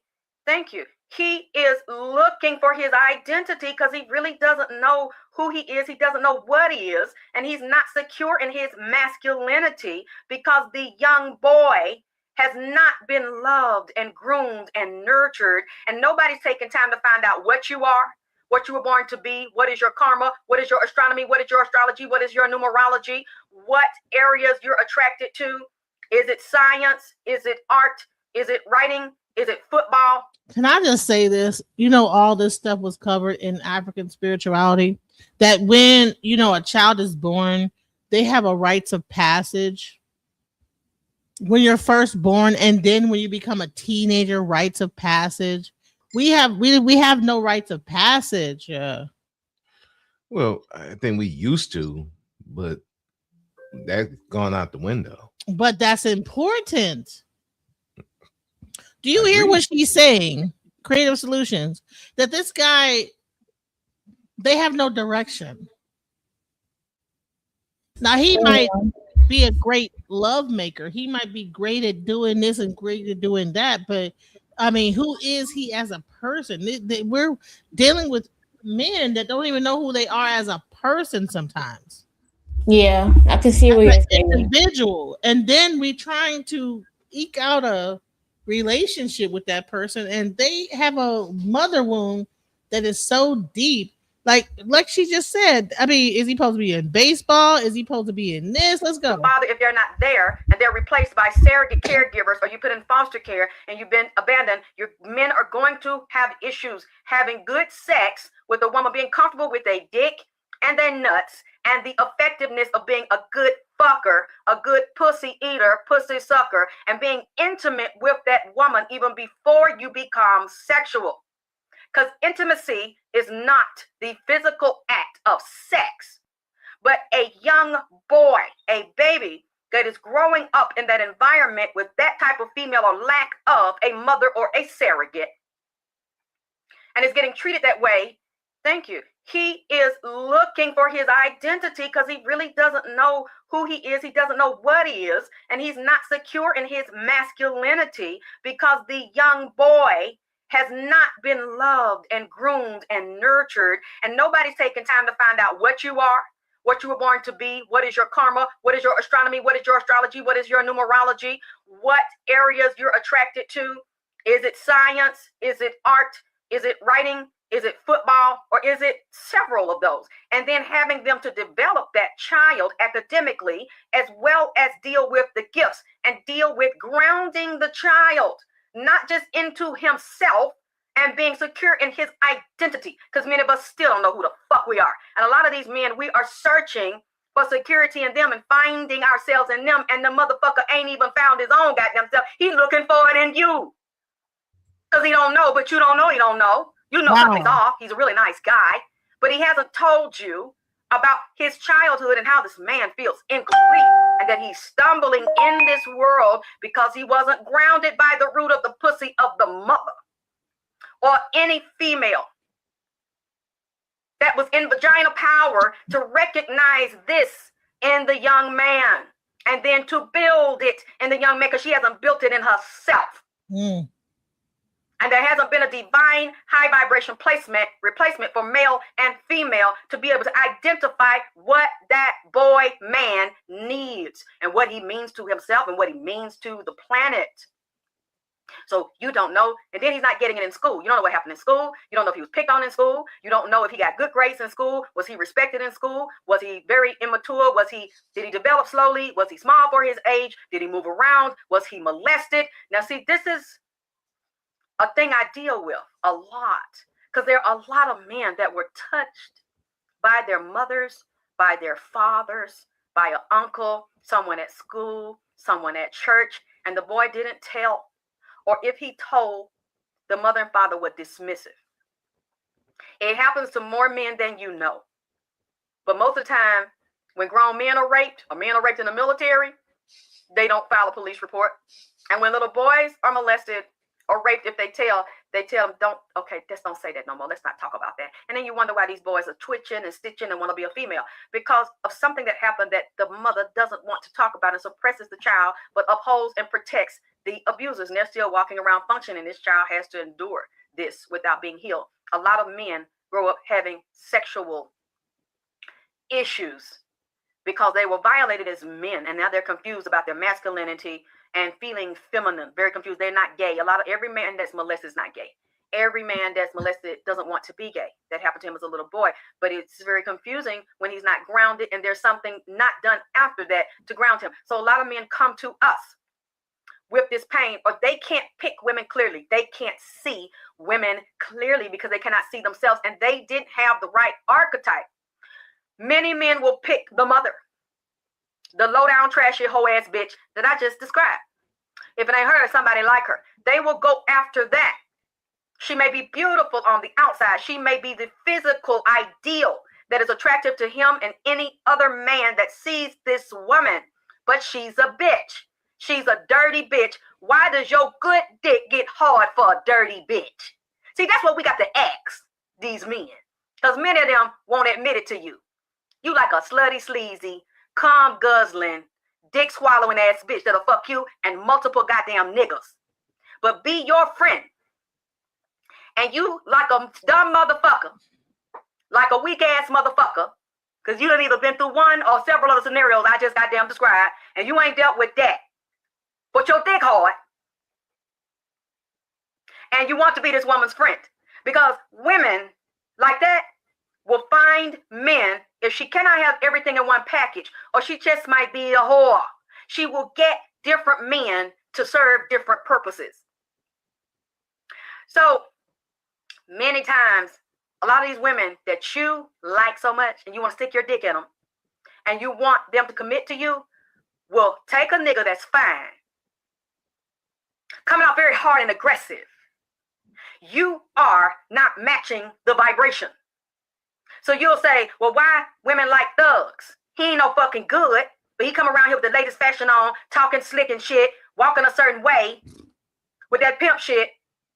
He just met her last week and he all in her motherfucking ass. And now I'm the friend and I'm the nice guy that will do anything for her, marry her, have a home and have children. She's talking to me about how she fucked him and she's so crazy about him and thinking she in love, but he don't call.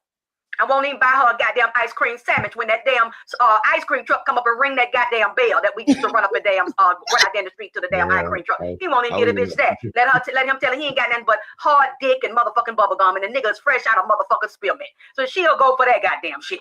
She crazy about him. Let me tell you the reason why.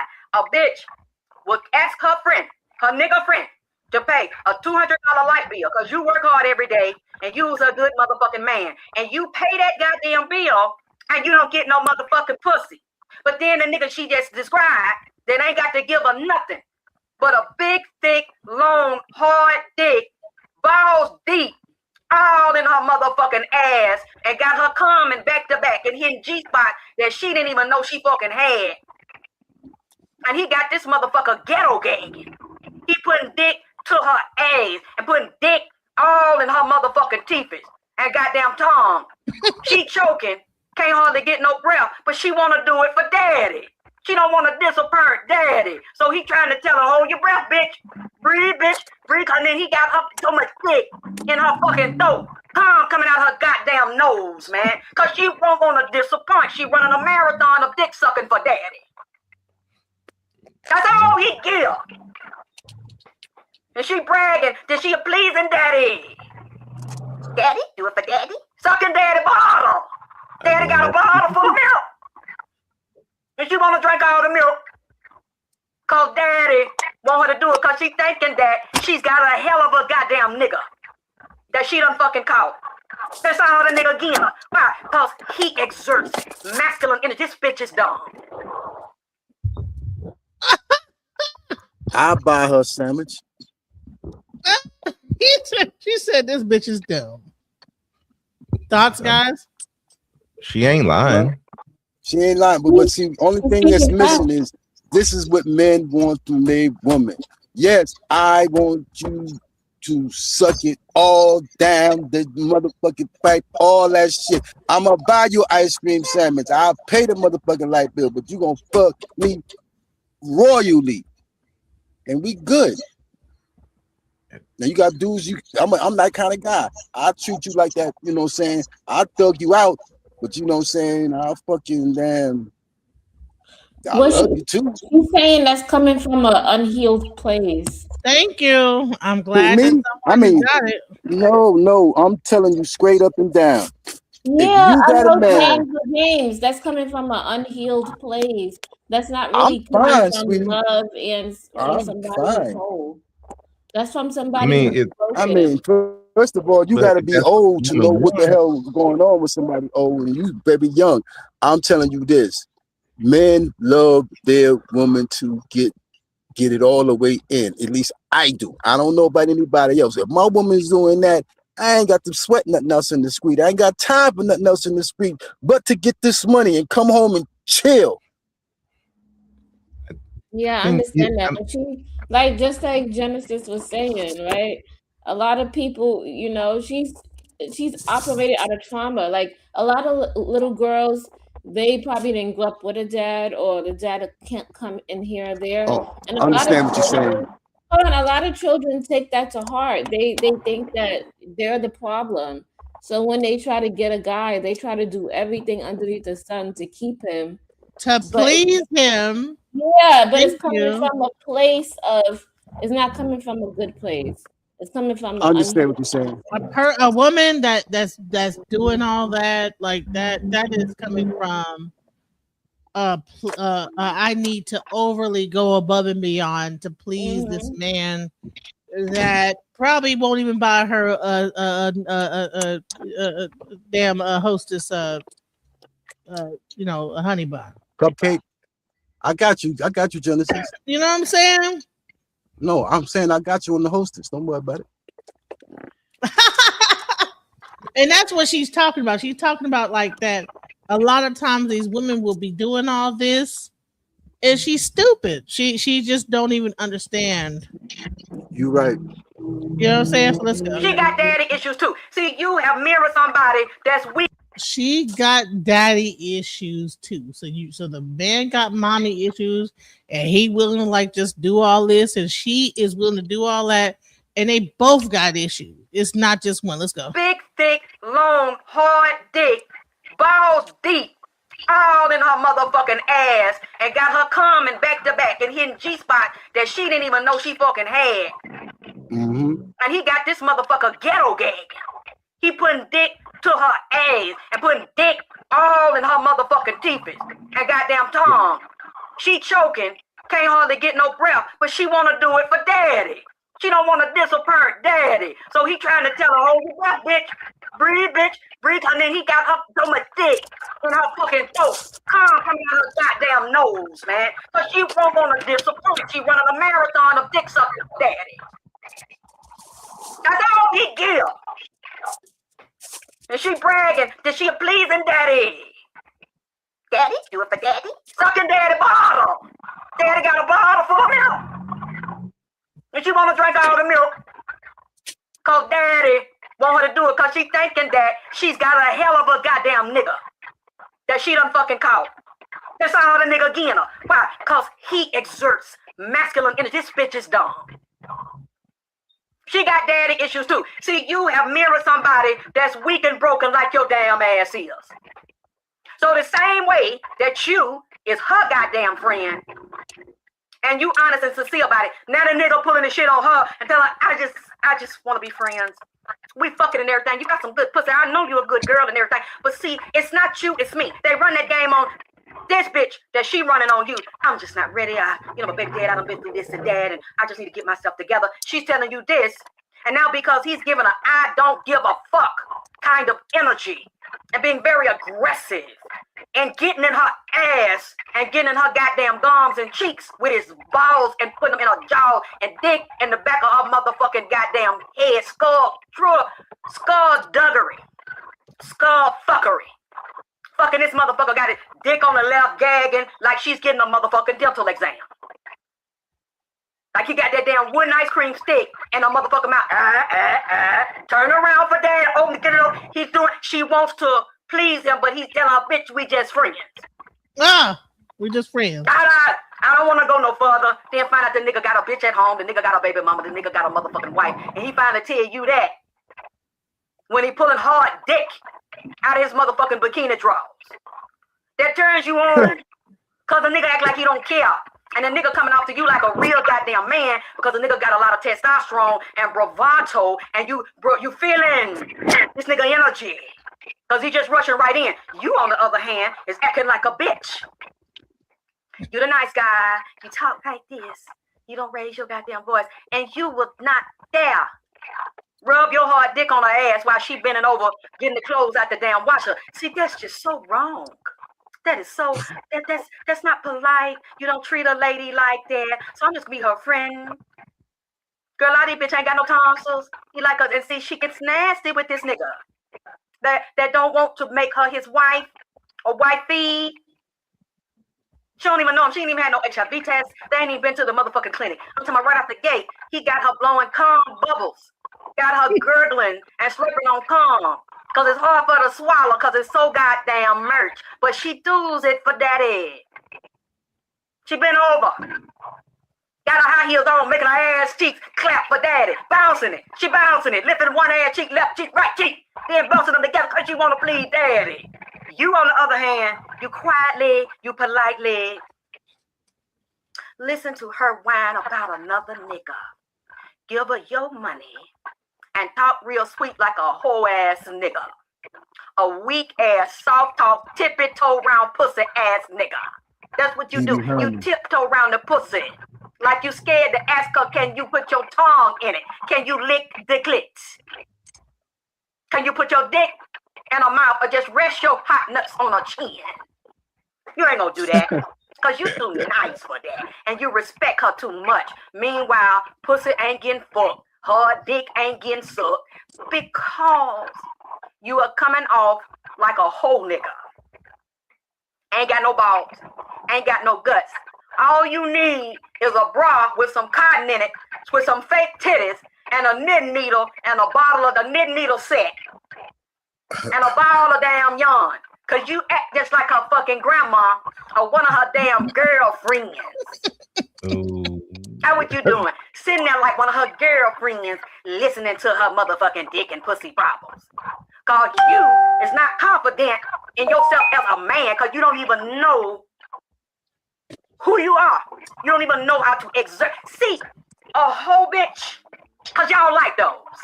A whole bitch like that ain't gonna respect a nice, polite, soft-talking gentleman who's always quiet like a bitch and let her disrespect you, talking about how another nigga dick feel hard and hot and grease in her ass, and how she got to go in the bathroom and use a tongue scraper to scrape the cum and giggling, squiggling little sperms off her fucking tongue and scrape it out around in between her goddamn. Man, listen, 2019 was something else for YouTube, buddy. I like her. I like her. But the thing of it is, when like the red pill say stuff like this, a lot of the women have a problem with it. So I'm trying to understand. So if she said it's okay, but when the red pill said it's a problem, so I'm trying to understand. So do we want guys to act like this?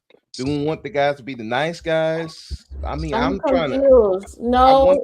No, the problem is you need to pick somebody who's healed. I think that you guys are listening to it and you're hearing one thing and she's saying a whole nother thing. Yeah. You're hearing everything she's saying, but you ain't hearing what she's saying. Yeah. At the end of all the things that she's saying that they're both not healed. They both have mommy and daddy issues. No one is better than the other. Yeah. But you know what? Women's like that who want to get slutted out. They need to inform their man if he don't know no better. If the dude don't know what to do, and a woman enjoy that capacity coming from a man, somehow she need to inform him, because ain't no need to do being Pee Wee Herman and she won't fucking Superman. Nigga gotta be a Clark Kent though. Gotta be Clark Kent sometimes. They need to take that shit up. I'm gonna say that, you know what the difference between what she's saying and what the red pill is saying is that the red pill is full of those men that probably was getting cheated on and fucked around with. And she's saying, like, bro, like, let me explain that, man up. You know what I'm saying? Damn teeth, where she done slurp real good. Cause you really want her to suck your dick, don't you? You wanna be my main squeeze, baby, don't you? You wanna get between my knees, baby? Yes, you want to. You want her to be Lil' Kim. But you is a scared, punk ass nigga. You're not a grown man. What you need to do, stop giving the bitch money and stop like a fucking hoe with titties and a pussy. You need to stop listening to a goddamn problem. Talk about what another nigga did and didn't do. Listening like one of her motherfucking girlfriends with your period on and a tampon jammed in your motherfucking ass, letting her tell you blow by blow. How a real nigga came over there, what she considers a real nigga. Basically all it is, he got a physical body with a lot of hard thrust in it and hard dick in it. They're ready to fuck her the way she fucking, he talks rough to her. He talks hard to her. He got bass in his voice and he got that pimp walk and that motherfucking slick talk on him. So it's with him, see, the nigga's a narcissist. Cause when a nigga like that come to you, he not finna ask you how much your light bill is, where your baby at. Invite him out, we're gonna get some ice cream. Let's take him shopping because he needs some more motherfucking shoes. This nigga come up and he takes charge and he starts telling her what he wanna do. Cause it's all about this nigga's agenda. It ain't about her. She don't matter. I see what I like. I'm a fucking dog. Like that old song Gucci said, I'm a dog, I'm a dog, I'm a motherfucking dog. I'm a dog, I'm a dog. She think that's cute. He got the rap song playing. He get out of a hot car, a hot young nigga with some hard dick. With it ball sitting up, he's a guy, he's in his prime. The nigga gonna tell you what he want, how he want it. He's a hot nigga, he ready to go. See, to a bitch like her, that's a real fucking nigga. It really ain't, but the masculine energy, because she's confused. That's why a lot of nice guys get cheated on or they don't move out of the friend zone and you take it too fucking long. You let this bitch drag your motherfucking ass along and listen to her fucking problems. Listen, did you hear what she said? She fucked up too. She's fucked up in the mind. A woman that would take a dude like this is talking about the mental illness that's going on. Like me personally, I'm about to be 50 years old. You can't come to me with that bullshit. You know what I'm saying? I want a dude that, you know what I'm saying, I can figure out how to come. I want to go on dates, and I didn't go through this time frame she's talking about that women go through where they're like just jumping and doing this. When they were doing that, I was DJing at the club and I wasn't trying to, do all that. You know what I'm saying? I was all career. My parents and my aunties told me, don't have a child until you turn 30. I didn't have a child till I turned 30. She said, don't get married until you turn 30. I listened to what they said, and I just didn't even involve myself with a lot of stuff, But some of these women are, they just like you have the male with the trauma, you have the women with the trauma. So what they don't even know what a man is. They just think that this masculine presenting man is the thing, right? But he has all this trauma and he is just putting on a facade. They don't even know that this guy over here that's helping her and doing this and talking to her, that he's really the man. Yeah. All she knows is that, well, this guy is exuding this masculinity.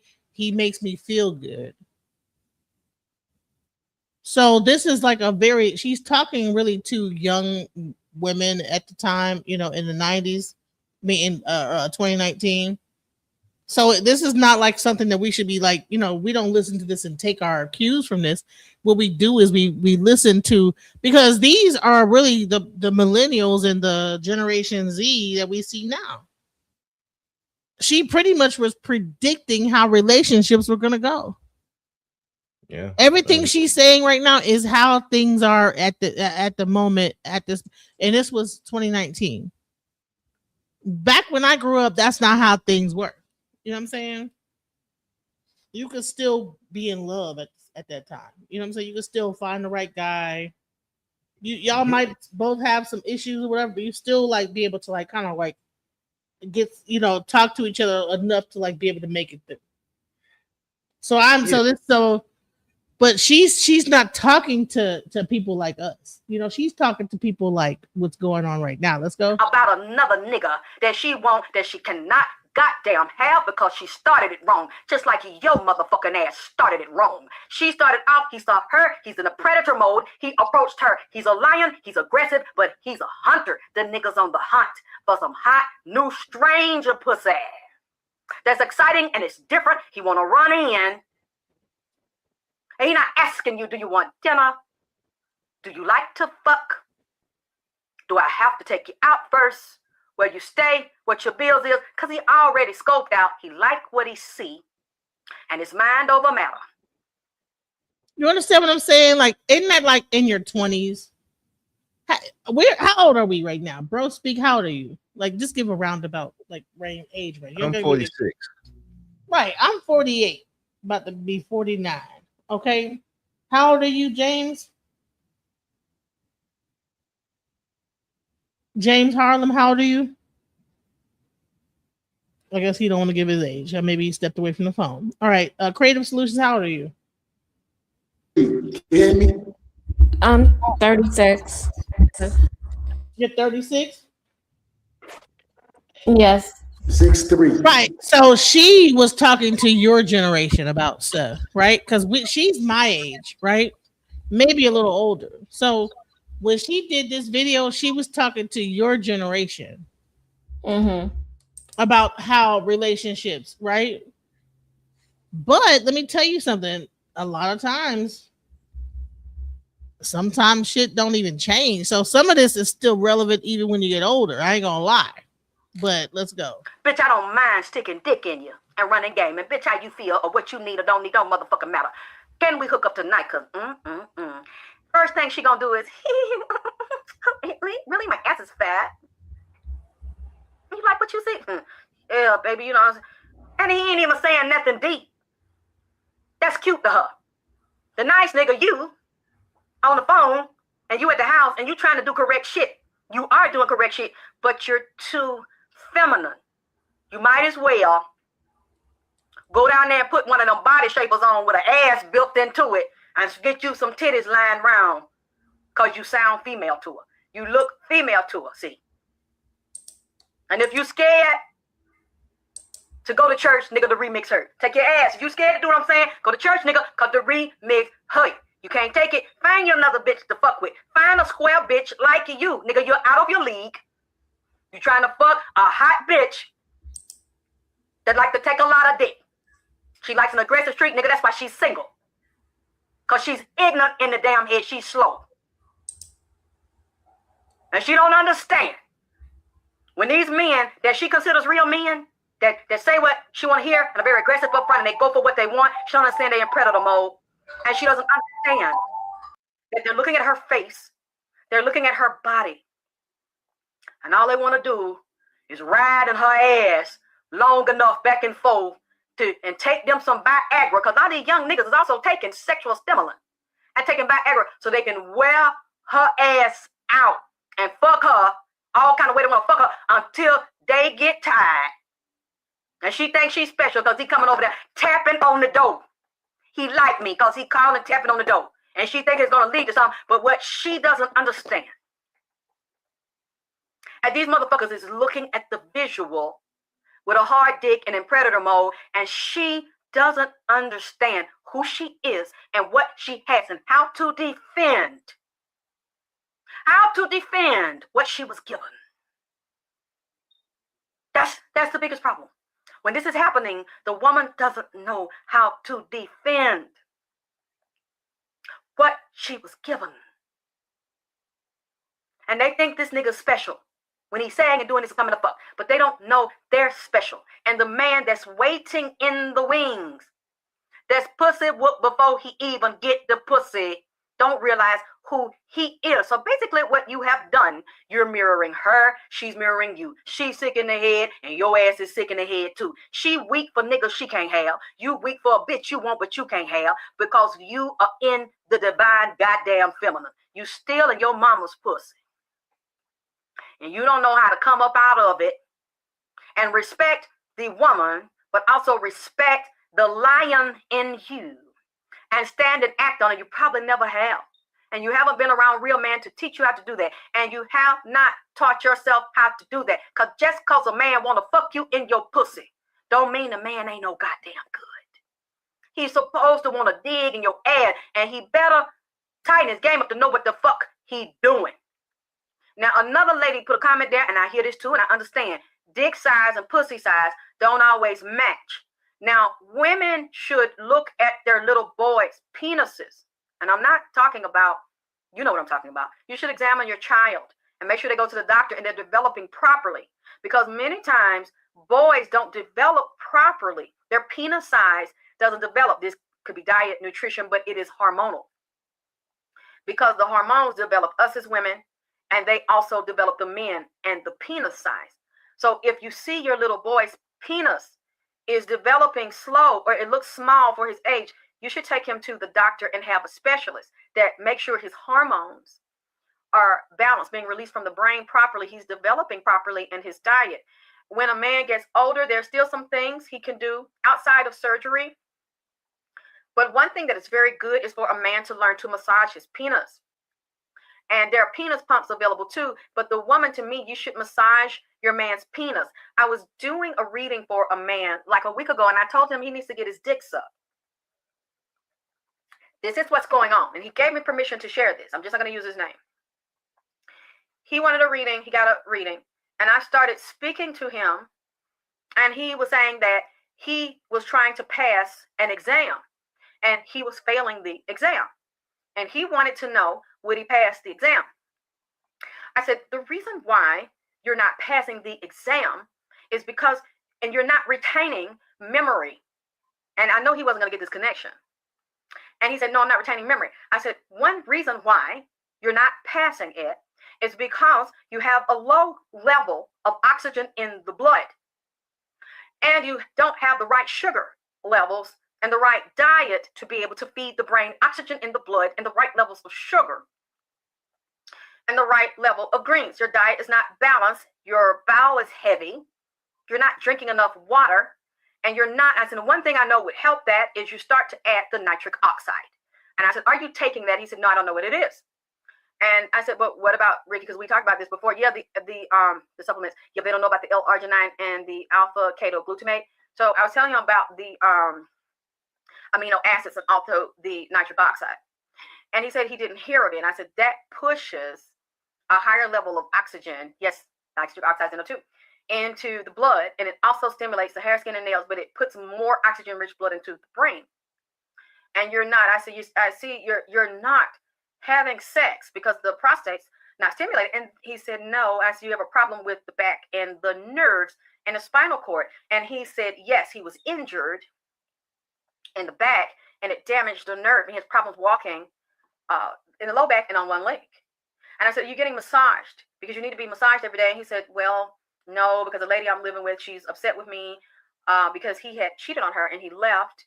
But then he came back and she had a child. First he didn't want it. Then now he's fallen in love with the baby because she brings healing to him. And I said, yes, but you need your whole body massaged every day. You need to get enough steam. The sauna, you need to get into the whirlpool where it's hot and your whole body's massaged and scrubbed down areas you can't reach because of the stiffness and the issue with the nerves. But you also need a penis massage every day, like with warm oils, massage the penis. And you need to have your penis sucked every day. And at least once a day, she needs to make you come, preferably in her mouth. And he said, that's a very good idea. We started laughing. I said, I know you thought I wouldn't say that, right? You wasn't expecting that, but I deal with these things. And if you don't have a woman to do this, because I could see, I said, yeah, she's a lot of resentment towards you. That's why she won't touch you, because when you were getting this, you did not appreciate her. You mistreated her. He said, yes, that's right. She won't forgive me. And what you said, Ricky, helps the flow of blood into the system. Also helps with putting on lean muscle, including the penis, which is lima. Yes. And so I was trying to give him the things and go to a live diet, even a green diet, and have lean protein in the meats, but a lot of greens and the supplements to give him the amino acids and to increase the oxygen in the blood flow, which is vascular into the veins. And like you said, we'll go right into the dick, go out through the veins and go right up to the brain. And I said, I knew you weren't expecting that answer. I said, I wasn't expecting to give you that answer when you're saying, you probably think, damn, it's stupid. I'm going to ask her why I can't pass the test. And I'm like, oh, it's simple. So when I tell him that and we go into this, like most people do when they come for reading, they're like, look, I didn't expect this to go so deep. And I'm like, yeah, I'll tell you exactly. And we go all the way there. And he's like, wow, that makes sense. He said, I'm going to do it. And I said, do I have permission to share this? He said, sure. He said, I'll be listening. And so this is my first time. I just thought about it since we're talking about the men. What I think is, if a man is having an issue with a woman that makes fun of his penis size or her pussy's too big for his dick, and there's no room to compromise, she's not willing to compromise, and it's affecting his self-esteem. No matter how it hurts you, you need to pull away. Have enough self-respect as a man to leave the bitch alone. I don't care how much you're attracted, how much you're in love with her. This is an issue, and what she's going to do is cheat on you. Go talk about you to other people, make fun of you, devalue you, because many women, like I said earlier, will value a man by his dick size and what he does to her ass and mouth and how he makes her feel sexually. She'll base her whole view and even respect a man with a big dick that pleases her. And that's all the nigga is doing. Do you understand me, man? I'm not going to be nice. I'm just keeping it real here because I'm a woman. And I hear these things. And I know women that cheat on their husbands and the husbands don't know. They stay with the husband for security. They get the bills paid. They know he's not going to leave. They can depend on him, but they don't sleep with him because they say his dick is little or he has a prostate issue and the dick doesn't stay hard and he doesn't perform well. And even if he tries to, there's no energy. There's no spiritual sexual bonds with him, but her lover who gives her nothing but dick. And she may even give him money and pay his bills. That one there means everything to her. Let me tell you some story. There was a woman that I knew who was older than me.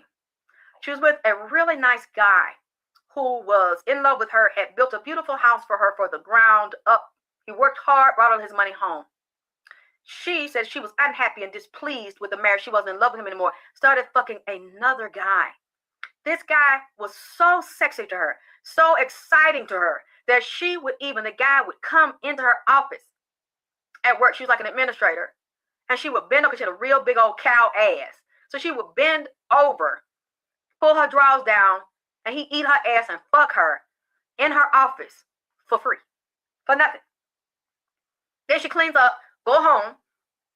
Her husband's usually cooking dinner for her. She doesn't have to cook. He doesn't know anything. And she's telling me how she's so unhappy and she would like to leave home for the nigga that all he do in her office, in her car, round the corner at a motel, fuck her all in the ass. And he wouldn't leave his wife and kids. She was just something to fuck. But she couldn't see that. Actually said she was in love with him because of the way he fucks her, and her husband could not do. See, this is how y'all men are. This is how y'all men are. You'll meet a woman and marry her and give her the world and can't see the bitch ain't shit.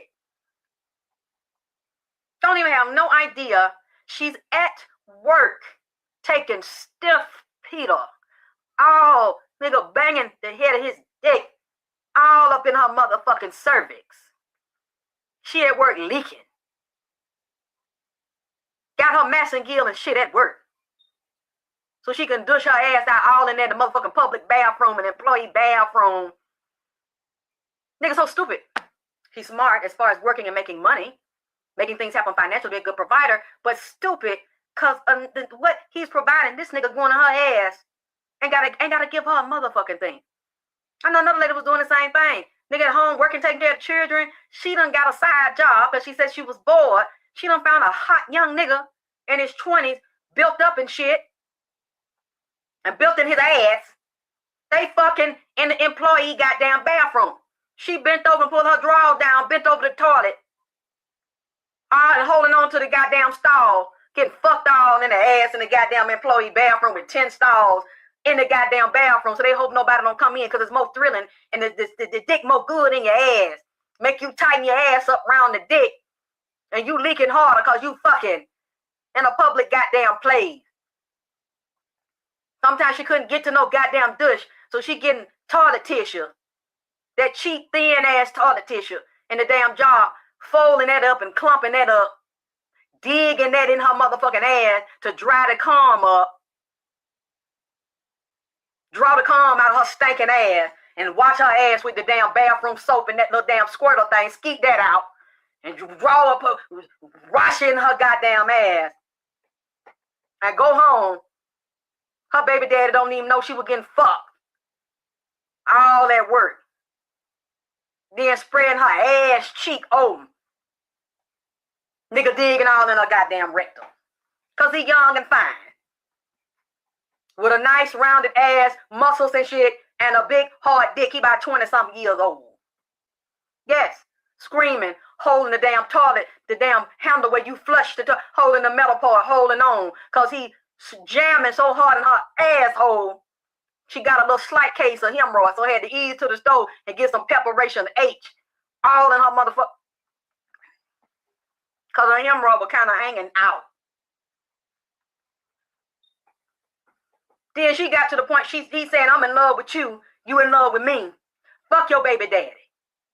We need to move in together. She got 3 children. She gonna move in. The nigga so broke, ain't got no car. And can't even buy no damn pan, no Tupperware and shit. To cook no damn bake her egg in. She go steal the shit out the house when the nigga ain't there with the babies. And steal the pan and frying pan and baking pan and shit. And take it over there with the young nigga that she fucking. So she's in bliss. Because she getting young dick every day, but he can't pay no goddamn rent. This go on maybe a month or 2. Then they all outside and all at the elevator and shit fighting. Fucking and fighting. She goes back home. Her nigga takes her back. You see what I'm talking about? You see how y'all do? See, y'all nice niggas that say you don't want a raggedy bitch that can take a dick down her damn throat and unhinge her mouth like a damn python and take all kind. really like that. Y'all like that because you'll keep on being her friend. Waiting for her to get it out of her system, stop fucking all these niggas or stop fucking a nigga that you know ain't no goddamn good, that she hung up on the dick and getting him money and getting him pussy. She paying to play, not him. You waiting for that's gonna end. And then as soon as it ends, you still right there like a bitch cutting some apple pie, cutting a slice of pie for you, a slice of pie for her, slicing a damn piece of cheddar cheese and melting it on top of the damn apple pie, and then getting a damn scooper, a professional scooper, and put some damn vanilla ice cream on it and eat with her like you two bitches crying. Man, listen, this is why That's why I love can't feel sorry for them. Man, Yeah. listen. You heard it all, folks. Yeah, Dry your tears. All the back of the ambulance shit, the scene with the stretcher and the blanket and the coffee mug. Michael Myers is gone. You don't have to worry about it. The warlock energy is gone. Fuck all that shit. It's a myth. A lot of these people, and when I say a lot, it's a tiny population that go through this stuff, and they're exaggerated. Right. Well, it's very lucrative. I'm gonna say this. That does not mean that there's not warlock energy out there. What that means is that the women do the same shit too. Men do. If you actually like listen back, you see that she talked about the male wound with his mother and this, that, the other. Yeah.